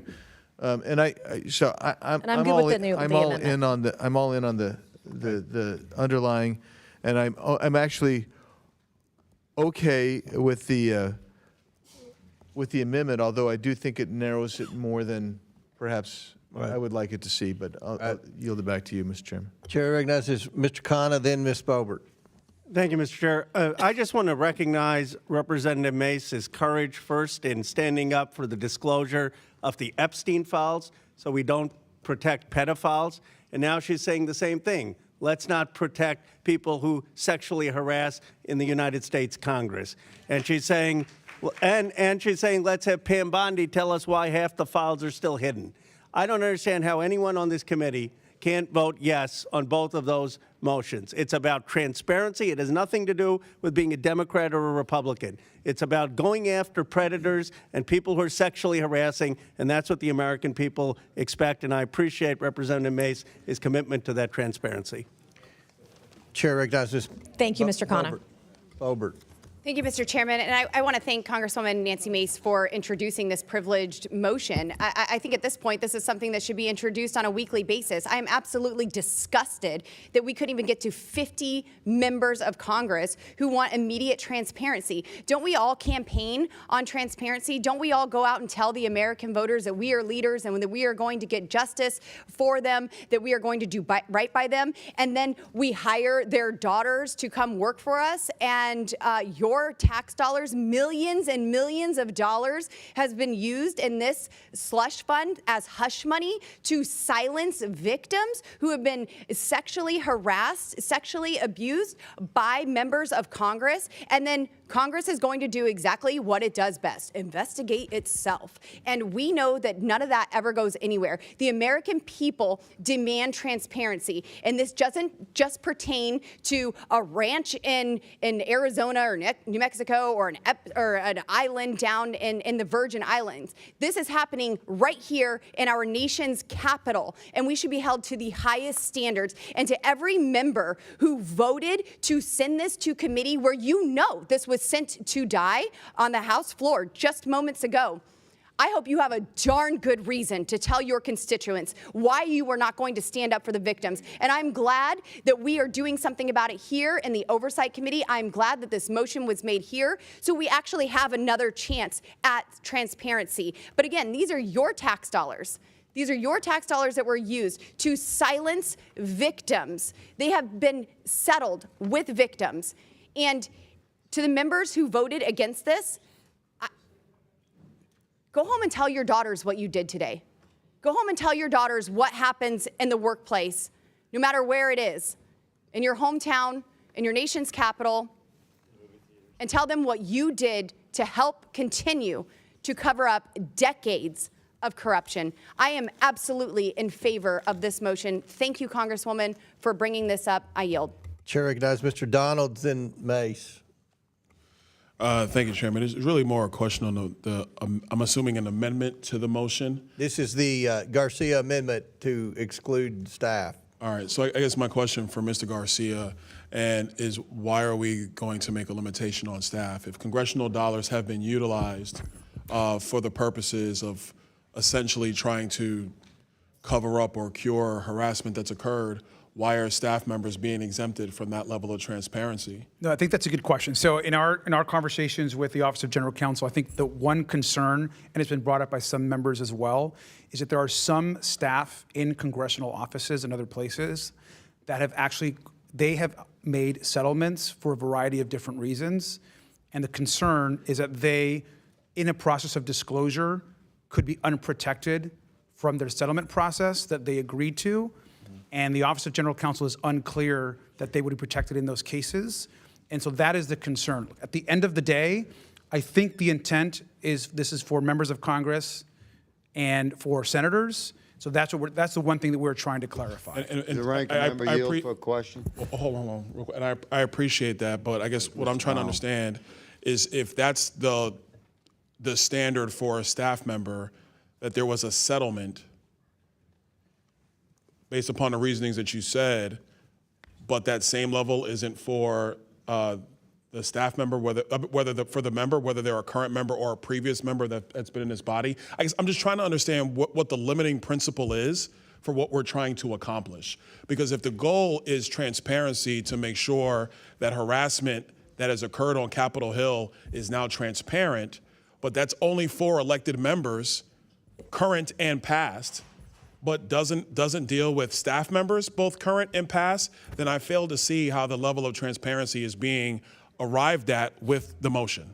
No, I appreciate. Can I say one more thing? I think this is a good back and forth. I think the other issue is there's some concern that staff members that have on their own agreed to a settlement, and if there is additional disclosure in a settlement that they negotiated for a variety of different reasons, if they were the actual victim, that this would cause a chilling effect in small legislative offices. No, I understand that, but by that logic, that would occur throughout the entire Capitol complex under that logic.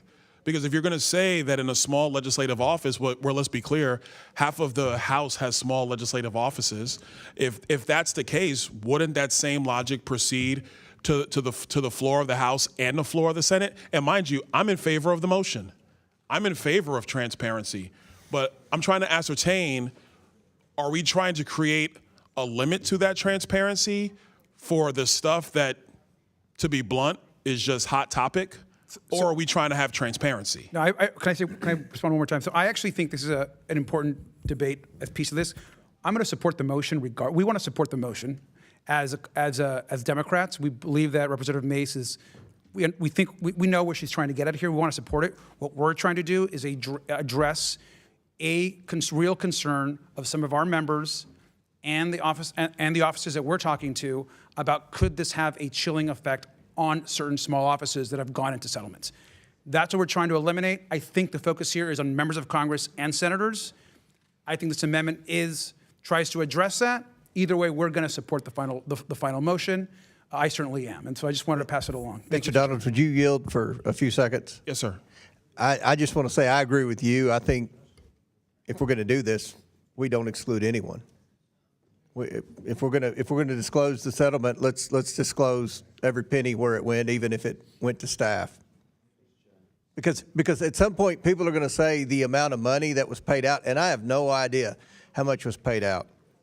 I don't know a single person that was paid other than maybe the former member from Texas a few years ago. But they're going to say a dollar amount and everybody's going to assume it was all members. Well, it could have been 25% members, 75% staff, or it could be 100% members. I say disclose the whole thing. So I oppose the Garcia amendment. But I yield back to you, Byron. I mean, Chairman, I guess my question would be for the original sponsor of the motion, Ms. Mace. I guess I'm trying to understand where we're taking this. And it's, when it comes to the transparency aspects, I'm 100% for that. We should do that. Then vote for it. But Nancy, I'm not saying I'm voting no. Like, I'm for it, but I'm trying to understand why is it okay to say just the members and not Congresswoman staff? Mace, I do have a title like everybody else in this room. Come on, Nancy. We're just trying to have a conversation. I'm trying to get an assertion. Congresswoman Mace, I have earned a title, and I watched the majority of men in this body just vote down a measure Nancy, to, I have to never, not disclose sexual Congresswoman harassment Mace, I've never records disrespected of you at all. members I'm not of being Congress. disrespectful. You I'm just trying to get an disrespected me as a assertion. woman. No, I did not. You're taking it Do too the far. I'm taxpayers trying to pay get your an understanding of salary? what we're doing here. That's all I'm saying. Taxpayers pay our salary, and taxpayers paid out The these core question, settlements. reclaiming my time now. Well, you're the core overtime of the now. question is, why is there okay for a limitation just to members if these dollars have been paid on behalf potentially of staff both currently on Capitol Hill and previously employed on Capitol Hill? Look, I'm if we're in seeking favor transparency, of, what's I'm the in limit? favor of full disclosure, but if the other side of the aisle is concerned about legal limitations in disclosing it and not working, then I'm okay with focusing on just on members of Congress of both bodies, the House and the Senate. If you would like to do your own amendment either or do your own subpoena afterwards, then do that too. But this thing has to pass. I mean, the American people, we expect the American people to be held accountable to a totally different standard. And now we're saying, oh, because we don't have staff included, we're just going to vote this thing down. I'm talking about members of Congress, bodies in this House, bodies in the Senate. That's where the focus should be because the taxpayers are paying our salaries. And if this thing fails because of a technicality, then that is a failure of the American people is where I'm going with it. I want this thing to pass. I would like it to be unanimous. I would like both parties to vote for it, especially after the abject failure we just saw on the floor I'm a just minute now. 30 over, so I'm going to reclaim. All I'm going to say, if there's a technical concern, then what we're saying also is that the technical concern is not universal. That we're now picking and choosing what the technical concern is. And if we're going to now slay motions for this transparency, I would just say we should actually examine, according to what the chairman is saying, are we going to be consistent or are we not? That's all I'm saying. I yield back. Chair recognizes Mr. Mann from California. Thank you, Mr. Chair. I just have a brief comment, and I don't particularly have any skin in the game on this one. I voted no on the motion to refer earlier, but I would just say there's a very clear difference between those of us who are members and our staff, which is we are public figures. We run for office. Our staff did not choose to be in the limelight. They did not choose to take on this burden. So when you look at what private companies do, what government officials and staff do in other situations, they're typically not disclosed in the way this bill would do. I think we are unique in that we are running for office every 2 years. I think that we have additional responsibilities and a higher moral calling and a higher moral level we have to adhere to because we are so powerful. So I support the motion because I think there are legitimate legal issues with disclosing staff. At the same time, I support the base motion whether or not this amendment passes. Will the gentleman yield? That I yield back my time. Gentleman yields back. Chair recognizes, I think, Dr. Foxx, then Clay Higgins. Mr. Chairman. Yes. As someone else said, I don't really have a big dog in this fight or anything, but I have if Mr. Garcia might take a friendly amendment to his amendment. If there is concern about transparency related to non-members, could we ask in the amendment that we get a report on an amount of money that might have been given out in relationship to non-members, and then if there seems to be a real problem there, that could be then looked into by this committee. I don't have a problem. I don't have a problem with that at all. I think that's a fair request. I think that gives the committee an opportunity to take a look at that number and see if there's other action that needs to be taken. So let me get this straight. You are going to make an amendment to the amendment, and your amendment is that we have to disclose how much money was paid out to staff. Correct. And and then if this committee thinks that's a sizable enough I think amount. that's good. If you would yield, I think that's good because I don't want a number to come out and everyone to assume 100% went to members. It could be 100% members. Well, or it to could Mr. be, Donald's point, my staff just told me that a fair share of the settlement funds were for non-members. Okay. I don't know if it's 50%. I didn't have that information. with Capitol Police settling sexual harassment claims, allegedly. I have a sheet in my office from Ms. Foxx after this that goes through. This only goes up, just so everybody knows, this only goes up to 2018 because this program was ended after 2018. So this is more historical, but my staff just told me a fair share of the settlement payouts, in some years it was $4 or $5 million, were for people who were not members of Congress. So I just got that piece of it. You support the Foxx amendment to the amendment? Repeat it again. What was the amendment to the amendment? Well, what I'd suggest, Ms. Mace, Congresswoman Mace, is that in order to sort of deal with the transparency issue, I'd like transparency too, but that we go forward with the Garcia amendment, so we're focusing only on members, but we ask whoever it is we're asking to provide the total amount of money that had been paid out for. I'm fine with that, and I actually have that than- list. I have that list by year, but I'm good with that amendment. If you want to do an amendment to the amendment, I'm fine with that. And I have a spreadsheet, so. We would support that. Okay, and we're drafting the amendment up. Walk humbly, Mr. Donalds. So we're gonna Walk move. humbly. If anyone else wants to talk about the amendment to the amendment, I will recognize them. It's going to take staff a few minutes to draft this up. Mr. Burleson. Getting a little bit confused, but I just want to make sure, and I don't know who would be able to answer this, but as long as, you know, and I didn't even think about this until this conversation happened, but as long as the public is able to ferret out whether it was the member who was the one victimizing and the reason for the harassment, or a staff-on-staff situation, I think that's probably, that I just want to make sure that is right, able to be ascertained in whatever is released. Yeah. Mr. Garcia, do you understand my question? I do, and that I think that is why we're making the amendment as well, is we want to be very clear this is about members of Congress and senators, and I think that Ms. Foxx, Representative Foxx's amendment clarifies that we would get a report on all other settlements with numbers so that we can then have information to make any additional motions. I do think that that's good, because if you have a continuing problem in an office, even if the member is not the one doing it, but they're not having oversight of their staff in a proper way, then that's a problem. But I just want to make sure it's transparent, whatever we're releasing, that it, you know, whoever the victimizer is, whether it's the member or their staff. Okay. Any other members? So, do we have it typed up yet? I know we don't. Can we? Amendment, can we do that or not? Does anyone object if we go and discuss the Bell motion?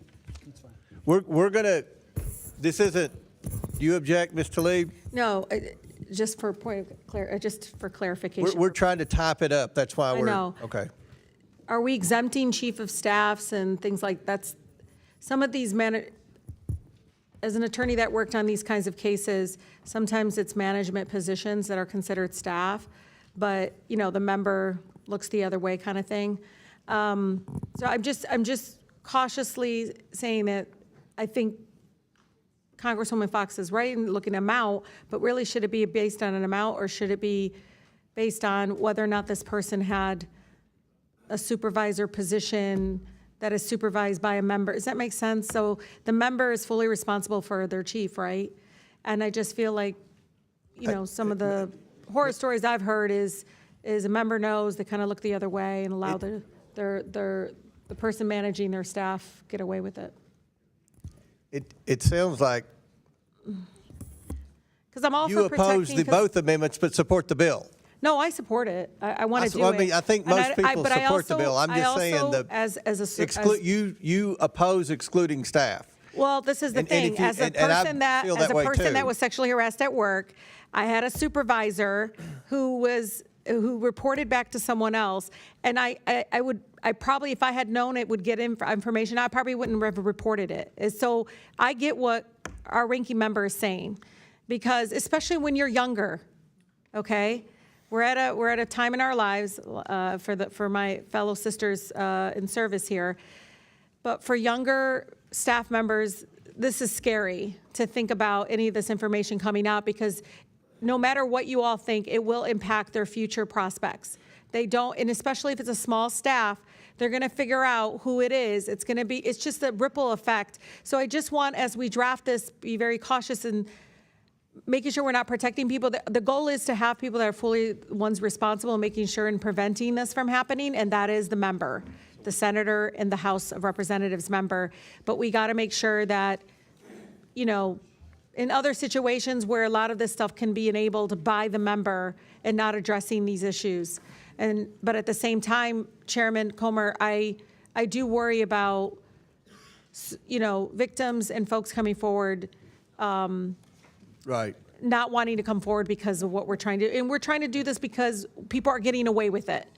And Congresswoman Mace is right. People are getting away with not being held accountable and paying off folks and looking the other way, and again, probably repeating their abuse afterwards.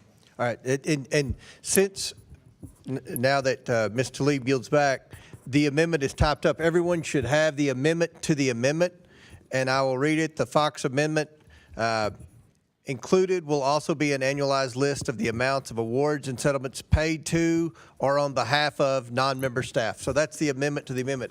Does anyone else want to debate the amendment to the amendment? If not, Dr. Foxx? Well, the only thing I'd like to say is I think Ms. Tlaib is right about threats to younger women. And if a report comes back that has a lot of money attached to it, says there's a lot of money, then this committee can go ahead and do some investigation. My point was, let's give an opportunity for the committee to do more if it needs to, but I think Mr. Garcia's amendment's a good amendment to narrow it now so we can move on. I think it's the best of both worlds. Okay. I hope. So, seeing no more, we're going to vote Mr. Chairman. on the... Mr. Yes. Comer, can I just say a thing about the whole, are we voting on the whole thing right now? No, we're voting on the amendment to the amendment. That'll be the process. Were you seeking recognition, Clay? Yes. Okay, so all those in favor of... I was you seeking have, go ahead. I'd just like to remind the committee and those present that we are once again presenting to the American people that this is the way the Oversight Committee pursues a subpoena. And this is not the way the Oversight Committee pursues a subpoena. We are the majority, and we generally will work with the minority party for an appropriate subpoena to be presented by this committee. And this, like every time we have a hearing now, an opportunity to be recognized is going to be some sort of grandstanded subpoena, whether by the majority or the minority. And I think it's beneath the dignity and the procedures of this subpoena process that is long-standing, established by this committee, and the hard work that the committee staff does to accommodate the desires of a member on either side of the aisle to pursue a particular subpoena. This is not the way we normally do it, although this is becoming the norm. And let me say that this amendment, as it's being pieced together, is poorly assembled, and nobody really knows what this thing is, or what the impact will be. The good lady stated that there could be absolutely some impact on staff, and people will figure out who's who because of small staffs and when the incident took place.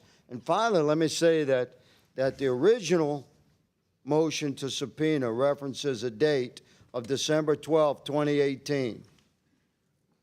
Let me clarify. I had to ask, what was the significance of that date? Because that's when a law was passed that changed the process to what we have right now. But Americans watching this are saying, oh, you mean there's no process in place on how to appropriately handle a complaint like this? And there is. It's an administrative process that goes through general counsel, set up by the House since 2018, that handles this. It's very, America, the members basically not involved. Now, I've never been sued like this.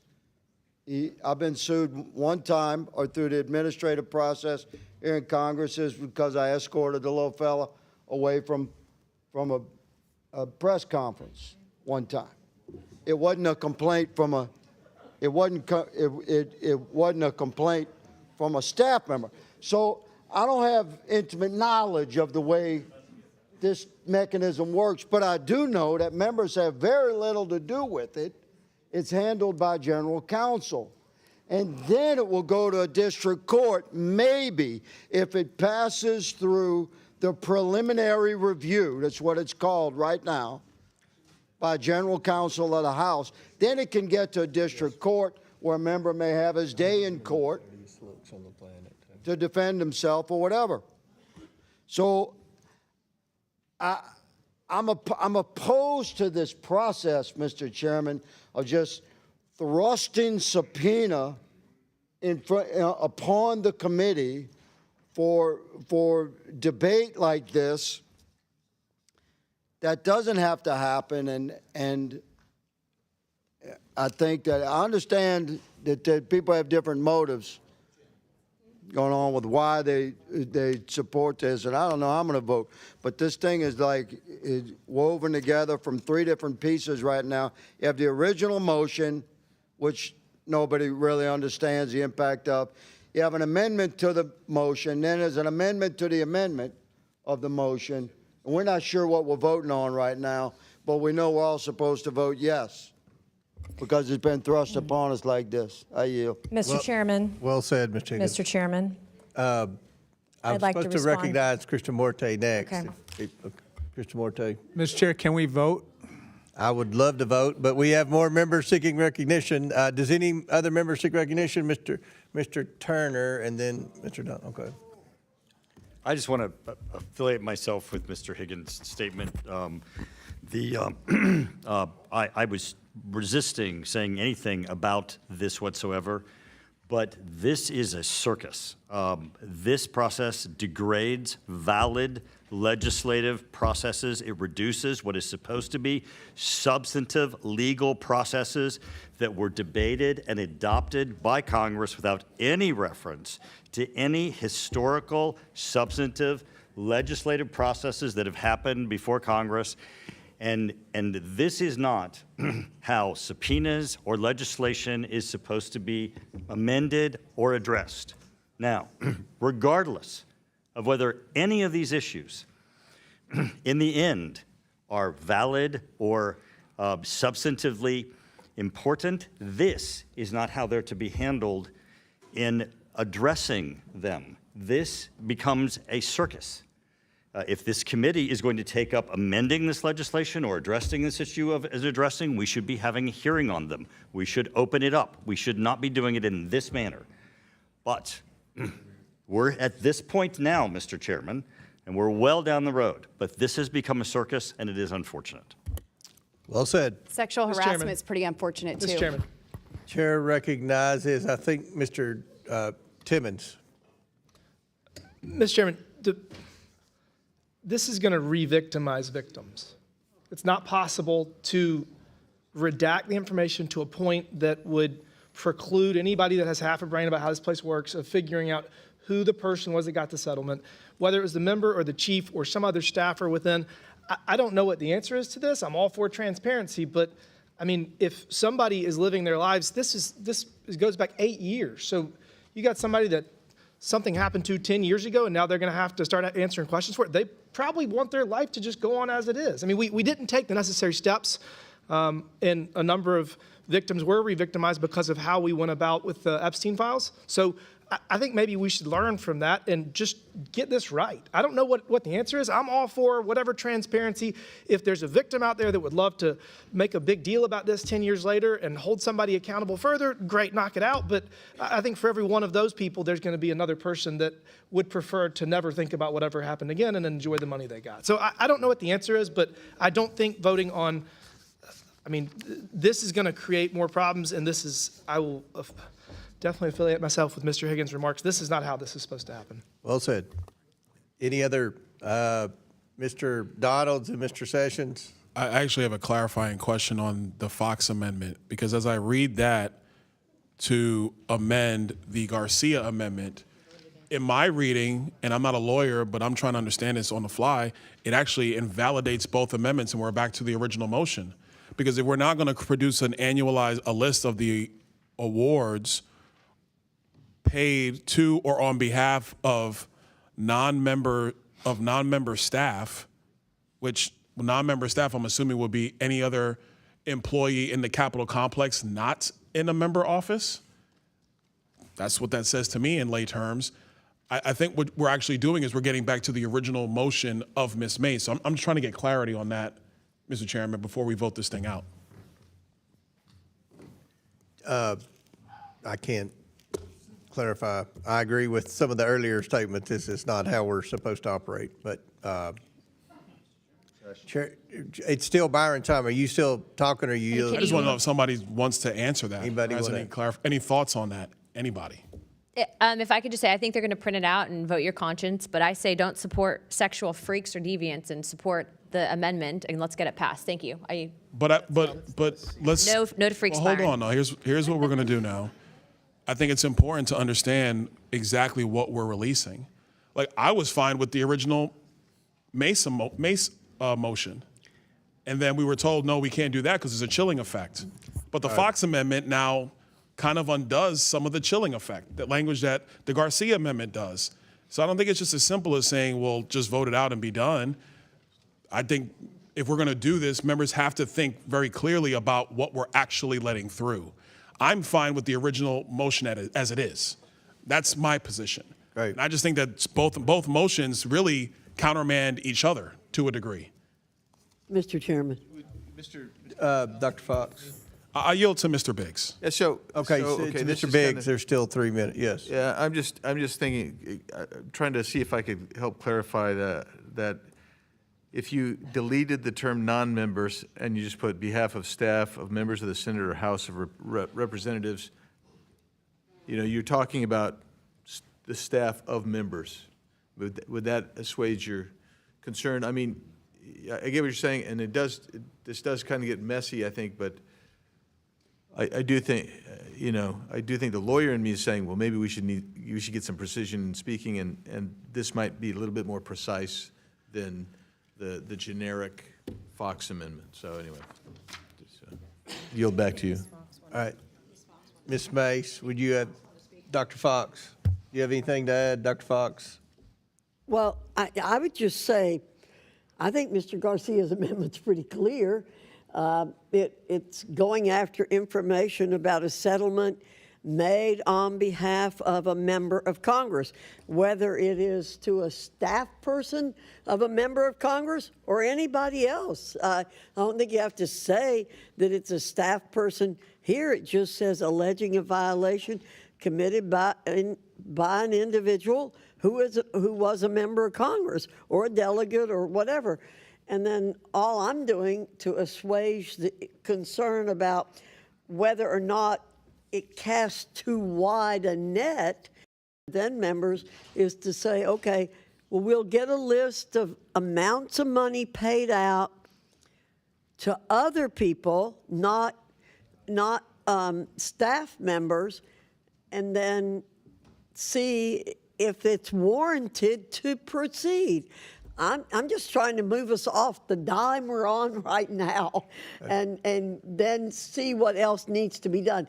Nothing precludes further investigation. Chair recognizes Mr. Sessions. Did you seek recognition? Yes, sir. Thank you. Mr. Chairman, probably only this top row here back were there some 10 years ago when this was a big issue. Oh, Andy was here. Okay. Well, it was a very difficult issue. It was in the papers. It was cost members their jobs. Some of it was true, some was untrue. It really didn't matter if you were guilty if your name even appeared anywhere near it. There were some good people who got hurt in that. They took their lumps and they moved on. But there was an agreement that if you could, and this was by men, women, both sides, that if you could engage in this without public scrutiny. I think the fear at the time was it would hurt someone that claimed this, and you wanted to protect them also. And I just think that we should get into a circumstance, perhaps like Chairwoman Foxx has said, let's go in and take a look at this to where we know what we're talking about before we do it. But I don't think in any way that I would be for protecting someone if they shouldn't be protected, but there were things that happened that we learned about at the time that were unintended. And even the person who was harmed said, well, he may not have meant it and maybe he didn't, but I took it that way. And so I'm just simply saying, I just think we ought to have a better idea about what we're talking about here before we go in and assume that there was a right and a wrong, because it was meant to protect people at the time. It was not a compromise. It was by agreement. That at the time we did this, that there was agreement to it. So I think that Virginia, I would yield. I just want to point out that Congresswoman Mace thought that it was appropriate to say, with only redactions allowable for the personally identifiable information of victims, alleged victims, and witnesses. That is an illusory caveat, because any settlement that was made, you're going to have the quarterly disclosure of the office. You're going to see who was there for one quarter, then who wasn't there the next. So this is an illusory redaction, protection of victims and alleged victims, and I just think that we need to be aware of that. If we're going to do this, I mean, this is going to re-victimize victims, and that sentence shouldn't be in there because it's pointless and it doesn't actually do what she's trying to accomplish. And I think that's correct. And with great respect to Nancy, she just learned some things today about the motion, the issue, the ideas that she's pushing. And I think it ought to be thought about a little bit. And I think that we should revisit it, but with some facts and factors that are known and understood. I watched good people on both sides that got caught up in this. And it is, we tried to work out of it by agreement, not because we compromised. I yield back. Yield back. Any other members seek recognition on this, or we're going to vote? Ms. Mace, you want to speak on the amendment to the amendment, or you wait? We're going to vote on the amendment to the amendment. Is that, okay. Are you good with that? I want you to be happy. All right. All those in favor of Dr. Fox's amendment to the amendment signify by saying aye. Aye. All those opposed, no.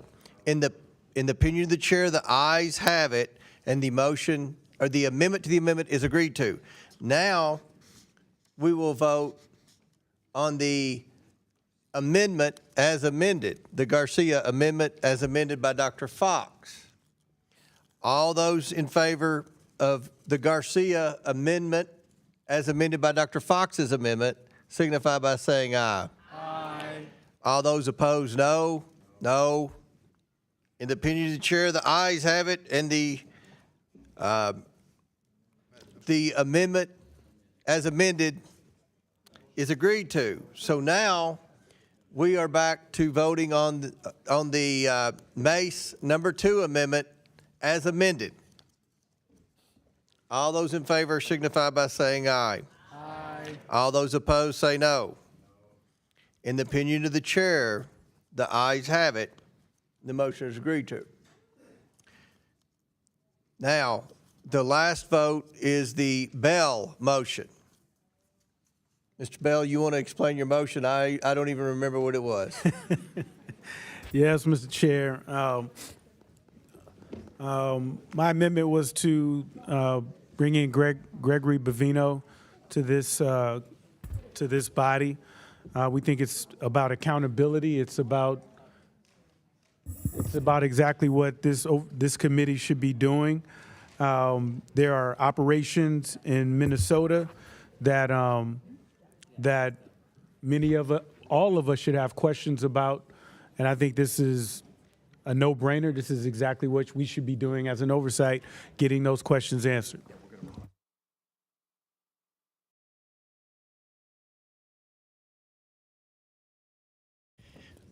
Anyone else think, Ms. Mace?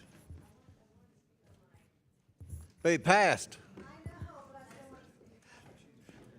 Okay. Anybody else seek recognition on the Bell motion? Seeing none, all those in favor of the Bell motion signify by saying aye. Aye. All those opposed say no. No. In the opinion of the chair, the noes have it. A recorded vote has been requested. All votes will be rolled to the end of the debate. Now it's the end of the debate. We could vote on the bills, right? Vote on the motions. Okay. So the question is on motion number 1, the Kristamorte motion. Members will record their votes using the electronic voting system.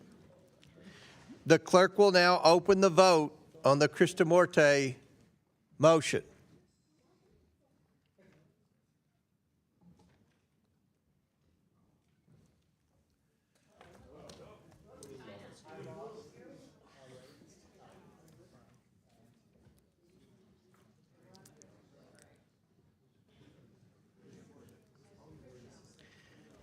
Have all members voted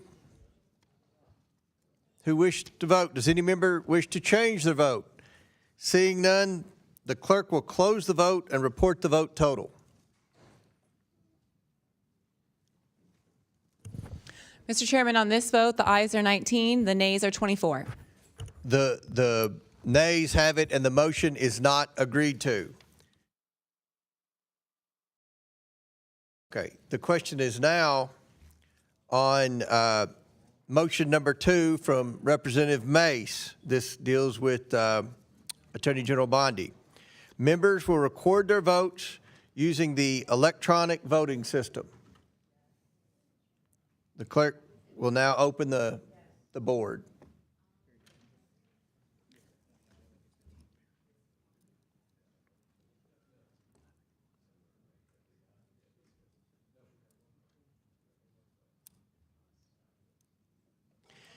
Have all members?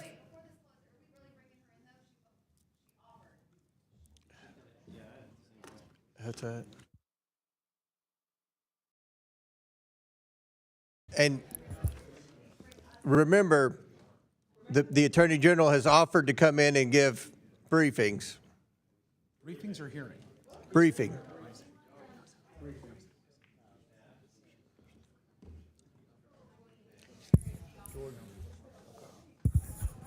Okay. Have all members?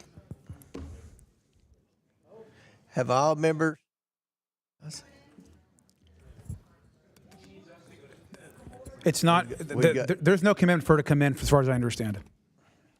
To come in.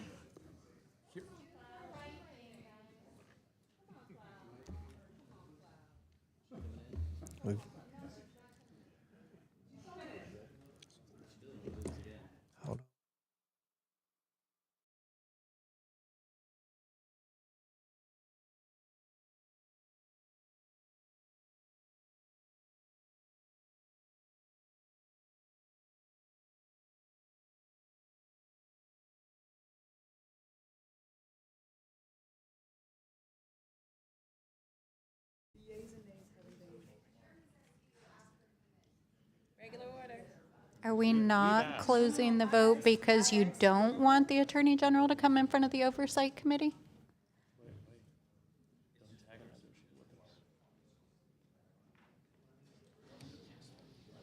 Because it's pretty rudimentary.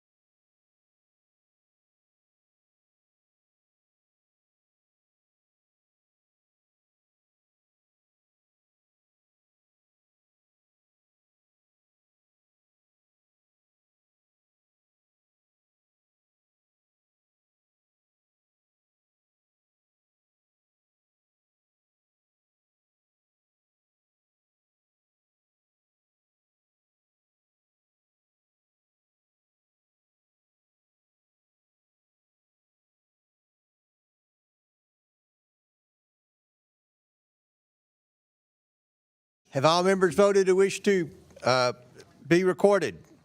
Does any member wish to change their vote?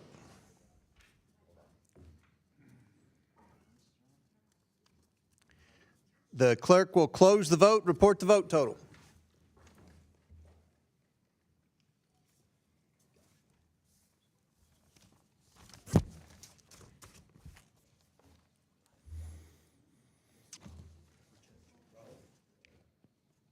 We're good. Votes both done.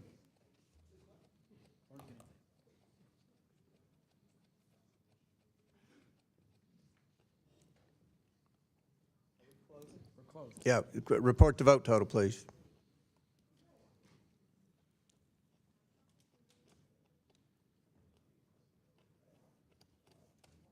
The vote total is recorded.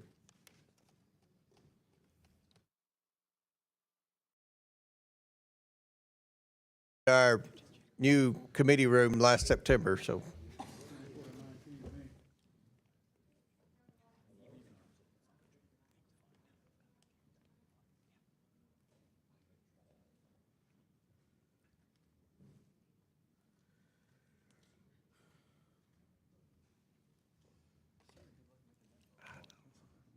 Yeah.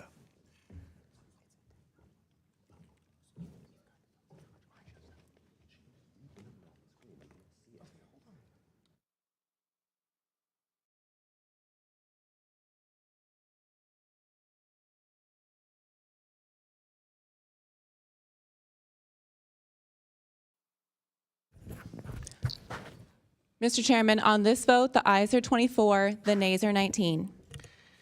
The ayes have it, and the motion is agreed to. The question is now on motion number 4 from Mr. Bell. Members will record their votes using the electronic voting system. The clerk will now open the vote on the Bell motion.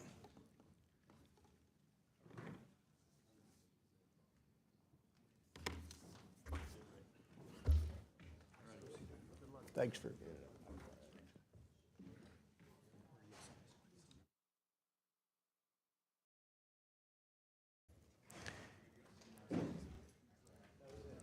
Have all members been recorded who wish to be recorded? Does any member wish to change their vote? Seeing none, the clerk will now close the vote and report the vote total. Mr. Chairman, on this vote, the ayes are 19, the nays are 22. The nays have it, and the motion is not agreed to. In closing, I want to thank our witnesses once again for their testimony today. Also, the next item of committee business is ratifying the, that's it. I ask you to ask consent that the committee approve the, with that, ratifying the subcommittee? The next item of committee business is ratifying the new subcommittee roster. The clerks have distributed the roster electronically. I ask you to ask consent that the committee approve the appointments and assignments as shown on the roster. Without objection, the subcommittee roster is approved. With that and without objection, all members have 5 legislative days within which to submit materials and additional written questions for the witnesses, which will be forwarded to the witnesses. If there is no further business, without objection, the committee stands adjourned.